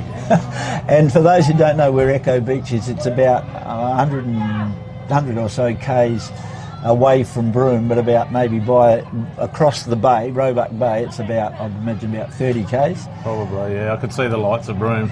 Yeah, and that's where Mark was with his good wife, and he was taking a well-earned break, but watching the Fitzroy Saints boys do very well. Were you proud of them? Oh, extremely proud, and watching the football today and seeing their development and how they've come into senior football and are shining. It's fantastic, and that's a product of that 3 years of junior footy that we've put into their development, and it's just great to see the results. And over and above footy, which was very successful, if you're allowed to speak with your policeman's hat on, has there been an outflow from the footy to the way the kids conduct themselves in and around Fitzroy? Absolutely. It's hard to talk specifics, but there's been a significant reduction in juvenile crime, and football's played its part in that, along with a lot of other things in town, but I think football's had a significant impact on that. And just seeing the way, when we take the boys away on trips, how they are, they're just incredible, really. They're a credit to the community. Cool. Now today is round one, due to start at 11 o'clock. You were down here at about 8 o'clock in the morning, and what were your first thoughts at about 11 o'clock? Oh, well, I'm used to Kimberley time now, so I know things don't usually get going on time. But once they do get going, they get on a roll, and it just means you and I stay a bit later tonight and clean up afterwards. But the footy's been great, and it's good to see everyone out there. And I know it's just going to build. This is week one, and by the time finals come round, everyone will be firing on all cylinders. And just casting my eye over, say, the umpires and the managers and that, one of the really pleasing things as Gavin Smith holds the ball aloft is the number of Indigenous senior people who come in and get involved. As in, we've got Gavin, who's just chucked the ball up in the middle of the ground. We've got Ainsley, who's down here, and I can't see who the other umpire is over the other side. But those guys actually doing all the umpiring, taking it on board to direct traffic. As Mullaja Lions stream towards goal, this, I think, is Jaquani James again. No, this is Savannah James. Number 3, that was. Is that Savannah? Yes, yeah, Savannah James. And Benicia Williams kicked it to her. I think Bonnie was the one who went down to Perth recently, wasn't she? That's right. Yeah, we mentioned that a little bit earlier, and also was very successful. She went down with another young girl from the Baylor Bulldogs who played an earlier game. That was Quintasia Sampi, who apparently also starred down there. So both girls, and talking to them, really enjoyed their experience. And I was talking to the Fremantle guys during the week, and they said that they really joined in well and had a real go. So, which is good, because some of these kids might not have even been to Perth before. Yeah, that's true. Ball's bobbling around in the back line by the Cats. It's cleared into the middle of the ground. The ball spills free. The Cats get it again. They've got some numbers there this time, which might mean they could get it out. But now the Mullaja Lions arrive in numbers, but it's still bobbling around. Can't see who's picked it. That was Roche Mick who picked it up and kicked it downfield. Bouncing out into this wing, but really... TJ Pascal, one of the local school teachers, breaks it back into the forward 50. Really broke back through, didn't she? Yeah. Number 17 for the This is Adrika Lawford who gets the ball, gets it smothered. The players come in again, picked up by Celeste Sherrill. Yeah. But she's been tackled by Jocelyn Gibson, who gets the free kick, or falls short, falls into the hands of a Mullager Lions player. They trying to pick the ball up. This is number 10, that was James Bilgen, pushed the ball forward. They go up for the marks, not taken. Cats pick it up, get it onto the right boot, bounces into a player, bounces off them, still fighting hard for the ball there in the shadows. There's number 4. Oh, it's pulled off the ball. Number 23 is Millie Banjo, has a crack and kicks a goal. Millie Banjo, and that was fed out by Jaquani James, who's having some sort of impact on this game. Did you talk about why there's a couple of different jumpers? No, I haven't done that yet. So there's been a couple of jumper double up with numbers with old and new jumpers, so which is why that jumper there. So Millie's wearing a purple jumper because it's a different number to the others. So hopefully by week 2 we'll have the jumper situation sorted out. Yeah. Yeah, the jumpers tend to go missing at the end of the season, and the beginning of the season there's a bit of a patch-up job happening. So the ball's chucked up in the middle of the ground. Umpire Smith calls play on, and it looks like he's given a decision to the Cats for a high tackle. What number's that? Number 5 or number 6, I think that is. That's number 6. Androna Forrest. It's kicked into the back end of the square. There's 2 against 1 out there. The 2 should win this. They get in each other's way a little bit, but it's bang back towards the middle of the ground. Ravana Leonard. That was a throw, but she got away with it, so that was lucky. Cats have got it. If they can pick it up, I think that looks like number 8. No, there's no number 8. Who drives it into the forward line. There's the ball in dispute at half forward. Looks like a throw. Another throw. She got away with that one. That was Savannah James. Ball's handballed to the outside of the pack. Muller just steady, have a shot for goal, but it's off to the right. The ball bounced almost vertically. Number 23 in the pocket, grabs it and drills it through. Banjo again. With the right foot. So she's having she was in the right place at the right time. Everybody else had drifted forward and she was standing by the post. Sometimes that oval ball gives the funkiest of bounces, and that was one of the funkiest you'll see. Absolutely, yeah. Anyway, Luxor Fortune. The score now, 4 goals, 6 to the Lions, and the Cats yet to score. Cats had a bit more of the last couple of minutes have had a bit more control of the ball, which they've struggled to get. I think they've got a few less players as well. Yeah.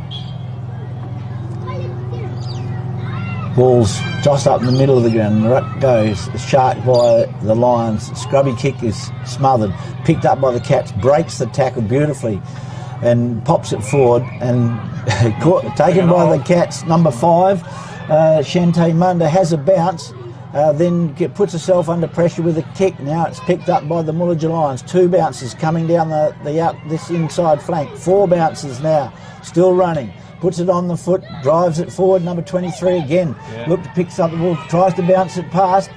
That was great tackle. Edrika Lawford wanted to break free. Yeah, Millie Banjo, she's having a really red-hot game. Yeah, she's having a game. Now drops a beautiful drop punt up into the forward line, nearly taken by number 7, which is Isabella Dick. She's had a good game, drives it forward. The ball's dropped by number 2, has a snap for goal. And that was Savannah James, who dropped the chest mark, put pressure on herself, and then the ball drifted off to the left-hand side. So Sharoma Forrest got the kick out. 4-7.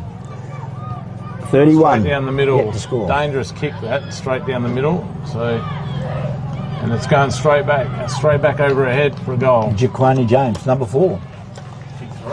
She's kicked 3 goals now, and really looking very, very dangerous in that forward line. Yeah, we're now nearly in full shade at the Fitzroy Oval. We got, I think this is the Nookumbar bus that's coming in along Forest Road at the back to come to pick up the Nookumbar players who have got 178 or so kilometres to get back home tonight. Ball struck up in the middle, in dispute, tap forward towards the Cats' goals. What big soccer that's missed by one of the Mullager players. Number 27 picks it up. That's Rayshan Mick. Bit of a scrubby kick that's semi-smothered, but she gets the ball back. It's been given a free kick. Here, she's looking around. Has a bounce.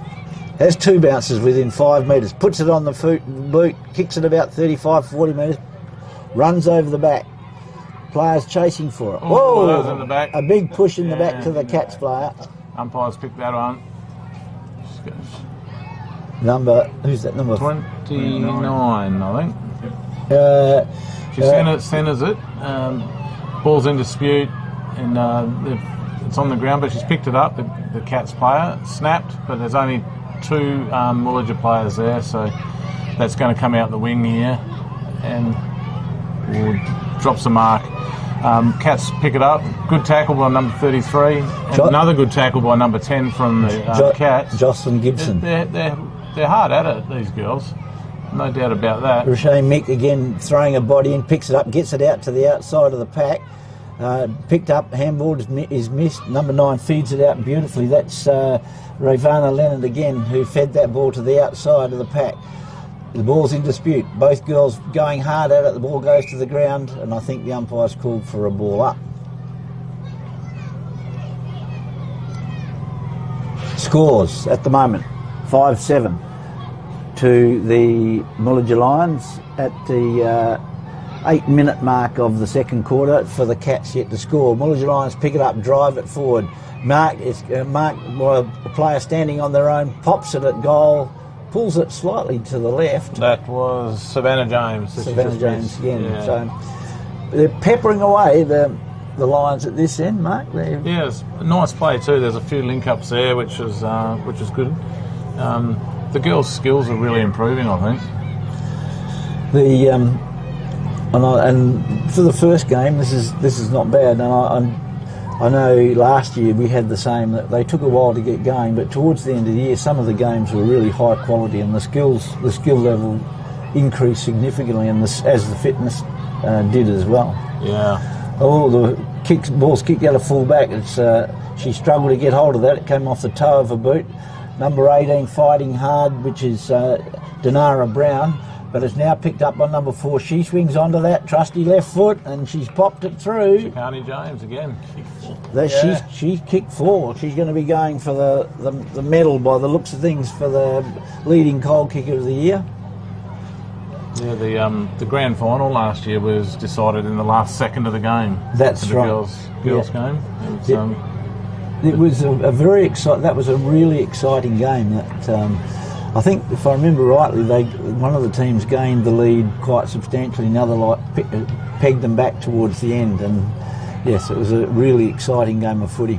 Yeah, I think did Baylor win it last year? Yeah. Baylor Bulldogs. Yes. Yeah, and they came from behind and they won it with the last kick of the game against the Blues, who Nookanbar Blues are not playing this game. They played earlier. This is number 7. That was Rochelle Mick, just belted it forward, and the siren sounds. Rochelle Mick has had a fair bit of the footy today, which is really good. She's playing in the middle there. Yeah. So score at halftime, the Mullager Lions 6 goals 9, with the Cats yet to score, and we'll throw to a break. Yeah, Rochelle's only 14 as well. Yeah. It's amazing.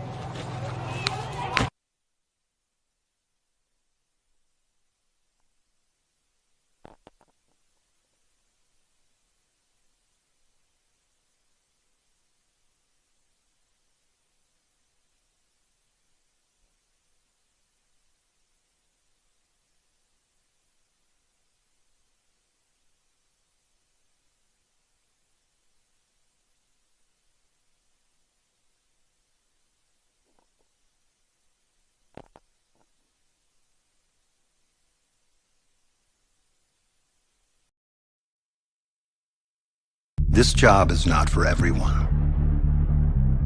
It's not easy. But it is not without its moments. When you take a pile of rock, then crush, grade, and pave it into your own path to success. When you take a mountain, stare it down, and make it bend to your machine.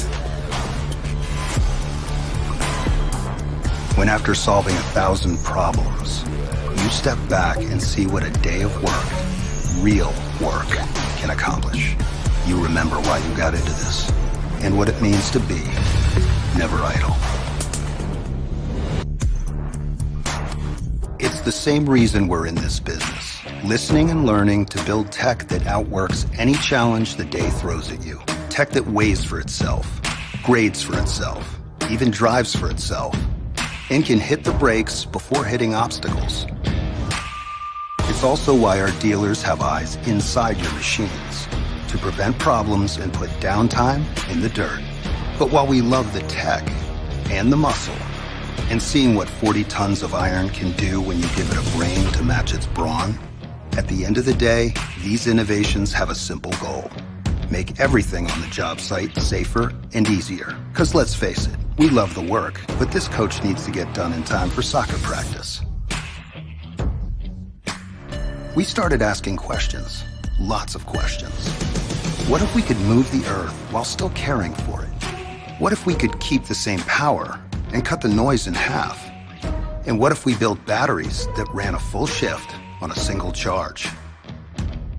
We answered with e-Power, all electric equipment that doesn't slow you down. So even when the work calls for new kinds of fuel, you and your crew can keep charging forward. From dirt to rock to road, we strive to deliver industry-leading tech. Because just like you, we know the job isn't done until it's done right. Now enough talking. Let's get back to work. Never idle.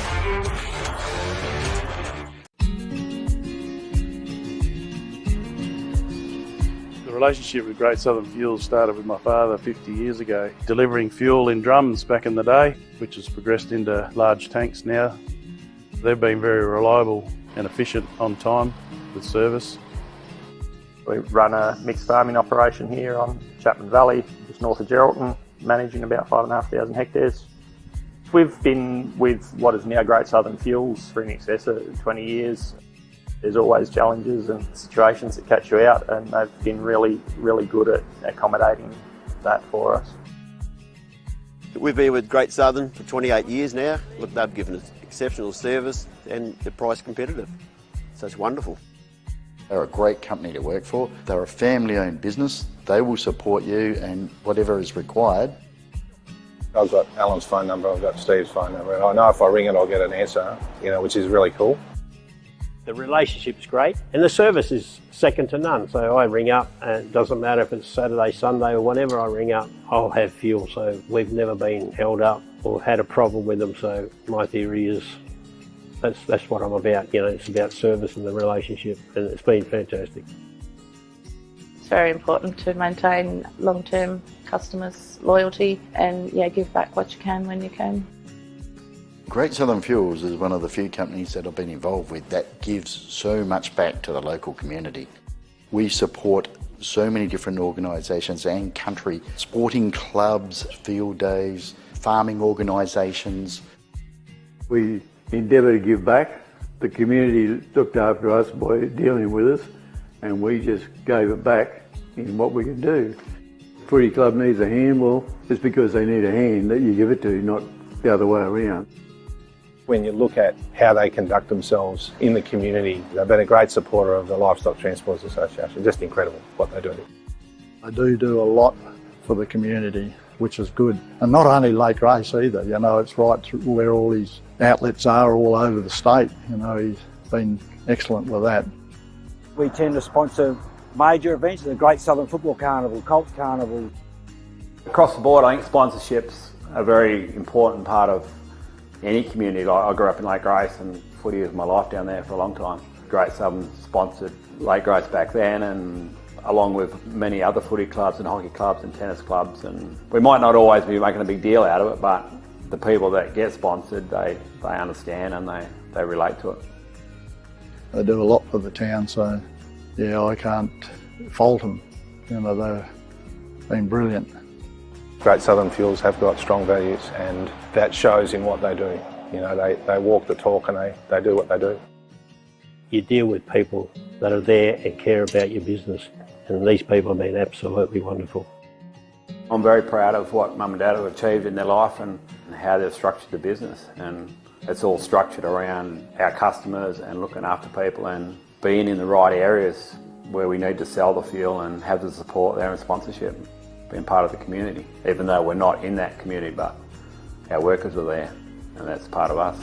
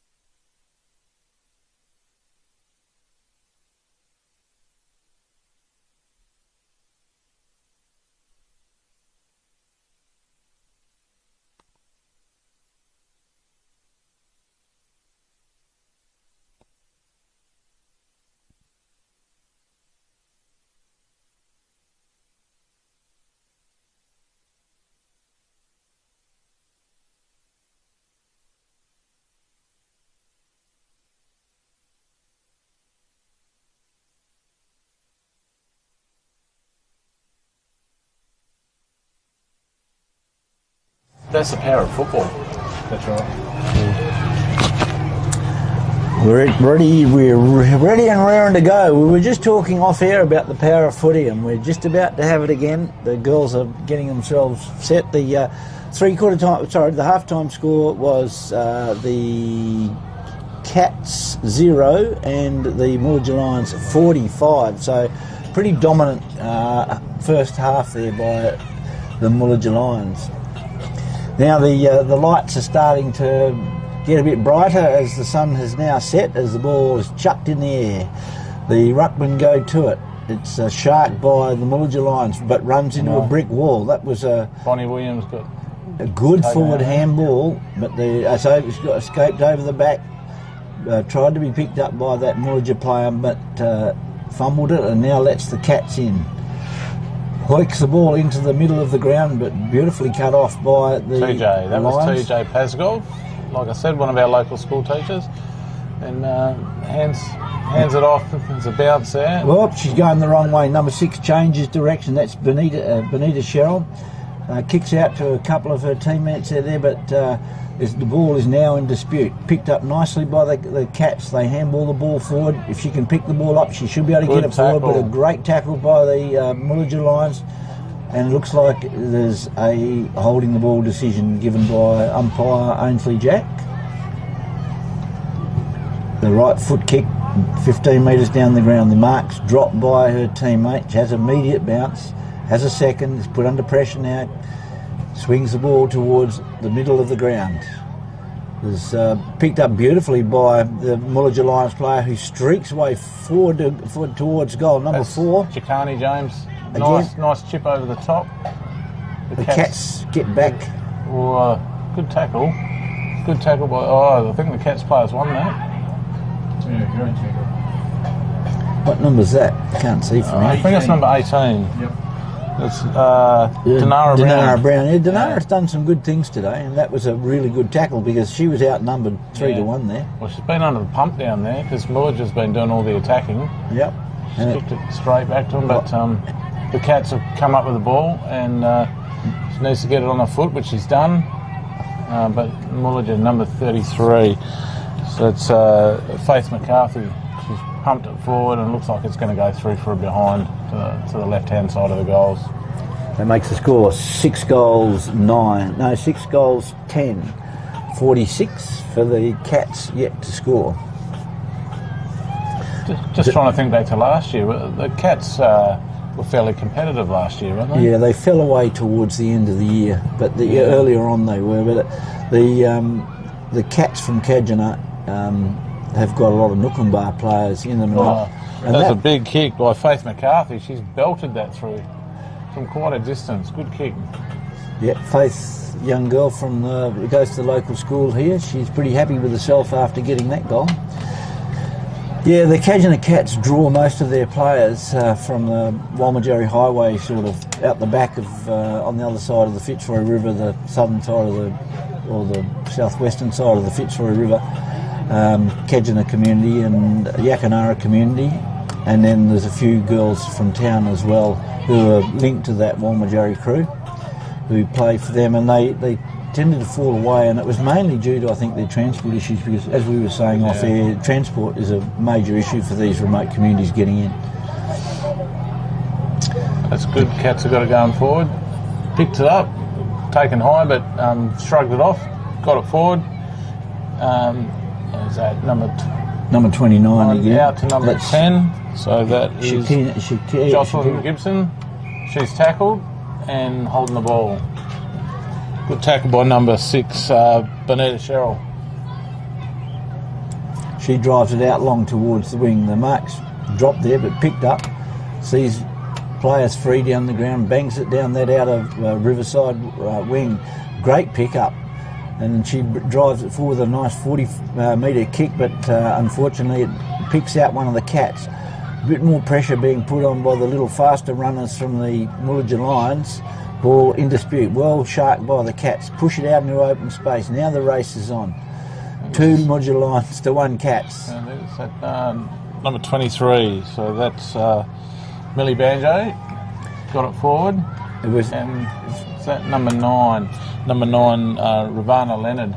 Pushed it forward. Goal. And it's bounced well for her, and we've got a goal from Ravana Leonard. So she's sharing with the goal kicking.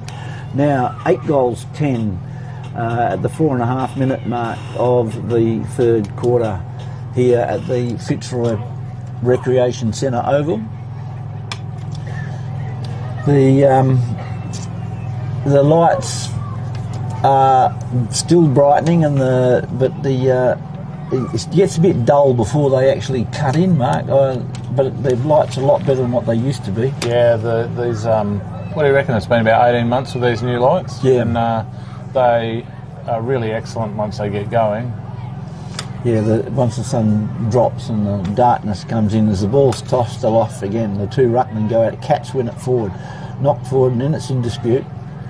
Number 8 for the Cats is Camille Forrest, fights for it in the middle of the ground. The Cats get it. She has a fresh air shot, picks it up again, going to have another go, and he's tackled hard by heavily. number 28. Yeah, that was... Sharona, I'm not quite sure of the pronunciation, Jilpu, but that was a great tackle. Yeah, I don't think the girl on the mark was enjoyed that too much. It was a pretty heavy tackle. And here goes number 23 again. Has a bounce. Sees a player loose in front of, pops it over the top. Millie Banjo to Jacani James. Yeah. Pumps it forward. And then... well played by the Cats girl down there, amongst 3. Yeah, and won it. And has picked up a free kick. Held without it. That's Denara Brown again. She's a bit of a lone man in defence down there. She pumps it forward towards centre half back. Claimed the mark claimed by the Cats, not given. Ball's fed out. Mullaja Lions run back. Number 20, Mullaja, so Celeste Cheryl pumps that forward. And picks out her player. That's number 6, Bonita Cheryl. Is that? She has a pop shot for goal. It bounces, and bounces through. Okay, that makes us 9 goals 10. They're making a bit of a feast of this now. 58. This is one of the highest scoring women's games I've seen. Yeah.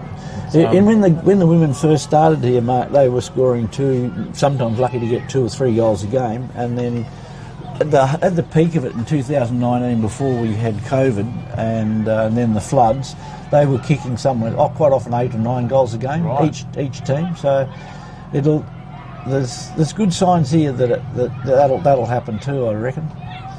33, she's breaking away again. Faith McCarthy, she's having a really good game. Yeah, picked up, turned inboard, but nice handball inboard, and 2 nice handballs over the top. Releases again now. Jacani James tries to take on the player, and I think it's going to be found holding the ball. No, I think he's been holding the man. She'd already handballed the ball off, and as no, it was Freaky holding the ball. Ball hits the ground in dispute. The Cats 3-1 there, but now they pick it up. All buried forward. There should be a free kick there. It's let go, and she ducks into another one, and is going to be given holding the ball. Good tackle by Faith McCarthy there. She has a look around, breaks onto that right foot, bangs it high towards the forward line. They're jostling for position down there. Ball hits the ground. Cats held without the ball, and I think that's going to be a free kick. Is Faith a rally of yours, mate? She is. Yes, she's a niece. Well, a granddaughter really. But the ball's taken beautifully by number 1, who grabs it, bangs it towards a player standing on their own about 15 metres out from goal. She drops it now, picks it up, has another go. Good tackling by the Cats. I think it's number 3 down there. Good pressure, Yeah, really trying hard. Sharoma Forrest. Yeah. One against 4. And again, that's about 2 or 3 efforts in a row. Great determination there. And she's earned the free kick, and boy, did she earn that. Yeah. The players lead from good everywhere. She's having trouble controlling the ball. Number 20. That's Celeste Sherrill again. Ball's tapped over the top towards the goals. Norwich Lions pick it up, number 7. Handball's over the top. And it's dribbled through, I think, Brianna Williams. for a goal. So Brianna Williams kicks that goal, which now makes it 10-10. What year did women's footy start in the Valley? It kicked off in 2017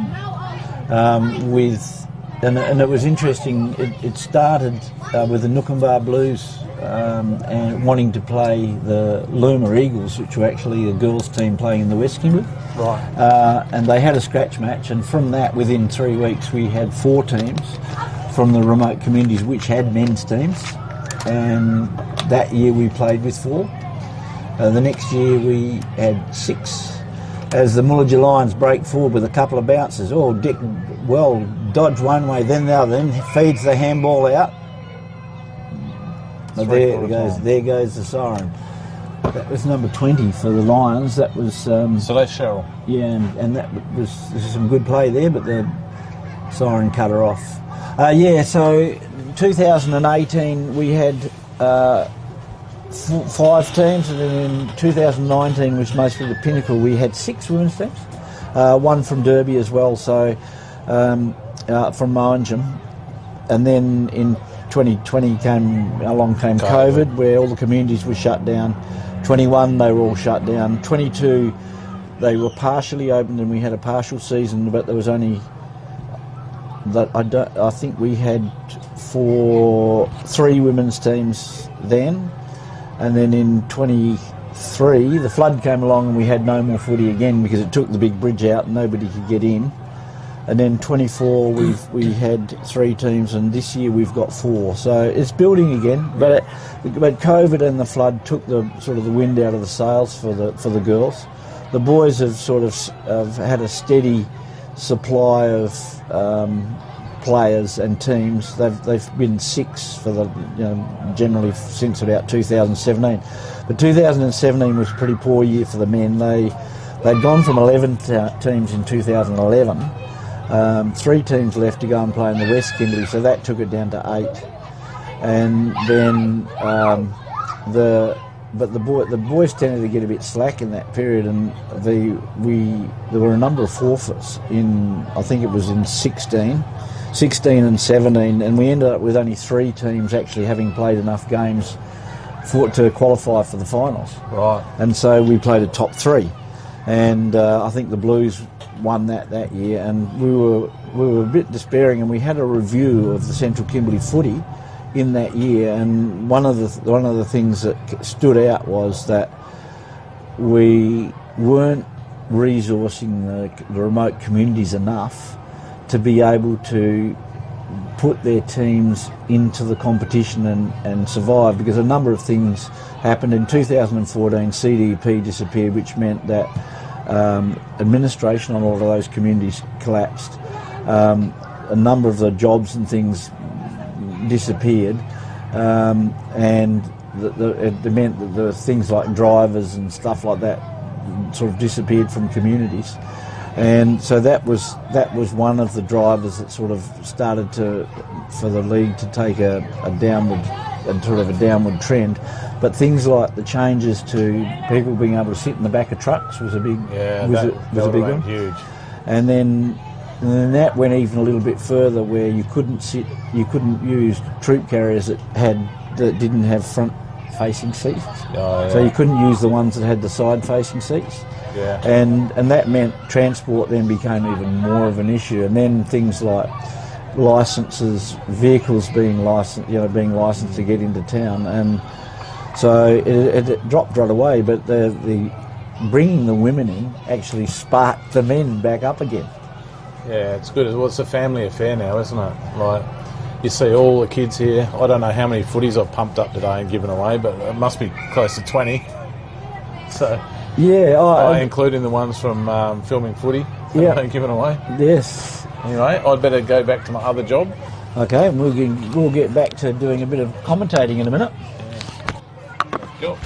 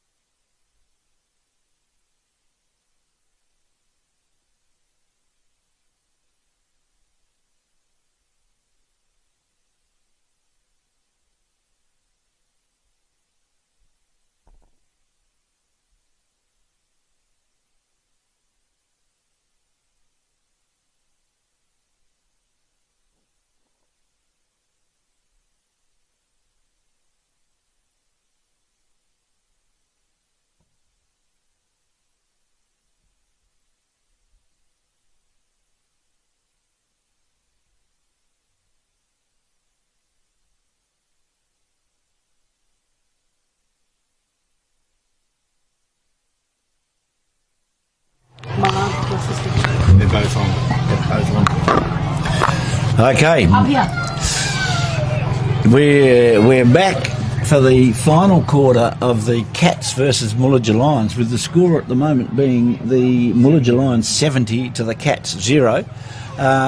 Even though there's a great difference between the score, it's been quite an entertaining game. Now, we've got Mark Howes, our sergeant, has now gone back to start his role down on the bench again, and with us we've got Taith and the staff from the first quarter, and we've got the coach of the Saints football team with us as well, Rick Kennedy. How are you, Rick? Yeah, very well, thanks, Jeff. Thanks for having me. Taith, and how are you feeling?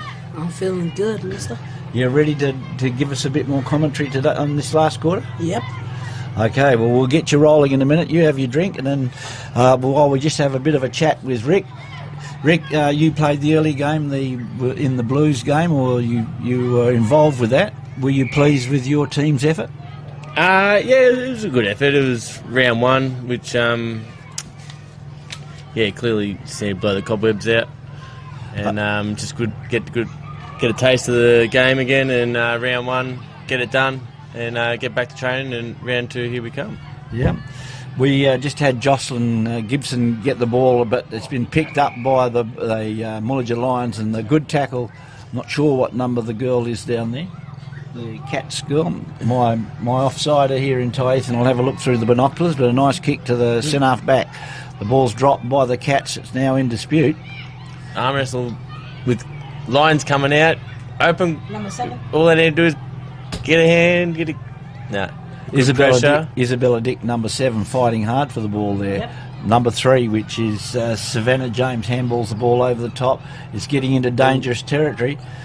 It's in great dispute down in the goal square. There's a big clamour of players down there at the Junja end of the ground. I think even if Cats get it out, there's not many behind the ball to help, so it looks like... Oh, here we go. They might be able to break free. Nope, the ball comes back into the pack. There's a bit of a shot on goal. Squirt towards goal. It's still running. Oh, with a kicker. Sock it off the ground. Put through. Major score. And it's a goal. It's a goal to the Mullager Lions. Score? 76 to 0. So what have you seen, Tyathan, with your binoculars? Not that much, Jeff. Not that much. Biggest time. This thing's in the road. Yeah, we've squashed up a bit in the commentary box here at Filming Footy. There's 4 of us peering out into the dusk. Okay, umpire Smith chucks the ball in the air. The rucks go to it. Cats winner. Ball's picked up by the Mullager Lions though. Mullager Lions, they're just looking like they're just bit of training out of the centre there. This girl has done this about 4 times today. She's run in, had one bounce, steadied on the left foot. That's Jaquani. That's Jaquani James. 6. Oh, number 6 was it? No, she's kicked 6. Oh, she's kicked Number 6. 4. Yeah, Jaquani James. She's been outstanding today. Number 6, you said. The Lions look look like strong running forward. Number 4, but she's kicked 6. Yeah. So 6 goals is a pretty handy little bucket to be taking home. Yeah. And she might kick a few more. So what did you do while you weren't on air over the last quarter while we were talking with Mark? Yeah, I was just chilling with my family, watching the girl play. Did you enjoy it? Yeah, a lot. Okay, well you can start doing a little bit of commentating now. Yes, sir. Keep going. Just tell us what you see. She grabbed the ball. Oh, what a hard hit. She kicks it. Looking for a mark. Number 2. Number 5 grabs the ball. She kicks it. Perfect goal. For a goal. And what was that number? Number 16, I think. 15. 15. That was Alicia Marvin, who's added her name to the goal kicking list. Yeah. Now, Rick, are you intending to play yourself in future games? I noticed that there was not much, if any, game time today. No, yeah, sort of let some other boys have a bit of a run around, but also just managing myself. Who were the better players today that you saw? Our backline, they were under pressure all day and they held up. So we've got Lennox that just kept running the ball out, which is great. Lennox Bamba, yeah. He, the sort of the young boys, they were running with the ball pretty well. That's probably the boys that we want to sort of encourage. Getting a run through the midfield as well, which they've spoken about. The senior players want to start sort of moving around the field a bit to let those young boys come through. Mullager Lions break forward again. Here we go, straight into another uncontested, couple of bounces. Twice, hands it. Number 7. Number 2, hands it. Number 25. And kicks it perfect goal. Number 25. Was it 25? Yep, I think. 15. Alicia Marvin. Sorry, mate, I'm in your road here. That's okay. So we now have the score, Ben. 14 goals, 10 behinds, 94-0. Right, we've just about sorted ourselves out here in the broadcasting box. Big thank you to Filming Footy again for being able to have the Central Kimberley Footy League on display. Hope the viewers are all enjoying it. As Ainsley Jack throws the ball up in the middle of the ground, the Mullager Lions attempting to get it out of the centre. Cats also, and I think the Cats have earned a free kick for a high tackle. I've only just noticed that the Cats are very undermanned. Yeah, they've been playing a couple of men short. So women. Sorry. couple of women short, as we got a runner going down the outside in the dark on the far side of the ground with a beautiful kick. Yeah, it is a great kick. Very penetrating deep into that back line. The girls are struggling with it on the ground. The Cats pick it up. Can't break out of the pack. Now the Lions do. Beautifully centred to number, is it 15? Yep. Who's going to pick herself up another goal. Alicia Marvin. What did you think of that, Ethan? Perfect kick, mister. That was a perfect kick for Mullager Lions. Very good. I think Mullager Lions are taking the lead today. And yeah, that's all I can say, Jeff. Yeah, well, I think you're right. You reckon the Cats have tried hard? I think, yeah. Yeah, but just maybe they've had about 2 or 3 players short, so I think that's part of the reason why they haven't been able to score as today. Now, Rick, your Colts boys that you saw playing, any comment on how they played today? Well, a couple of them playing for the Lions, nice to come up to me on the field and just give me a bit of cheek. I'll interrupt you there as the Cats go forward on a very heavy tackle, and they trying to break past into their forward line for the first time in this quarter. The umpire has pulled out a free kick, and the Cats are going to get a free kick here. What number, Tyson? I can't see that. When she turns around. Number 8.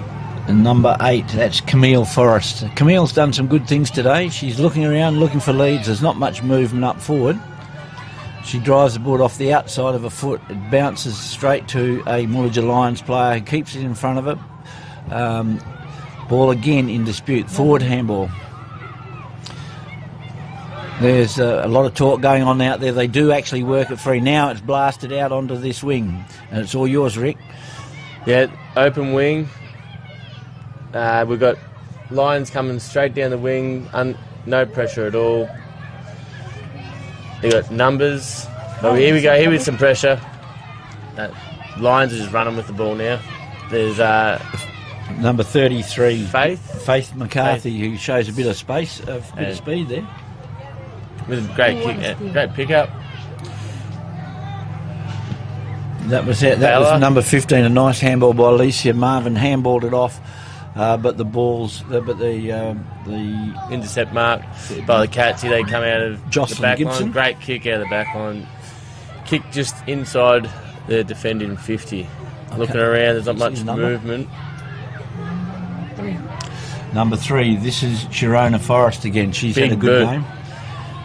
Oh, a nice attempt for the mark by the Cats. Has a second effort, gets the ball on the ground. Got it out in the centre. They're just going to link this hand pass up. And they're away. Oh, broken free. Great play by that Cats player. Breaks free, but she's trying to get the ball to the ground, but couldn't. And the momentum has shifted. Faith McCarthy again. Blasts it forward. Handball by Isabella Dick. Good defence by the Cats. Good pressure. 3-1 out there as the siren goes, and that's the end of this game. Final scores. 15 goals, 10 behinds, 100 to the Lions, to 0 to the Cats. Now, Rick, the Blues ladies played before. How did you rate their game today? To be honest, I didn't see one part of that game. Now, can you tell me what?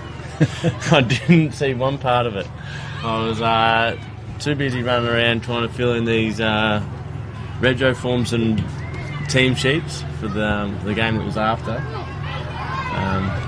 And unfortunately, my wife did say, "Did you see that game?" I said, "No." I saw your wife get a couple of kicks. She did okay. Oh, I'll tell her that. Yeah, that's very good. Yeah, he is. Righto, okay, that's the finish of the 4th game today. The last game coming up is going to be between the Cats and the Lions. No, they played before. The Roos, the River Roos, which is the horizontal blue and white stripes, and we will throw to another break, and we'll be back soon.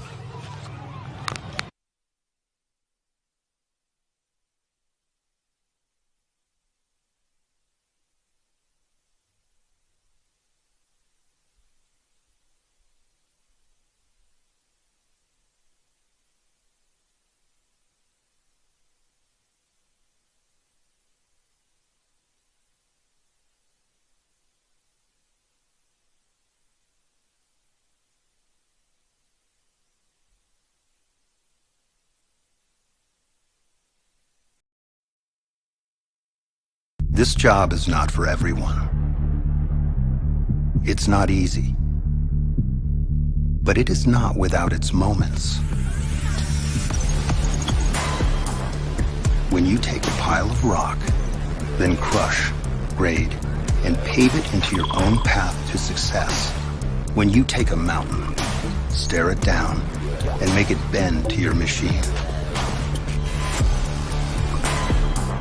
When after solving 1,000 problems, you step back and see what a day of work, real work, can accomplish, you remember why you got into this and what it means to be never idle. It's the same reason we're in this business, listening and learning to build tech that outworks any challenge the day throws at you. Tech that weighs for itself, grades for itself, even drives for itself, and can hit the brakes before hitting obstacles. It's also why our dealers have eyes inside your machines to prevent problems and put downtime in the dirt. But while we love the tech and the muscle, and seeing what 40 tons of iron can do when you give it a brain to match its brawn, at the end of the day, these innovations have a simple goal. Make everything on the job site safer and easier. Because let's face it, we love the work, but this coach needs to get done in time for soccer practice. We started asking questions, lots of questions. What if we could move the earth while still caring for it? What if we could keep the same power and cut the noise in half? And what if we built batteries that ran a full shift on a single charge? We answered with e-Power, all electric equipment that doesn't slow you down.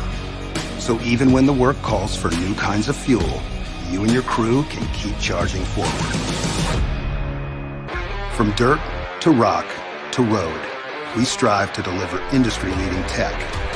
Because just like you, we know the job isn't done until it's done right. Now enough talking. Let's get back to work. Never idle.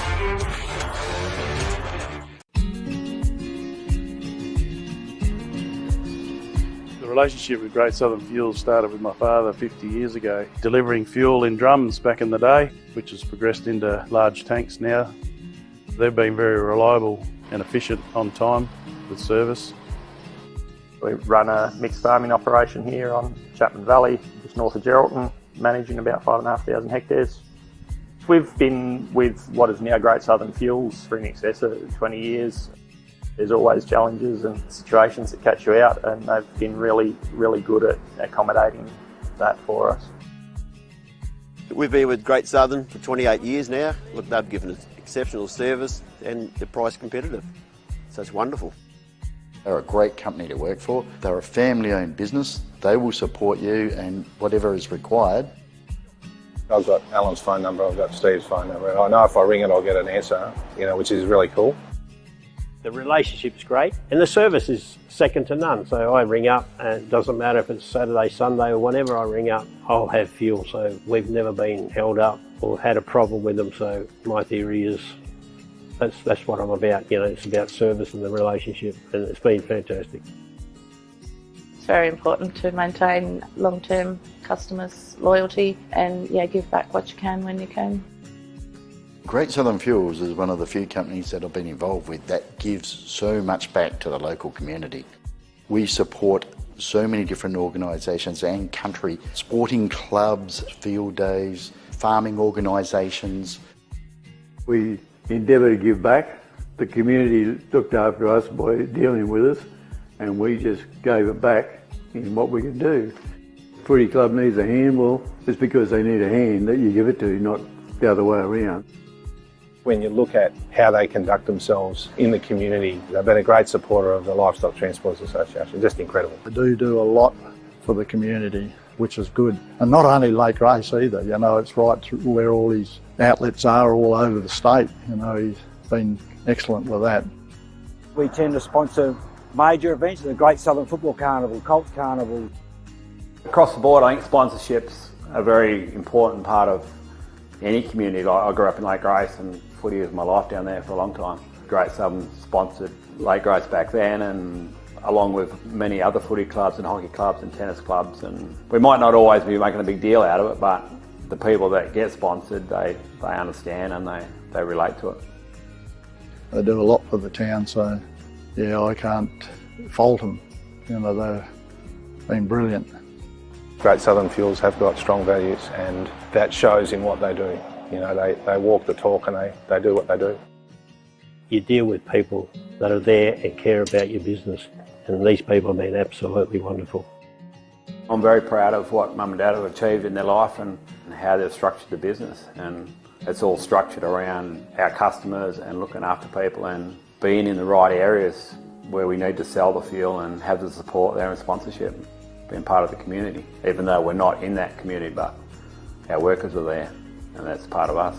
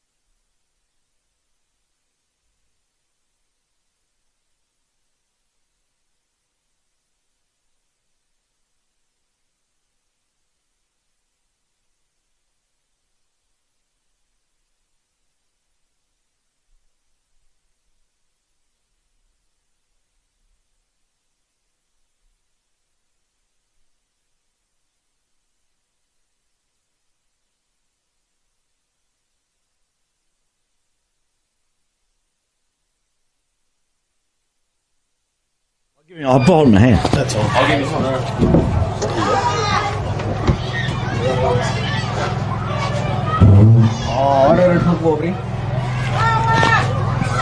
Righto, we're on air. I've got a special guest, Lyndon Dickens. G'day, Lyndon. How are you, mate? Good. Now, you played a game today. Who'd you play against? Nothing but Blues. And who do you play for? Morija Lions. Now, you're holding the footy in your hand there. Yeah. You won that for what was that for? Best on ground. Best on ground. Yeah. Right. Now, where were you playing? Centre forward. And did you kick any goals? One. Only one? Yeah. Did you give any away? Yeah. Sorry? What? Plenty. Plenty? Yeah. Okay. When you're playing footy, how do you feel? Good. Yeah? Yeah. What's the most exciting bit about it? Most exciting thing about footy is... What's the thing you like most about playing footy? Get to know new people and Yeah. make a lot of friends. When you're out there and you do good things, does it feel good? Yeah. And so when you get the footy, what's your aim to do? What do you want to do with it? Hit the next target. Yeah, that's a really good thing that I hear you say, because when I see you play footy, that's one of the things that I admire about is that you don't necessarily try and do it all yourself, that you're able to spot out other players and assist. Now, you played in the Colts last week in Broome. How did you enjoy that? Yeah, be right. Yeah. All good. Now, there's a side being picked to go to Perth, the Kimberley Spirit team. How do you reckon you go? Do you reckon you maybe get a jumper for that? I don't know, maybe. And if you did, would you enjoy it? Yeah. Have you played down in Perth before? Yeah. Tell us a bit about it. Yeah, I'm be great, and yeah. Who'd you play for? Kimberley Spirit. Oh, last year. Yeah. Cool. And what was and who else went with you? Couple of 8 of the Central boys and 8 West boys, and yeah. Couple of East Kimberley boys, maybe 2. Cool. All right, mate. Well, this game's just about to start, and you've got a couple of your buddies sitting here. I might bring them in and have a bit of chat to them. Hang around, and you might be able to do some commentating. Do you know the boys that are playing out here now that the game started between the Cats and the Roos? Yeah. You want to try doing a bit of commentating while we're sitting here? I don't know. Just all you have to do is tell us what you see. No, that's breathtaking. Okay, right. Okay, LD. Thank you for your time. Good to have you, and good luck. I hope you get picked in the Kimberley Spirit team. Yeah. And well done for being the best player today. Yeah. Ikem Brown, come over here. Come over here, Ikem. We've got another really good player who played in the Colts last year, Ikem Brown, as the Cats are getting the ball and handballing it forward. Ikem, you played today. Who do you play for?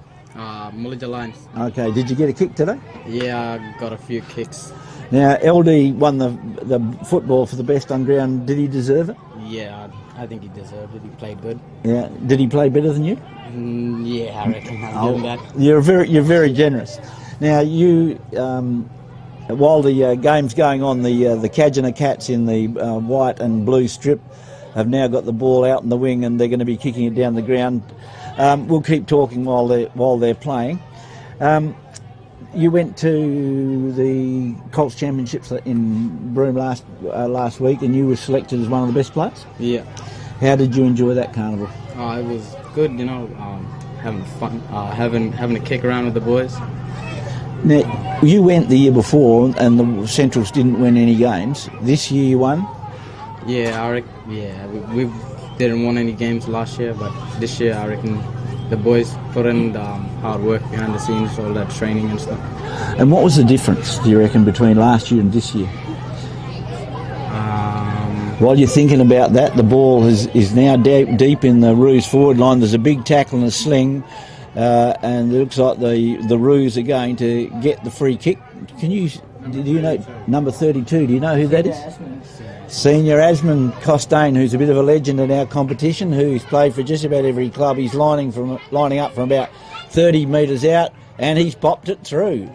And Asman likes a bit of celebration as all the boys go to him. So that's the opening score, the first goal to the Roos. Now, Akeem, you also went to Perth for a while. Can you tell us a bit about that? Yes.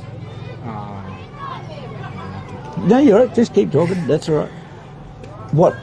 How long did you go down for?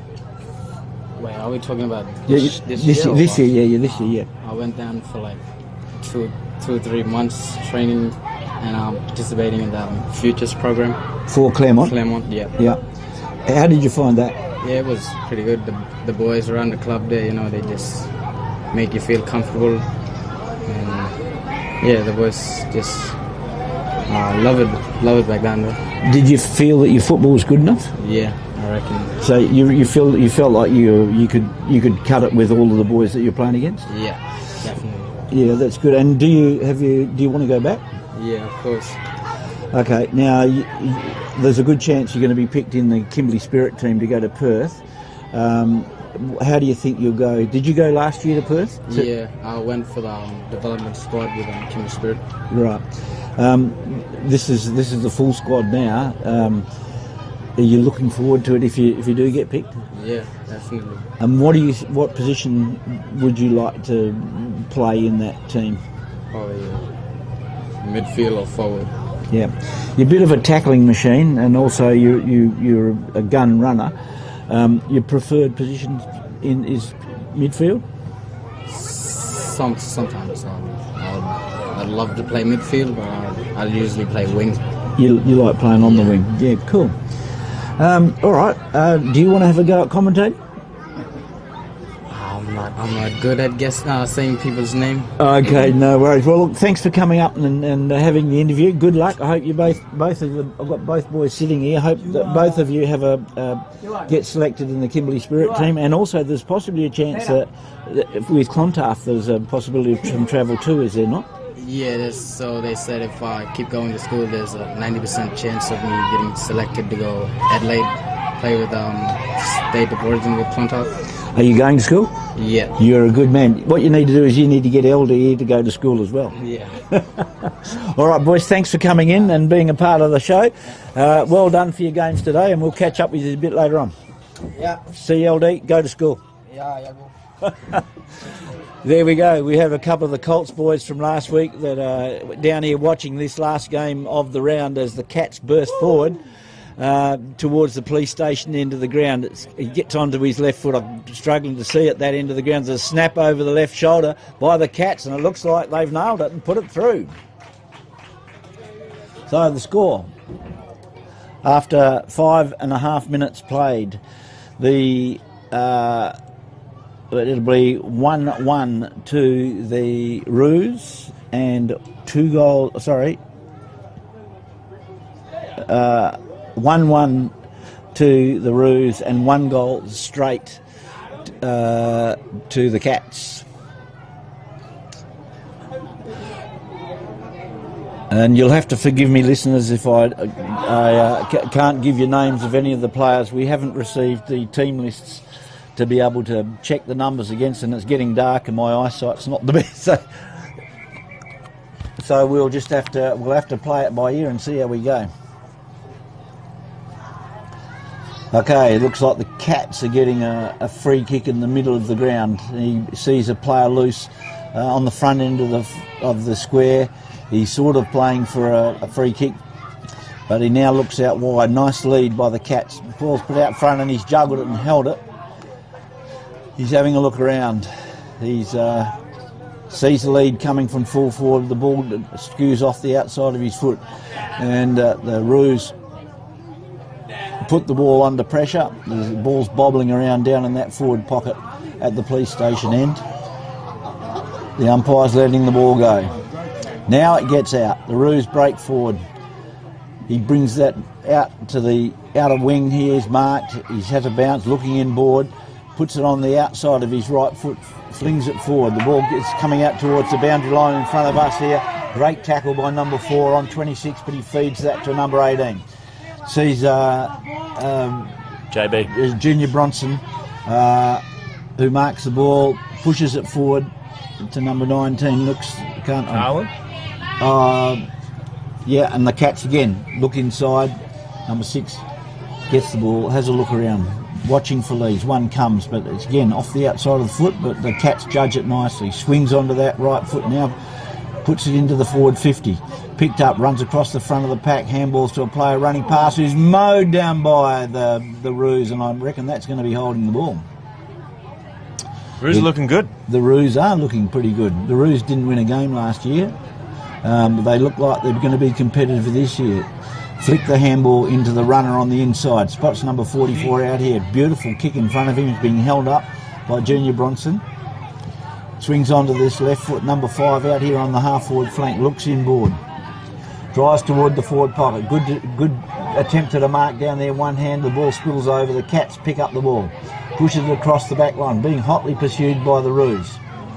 Good handball flicked outside. Handballs the ball in front of him. He's got a bit of trouble now because it's 3-1 out there. Well picked up by the Roos. Misses the handball. Gets picked up by the Cats. Ball bounces awkwardly in the middle for the players. The Roos still in control of the ball, but now the Cats pick up the loose ball off the ground, bangs it forward to the open territory. The race is on. Roos leading the race. Gets tackled well, but gets the ball out the back with a quick handball. Ball in dispute on the ground again. Picked up again by the Roos. They're good on the ball on the ground at the moment, and picks out his player who marks low down. Turns onto his right foot, sees the player on about 15 metres. It's in a short pass further forward. Now he looks inboard. Sees his player there. He takes the mark right on the front edge of the centre square. Looking forward. He's got a lead coming. He's going to honour that lead. No, he doesn't quite mark it. Takes it on hand. The Cats now break free. Sees his player on the wing. Steadies down. Looks inboard. Now comes into the centre of the ground with the player standing by himself. Got plenty of time. Has a player running past. Dummies the handball. Has another bounce.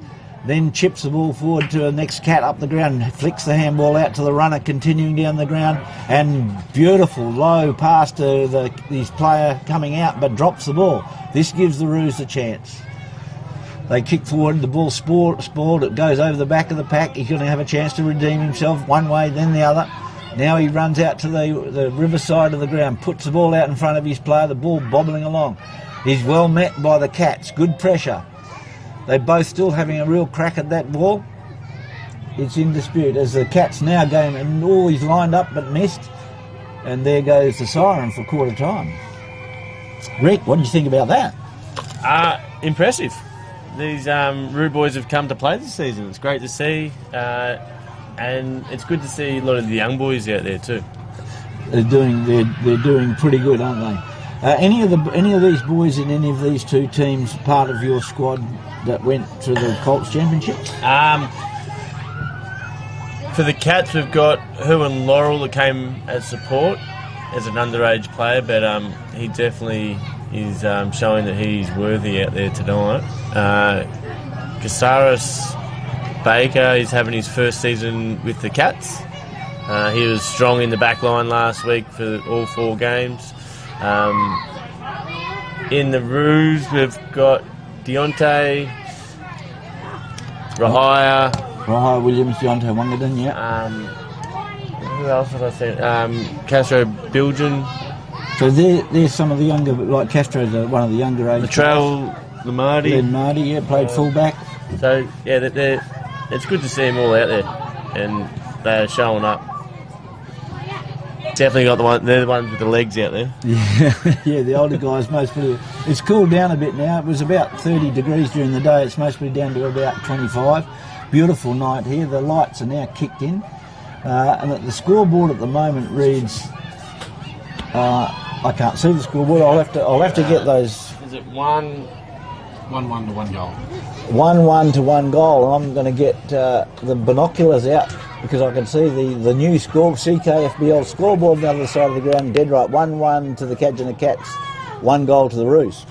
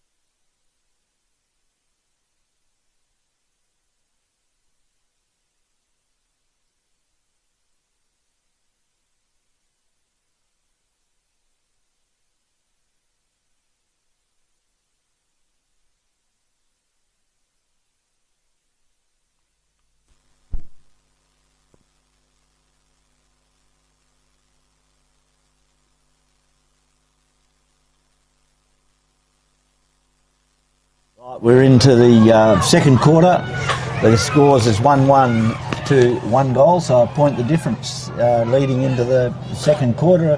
In the last game tonight at the Fitzroy Recreation Centre Oval for the Central Kimberley Footy League first round for 2026. I've got Rick Kennedy sitting with us again. Now, Rick, we were just talking off air about Kadjina and Nookanbar, which you were very familiar with because you were out there for a year or so prior to coming into town, and you were saying there's been quite a changeover of players or exchange of players between the two communities.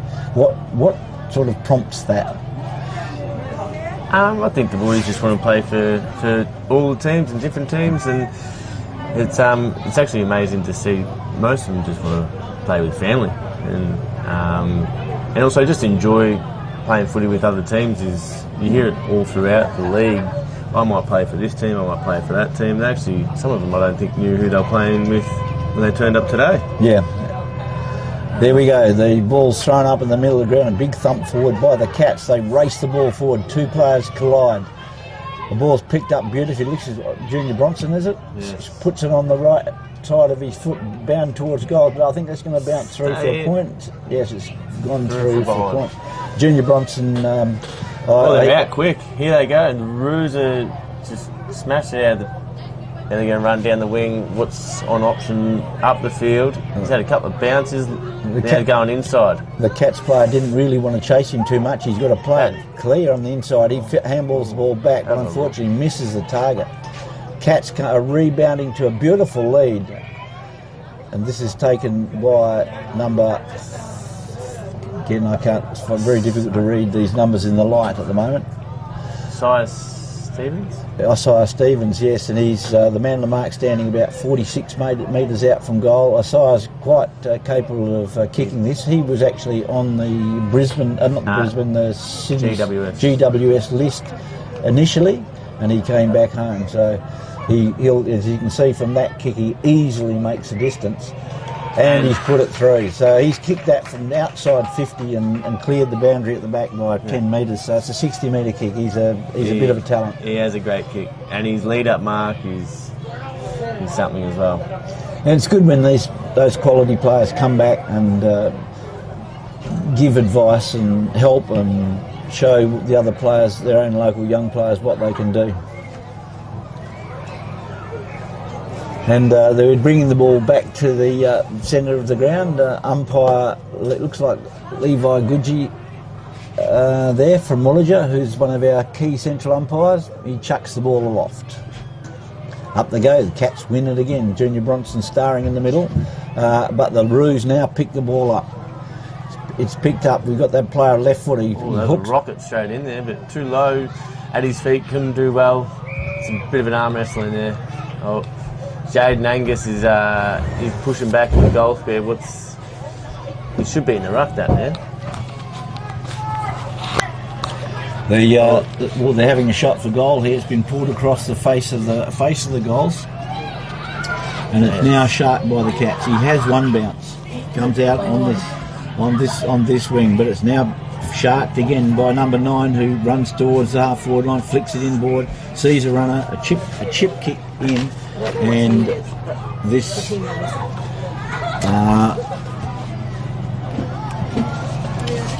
ball's flicked to the middle of the ground. The Roos comes off hands, quick snap on goal, but it drifts out to the right and through for 1 point.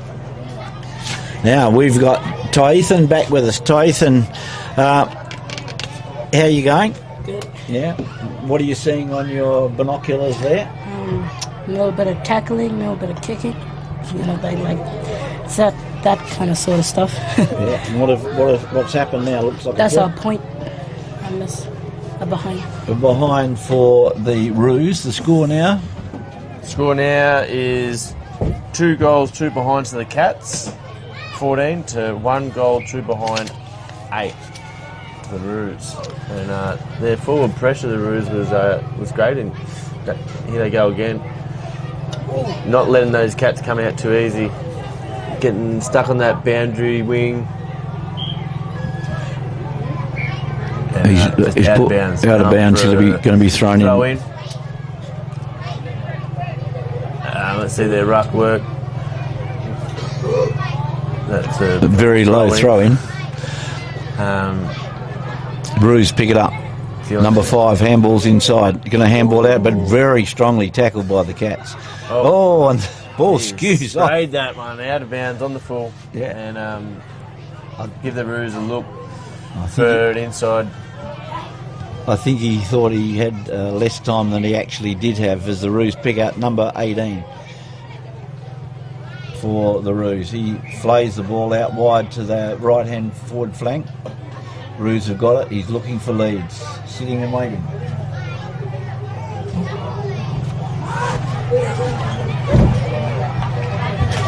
The ball's bouncing around in the forward line.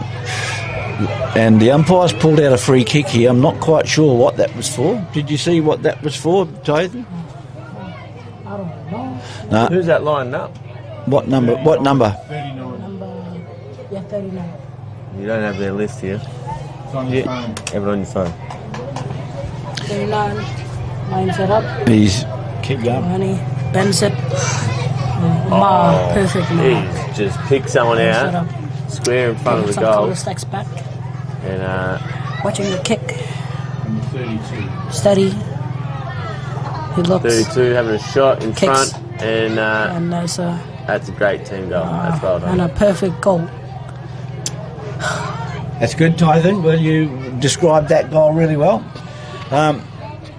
Good stuff. How are those binoculars treating you? Good. Can you see better with those than you can see with your eyes at this time of night? Yeah, I can see.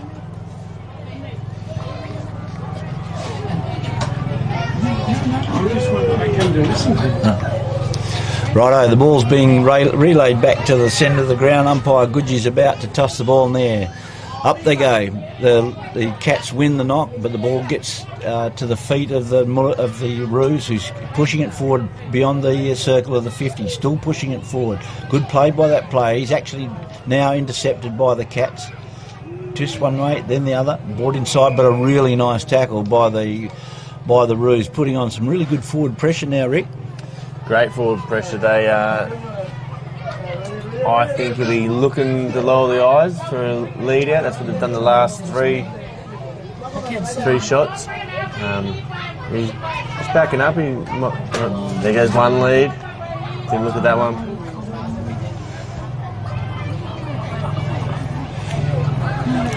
He's about 45 degrees out on the angle, but he's pulled that to the left quite severely. Out of bounds on the full. Cats kick back in from the pocket. That was number 44. That was Lewin Fry. There's a few names on this list with the Cats that I don't recognise. Obviously, new players this year that they've recruited. There's a few of the Tarlin Munda and a few of the guys from last year who've played some pretty good footy for them. As the ball is pushed down the river side of the ground, the Cats have one bounce. He's hotly pursued. He nearly gets run down, gets his kick in, drifts out onto that forward pocket and drifts out of bounds about 30 metres out from the Cats' goals underneath that light tower at the Junjua end of the ground. The boundary umpire, I think he's getting a bit tired. He jogs around. He's about to roll that ball in. Right, Tathan, you tell us a bit about what's going on for the next couple of seconds. Leandre Hode got the ball, getting ready to throw it up. Would he be a relative of yours? I don't know.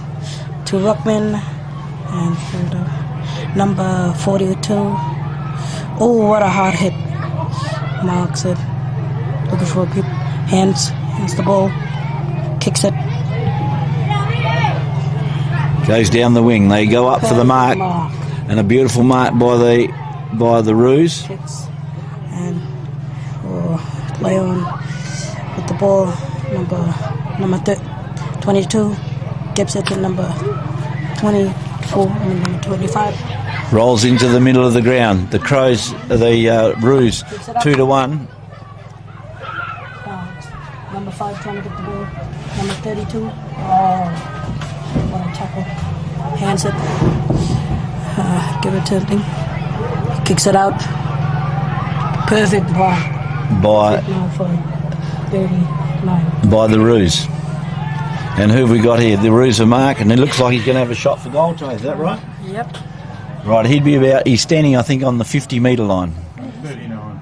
Number 39 for the Roos. They've got a chance to bring the score back closer here, because the score at the moment is the 2-2 to 2-2. So if he gets a score here. Now there's a good mark down there, but I'm not quite sure, but it's a very tall player with a big pair of hands. Oh, Jaden. Jaden lines up. He's not taking his time, and he pops it through. So Kicks a goal, Jaden. Great mark. So that means the Roos have hit the front for the first time in this game. Yeah, actually, Jay. Where do you know Jaden from, Tyathan? Every time I go to school, I see him doing his job. All right. He was a gardener at the school, and he's now working for someone else. He's left the school, but he does junior footy too, doesn't he? Yeah, he does. He plays off. Righto, the ball comes back to the centre of the ground. We have a special guest sitting in here with Mr. Leon Van Erp, who any Pilbara listeners who from the desert area would know him as the Cats break for goal. Drives long to the goal. Oh, just bounces off the back of the hands of the Cats player. Most people didn't know how close he was to goal. Cats pick it up again, driving for goal. This time drives through, and that was well done, well executed by the Cats. So a pretty quick answer there. 19. Number 19, and he's jogging off after kicking that goal. He's going to come and have a drink and a bit of a rest. Now, we've got Mr. Leon Van Erp with us, who's doing some work for Gandua up here. Leon, what are you doing in town? We're working with the CKFL and Gandua.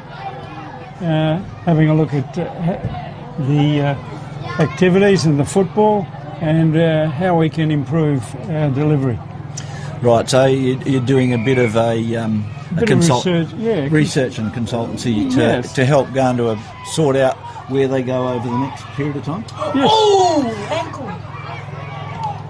We will hold it there, Leon, and we're looking at the players. It's starting to gather a bit of momentum as the ball's pushed towards the half forward flank for the Roos.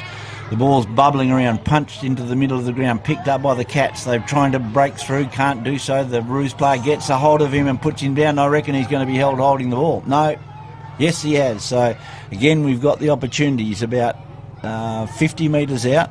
We're waiting for the player to turn around so we can see his number. 39. Number 39. He would be about 45 degrees, about 50 metres out. The score's at the moment 3-2 to 3-2, so any score here will put them back in front. He lines up. Long kick. It's beautiful. It's going all the way to the line. Will it make the distance? No. It's punched to the side and drifts through for a point. So it's 3-2 to 3-3, the Roos leading as the Cats bring it out, and there goes the siren for half-time. The quarters, the listeners might be wondering why the quarters are so quick, but we started a bit late today, so all the quarters have had to be trimmed by 5 minutes.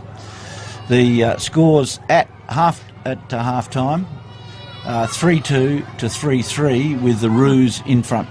No, 2-3. Oh, No, you're right. No, You're right. reading down. Now, well, Leon, we'll just continue our discussion for a second for our listeners. Leon, you had a lot of experience in the Pilbara and other places. What were you doing in the Pilbara before you retired? Well, community relations at Telfer Gold Mine, actually, the last 12 years before I retired, and we fully involved with Nyurukajunka, which is the Desert Sport Development Program out from Port Hedland, including all the Maru communities, Jigalong, Bungord, Kiwikura, Warralong and Port Hedland. So, yes. And you were instrumental in setting up Nyurukajunka, which was equivalent sort of organisation to Gandua in the Kimberley. It was, yes. It's around about 2004 or so. Cool. And that's still going strong today? Very strong. Although it's moved away from more senior sport development to juniors in the schools. There's a definite need for skill development and sport understanding, so they started moving towards younger kids at school, primary schools, and then a little bit later on to the teenagers. Cool. Now, your experience with the desert communities out there, that they love their footy? Oh, as much as they do here, yeah. That was going to be my question. How do you see is there any difference between the community type footy that you're seeing here and the community footy that you saw out there? The difference here is you're more equivalent to Tiwi Islands, really, in that you've got a beautiful lawned area, you've got lights, you've got an electronic scoreboard, very well organised. A lot of the communities don't have the what's the word? They aren't been unfortunate in that they don't have the water. They don't have the water. They don't have the facilities. So therefore, most of their ovals are red dirt, and some of them quite rocky. But just on that, then, do the centres, like now the centre for that would have been Newcrest Mine, would it have been? Well, no, not really. We started in about the mid-90s out in the desert, where we had sport development officer in Warburton, another one in Jigalong, and so we did the Western Desert and the Central Desert. When Newcrest started when I went there in 2002, and we, through extra funding and extra support, we provided mobile sport development and football development officers, and so the standard rose, and so did the competition and the regularity. Cool. Hey, Leon, I will make a. Oh, just hang on a sec. D. Quain, come up. I'll just interrupt our interview with Leon, and I'll just bring D. Quain Mick to the microphone and ask him a few words. D. Quain was one of the stars for the Central Kimberley in Broome last week. How did you enjoy the carnival in Broome, D. Quain? Great. Scatter. When you say scatter, that means pretty good, eh? Yeah, pretty good. Yeah. Now, you were elected one of the leadership group. How did you find that? Yeah, right. Bit tough. But, yeah, right. Tough for the boys going out, smoking, trying to tell them, come back, but, that's what they do back here in Fitri. They just gotta let them go. But they played some pretty good footy, and after a bit of a slow start, they got going. Whereabouts do you play? Because you were pretty instrumental in getting them going. So where do you play, and how did you? I play centre, bit of backline, and yeah. What do you reckon your strengths are? Your strengths in football? What are you good at? Back. Would you say pressure, footy, tackling? Yeah, pressure and tackling. Yeah.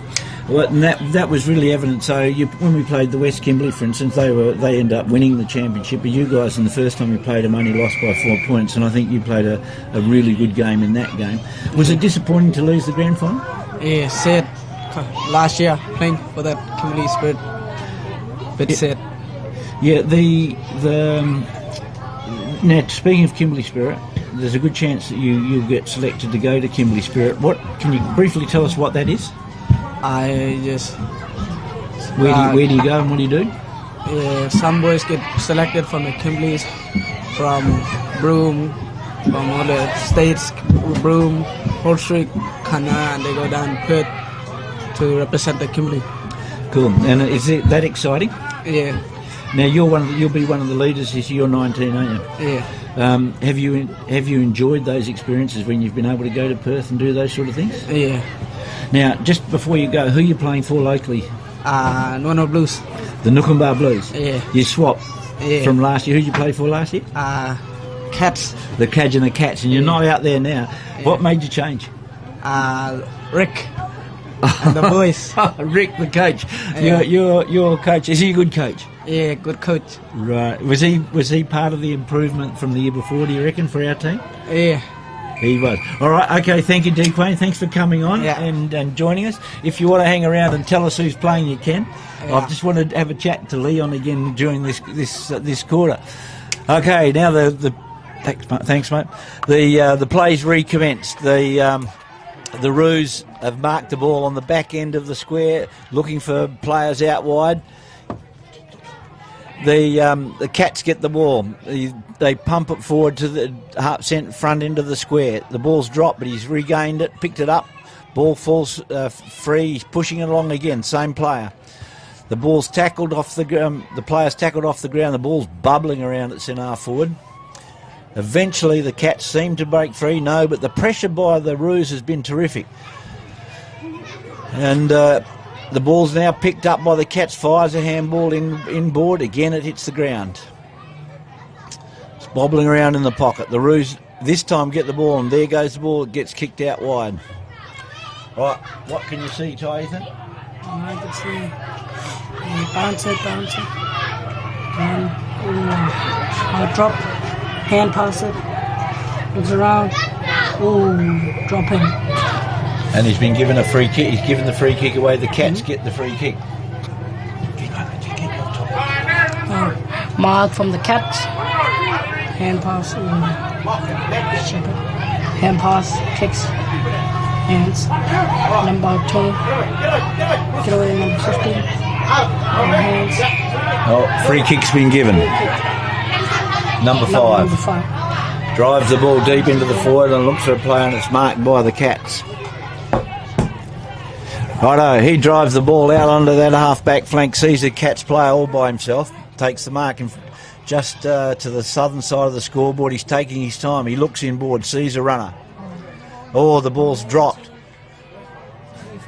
Picked up by 25 for the Roos. He now puts it on the left foot, drives long towards the goal square. The ball's in dispute. It pops over the back, and the Cats gain control.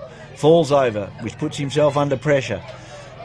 Big Jaden tries to pick up the ball, comes off his boot and dribbles out of bounds.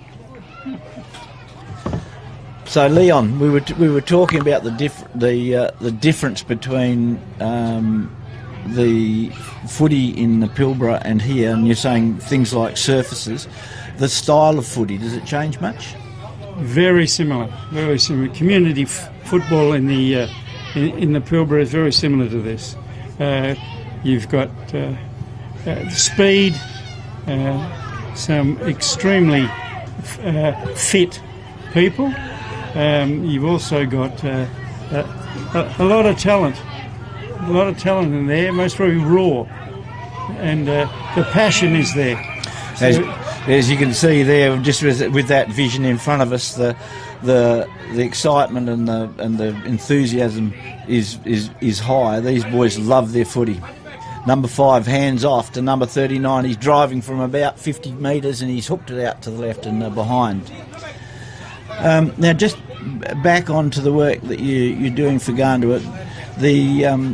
Is what you're finding out that organisation has got lots to do? Gandua have got a fabulous, really a fantastic record here. They've got a great reputation. Unfortunately, because of things like COVID and the flood in recent times, their range and activities has been very limited, and so. Keep going. Everybody's looking very forward to them coming back and getting involved in such things as supporting the footballers, supporting the communities in sport development, in bringing back the Gandua Festival, which is we've interviewed numerous community members here today. As we've got the Roos lining up for goal, but he's pulled it to the right. The scores at the moment: 3 goals, 5 to the Roos, 3 goals, 2 to the Cats. We've got a close one in our last game.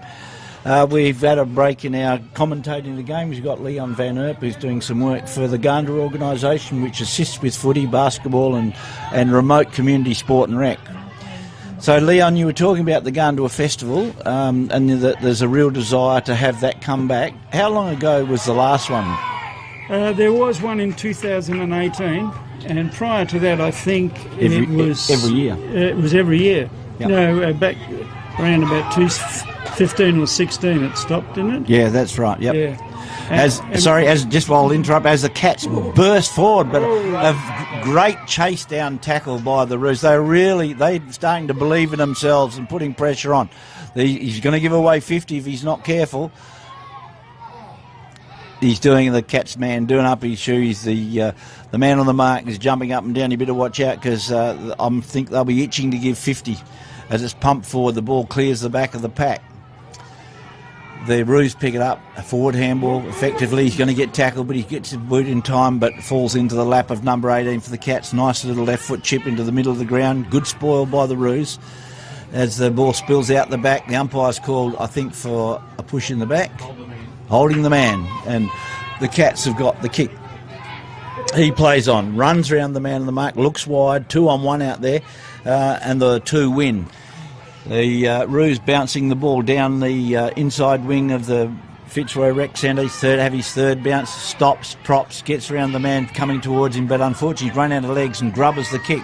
The Cats with numbers, number 18 playing a real decent game of footy, pops it over the top, misses his man, but the Cats are both back there in numbers. He hooks it back into the corridor. It's overrun by one of the Roos players, but he soccers it forward. It might be an advantage of the Roos. He falls over, unfortunately for him, and his next player is also collared. The ball comes into dispute. The Roos are break free. The handball goes forward. Again, it goes forward. The big fella now picks the ball up. He's got it in front of him. He's up. Went to line up a player, and unfortunately, the ball ran out of bounds. He would have been better off going for the ball than going for the player after some pretty good sort of play. Right, to Ethan, you're standing up. What can you see? I'm looking hard hit back there. Yeah. And it looks like the ball's going to be thrown in. Commentate for a couple of minutes. Yeah. So today, ball up for the boys. Cats and Roos. Cats and Roos are playing. Mark, hands, hard hit, holding in, kicks. Umpire's given the free kick. Free number kick. 18. Free kick to the Cats. Geelong Cats. Look around for anyone to send it out. Looking out, looking, he kicks it. And that's a perfect mark. Look around for anyone. Look around, running through, kicks. And water. Whoa. Play on. Hand pass. Hands. Run. Hands it. Hard hit. Hard hit by the Geelong Cats. Ooh, without the ball. 26 ball. Look around for anyone. Play on. Oh, one buddy up there. 3, helping. Hold it in. Play on. Wonder what's that. That was great, Tython. Well commentated. The Roos get the ball, pump it forward. The Cats pick up, handball over the top. He's going to retrieve his own ball. He's being chased. He gets bumped off the ball, but keeps the ball rolling out towards that half-back flank. He jumps over the player again. Roos here, there, everywhere, but I reckon he's copped a high tackle there, about 40 metres out, free kick on about a 45-degree angle. Leon, are you any good at commentating? No, he reckons he's not. Well, he's I don't know the players. We don't know the players either, so the viewers will have to forgive us. We can't use the players' names. 39. Number 39. We'll see if we've got this list here. No, we haven't got the Roos. I haven't got the Roos list in front of me, even though it's on my phone, but it's too small to see. He's lining up. He's about 30 metres out. This is to put them another goal in front. It's right to the goal line. Up they go. We're waiting on the umpire's decision. Nah, it's a mark. Good play by the Cats, really strong defence right on the last line of defence. He's strolling out, he's having a look, see where the players are leading. He hasn't got much in front of him, so he decides to go long to the outer side of the ground. Up they go, and the Roos pull in the mark. Number 22 for the Roos. And the siren goes, he's going to have a shot after the siren for three-quarter time. The score's 3-5 to the Roos, 3 goals, 2 to the Cats. If he puts this in front, they're going to be 9 points in front if he is able to kick the goal. He's kicking from just on the 50. Lines up, nice kick, long kick, but sliding off to the right. No, it's not. It swung back beautifully, and he's nailed that from, I'd say, 50 metres out, and it sailed through the back of the goal. So a beautiful 60 metre after the siren goal to put the Roos up by 9 points.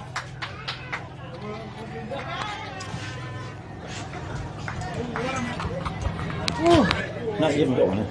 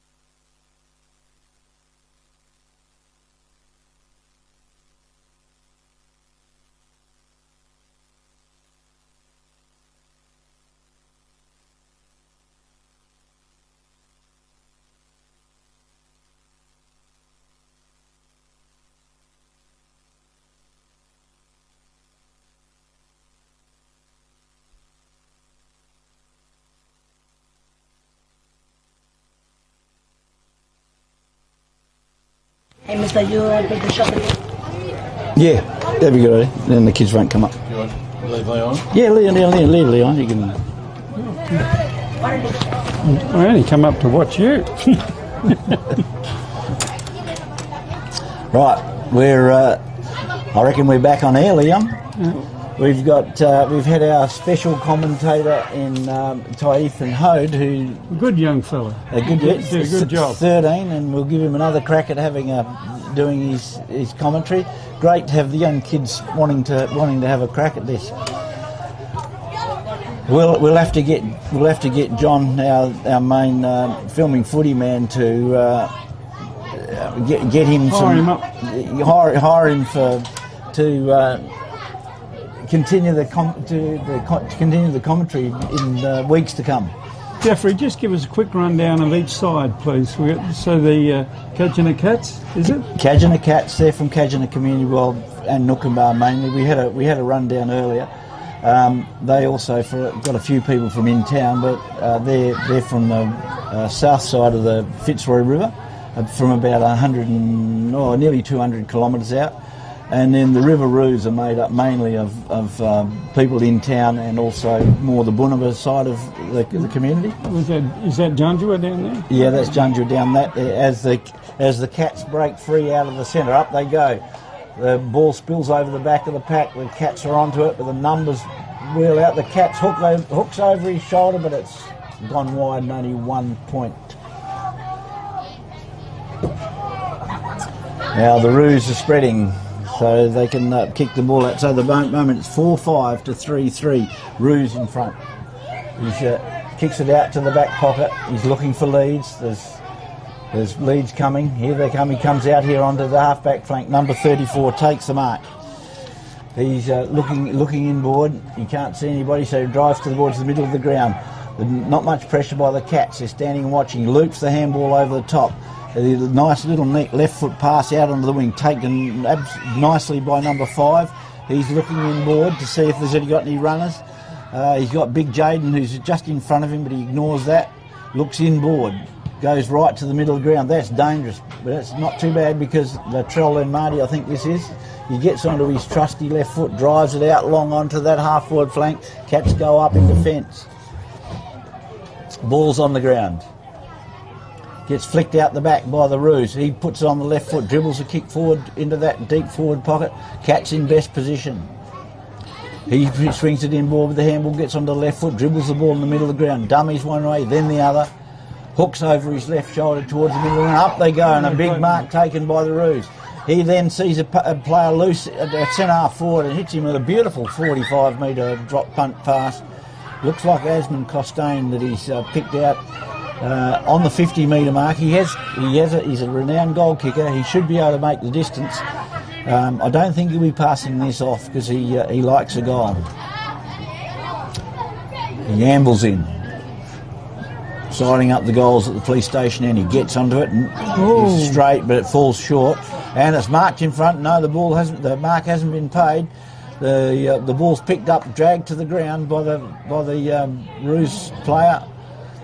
They're not wanting to pick the ball up. Now somebody does. The Cats dribbles off the end of his hand. He comes inboard. He's tackled. The umpire letting the game go on. Now the Cats break free. Puts it into the middle of the ground. Numbers there belong to the Roos. Dummies one way, then the other. Has a bounce. Looks up, chips the ball forward, again finds a player loose just inside the 50, about 45 metres out. Sorry, on a 45-degree angle, about somewhere between 40 and 50 metres out. 39 again. Number 39 for the Roos.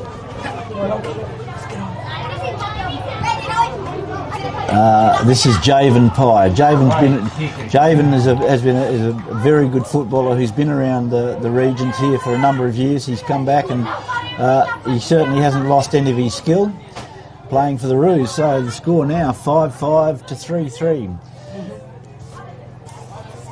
3-3. Ty Ethan's back with us. Good goal, Ty Ethan.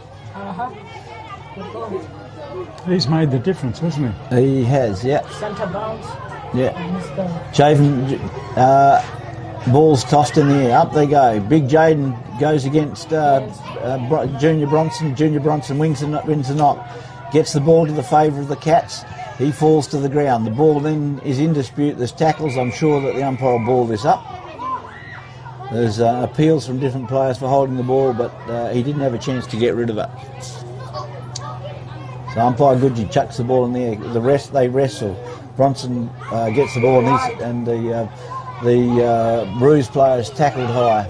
He looks out in the wing, can't see anybody. Now he runs around onto that right foot, drives the ball long, comes into a player leading on about 10 metres in front of him, flicks the handball out to number 5. He again pushes the handball inboard but misses the target. They're throwing their bodies at the ball left, right and centre. I would say it's going to be tossed up again.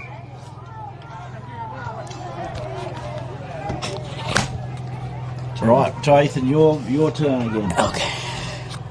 Let's do this. Let's do this. Centre bounce.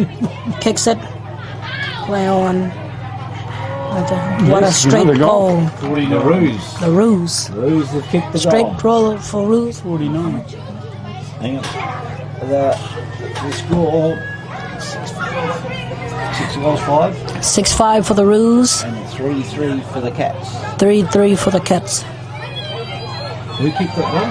Huh? Do we know what number kicked 49. that one? 49 for the Roos. 49 was Gubby Bedford Senior. Now Gubby's about 45 years old. Okay. And he hasn't lost any of his. He was a sensational, been a sensational player. Centre bounce, kicks it. Geelong Cats. Marks. Play on. It's a decent roost. Kicks it long. Geelong kicks in. Ooh, what a hard hit. Kajana Cats. Now the Roos. Kajana Cats. Roos. Kajana Cats. Hands it. Give it to his thing. Kicks it. Perfect mark. Yeah, I'm not took so keep going this way. Kicks it. Kicks it. Play on. Kicks it. What a perfect. Possibly a mark there. Geelong Cats trying to get into it. One bounce. Right, well done, Ethan. We'll take over for a second. We've got a few of the boys, I think, calling out to you. I think they might be calling out to me, but no, not at the moment, mate. Anyway, here we go. The boys are wanting to get on the commentary box with Ethan as the Kajana Cats take the mark. They've got to get some goals in a hurry because we're at the we've 6 minutes and 20-minute mark, which means there's only 3.5 minutes to go, and they've got to get at least a couple of goals. Number 35's out here by himself. He waits for the ball, and that's his mistake because the Roos now get the ball, but it flicks out to number 14. One way, then the other. Handball's inboard. Junior Bronson picks up the ball, sees a lead. One-handed attempt by that Cats player, flicks it to the ball out the back, but the Roos are there in numbers. And Tristan McCarthy, number 1, grabs the ball, pushes it out wide to the outer flank. That was good play. He's also gone back. I think he might even get a chance to pick the ball up again. He misses it, but he's still in there fighting. The numbers are with the Roos. They're trying to push that ball up along the scoreboard flank. The ball comes forward. McCarthy's going to pick it up again. Picks onto that right foot, drives it long into the middle of the ground. Nice kick, picks out his player, and he's now the Roos on board. They're seeing loose players in the middle of the ground. Beautiful play here. Runs forward, spots up a player leading towards him and bounces off his chest, unfortunately, which might let the Cats in. But it's sharked by the Roos. Bedford gets on his left foot, pops it into the goal square, and this should be an easy goal, and he's banged it out of the ground. 39 again. So that was Gubby Bedford again. I think that was the creator of that goal. And the time on's been called as the ball. 39. Did you say that was? Yeah, Javen Pye. Sorry, Javen. I called you as Gubby. No, not alike at all. But anyway, Javen. He spent some time in the Broome competition and originally played for the Jugarity Bombers, which is the team that the Cats were called before they became the Cats. So the score at the moment, and while the ball's being retrieved from outside the ground, the Roos, most unexpectedly, because I think most people thought the Cats were going to win, 7 goals 5 at the 8 minute mark to 3 goals 3. So they've skipped away in the last half of this game. Now the Roos are at it again. Push the ball forward, but it's sharked by the Cats. Big Jaden's trying to chase the ball down, but they're finding these other nippy players are getting away from him. The ball's loose out here. It's a chase on. Number 5 puts the pressure with the ball on the ground. He might be holding the ball. No, the ball escapes out the back. Number 15 tries to burst his way through. Flicks out the handball to 35, whose legs give away on him just as he's about to kick the ball. The Cats are making really hard work of getting this ball forward. The Roos soccer the ball forward into the square. The Roos pick it up. Number 1 flicks it to the forward. A big fly from behind by the Cats is unsuccessful, but shark beautifully by number 35. Goes one way, then the other. Good Shepherd from behind. Has another bounce. Still looking out in that far wing where he can go. Touches the ball to the ground. Flicks the handball forward. Now they're playing around with it out there, trying to play possession. The Cats are tackling in numbers. The ball stays in play for the Roos. Nope, I think the umpire's pulled out a free kick here to the Cats.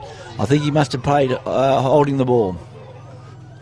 So the ball's relayed back. The Cats need to get the ball moving if they're going to get a score and get a chance of getting this one back. He sees a lead in the middle of the ground. Doesn't quite honour that. He has to pick the ball up and run with it. He runs forward, bangs it into the forward pocket. 2-on-1 down in that pocket. The one might win. No, the 2-of-1. The Cats fullback picks the ball up beautifully, bangs the ball long and finds his player out that way. He runs on, handballs forward. Ball falls to the ground, pushes his opponent off him. Looks to have a bounce, but then decides to kick. Sees a player right in the middle of the ground. Beautiful mark down low, telling people to slow down. He looks to go on his left. Called now to play on. Drops the ball into the forward line, running forward. Nearly takes a good mark. Can't quite hang into it. The Cats put the pressure on. The Roos are back in numbers. He's having a long shot for goal. That looks like it's going right down to the square, but the Cats are camped underneath it. He sees his player leading out into that back pocket. Neatly taken, having a look down the ground, see what he can see and offer. Now flicks the ball over the top. Beautifully picks out the player between two Roos players. Turns right near the scoreboard, bangs it out to a player all by himself on the scoreboard wing. Has one bounce, has a second bounce. He's being shepherded. The ball's pushed forward, nicely scooped up on the run. Centres the ball. They got numbers in the middle of the ground. He bursts through the 50. Has a long pot shot to his leading forward pocket. Snaps over his left shoulder, and he's missed, unfortunately, to the near side. That looks like Bilgen down in this forward pocket. Anthony Bilgen in this forward pocket, who had the snap but went slightly to the left. And there goes the siren for the end of the game. Ethan, what did you think of that game? Pretty good, mister. Yeah, and we want to come up and do some more commentating the next time around? Yeah. Good to have you here, mate. Thanks for your words of wisdom. Good to have you. We'll see you next time. Yeah. Thank you, buddy. Right, the final scores.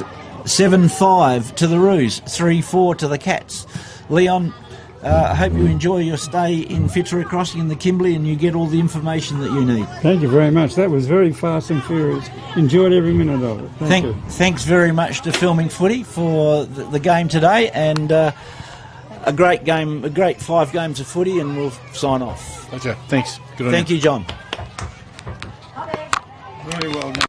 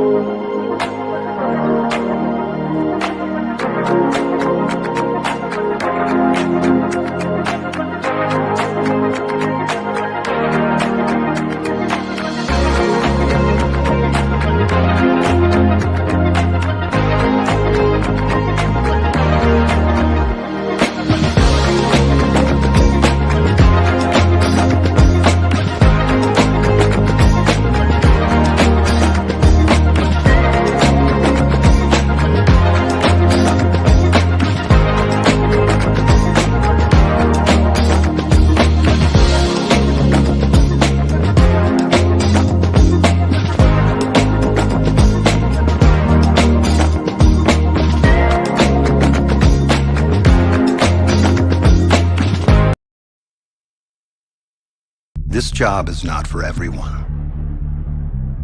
It's not easy. But it is not without its moments.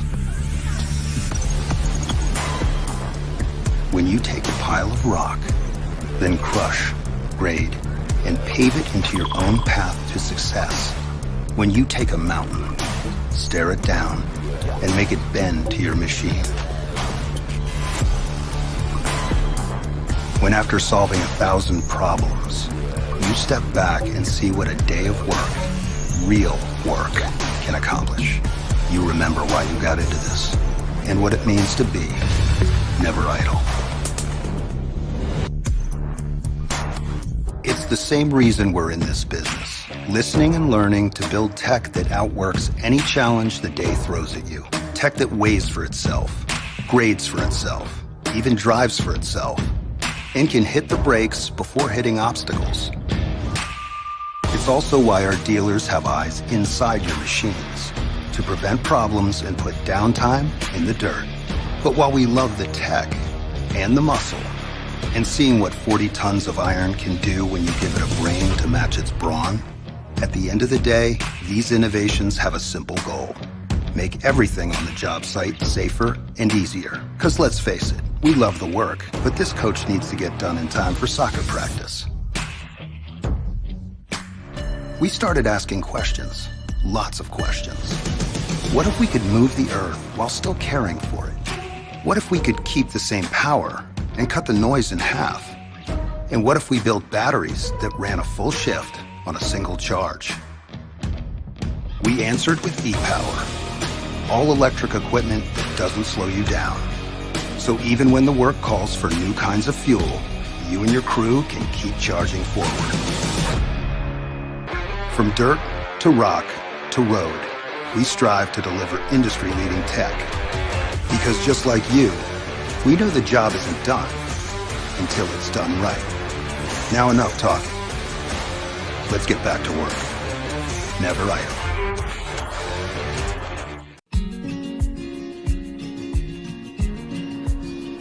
The relationship with Great Southern Fuels started with my father 50 years ago, delivering fuel in drums back in the day, which has progressed into large tanks now. They've been very reliable and efficient on time with service. We run a mixed farming operation here on Chapman Valley, just north of Geraldton, managing about 5,500 hectares. We've been with what is now Great Southern Fuels for in excess of 20 years. There's always challenges and situations that catch you out, and they've been really, really good at accommodating that for us. We've been with Great Southern for 28 years now. Look, they've given us exceptional service and they're price competitive. So it's wonderful. They're a great company to work for. They're a family-owned business. They will support you and whatever is required. I've got Alan's phone number, I've got Steve's phone number, and I know if I ring it I'll get an answer, which is really cool. The relationship's great and the service is second to none. So I ring up and it doesn't matter if it's Saturday, Sunday or whenever I ring up, I'll have fuel. So we've never been held up or had a problem with them. So my theory is that's what I'm about. It's about service and the relationship, and it's been fantastic. It's very important to maintain long-term customers' loyalty and give back what you can when you can. Great Southern Fuels is one of the few companies that I've been involved with that gives so much back to the local community. We support so many different organisations and country, sporting clubs, field days, farming organisations. We endeavour to give back. The community looked after us by dealing with us, and we just gave it back in what we could do. Footy club needs a hand, well, it's because they need a hand that you give it to, not the other way around. When you look at how they conduct themselves in the community, they've been a great supporter of the Livestock Transporters Association. Just incredible what they do. I do a lot for the community, which is good. And not only Lake Race either, it's right through where all these outlets are all over the state. He's been excellent with that. We tend to sponsor major events, the Great Southern Football Carnival, Colts Carnival. Across the board, I think sponsorships are a very important part of any community. I grew up in Lake Grace and footy was my life down there for a long time. Great Southern sponsored Lake Grace back then, and along with many other footy clubs and hockey clubs and tennis clubs, and we might not always be making a big deal out of it, but the people that get sponsored, they understand and they relate to it. They do a lot for the town, so I can't fault them. They've been brilliant. Great Southern Fuels have got strong values, and that shows in what they do. They walk the talk and they do what they do. You deal with people that are there and care about your business, and these people have been absolutely wonderful. I'm very proud of what Mum and Dad have achieved in their life and how they've structured the business. And it's all structured around our customers and looking after people and being in the right areas where we need to sell the fuel and have the support there and sponsorship, being part of the community, even though we're not in that community, but our workers are there and that's part of us.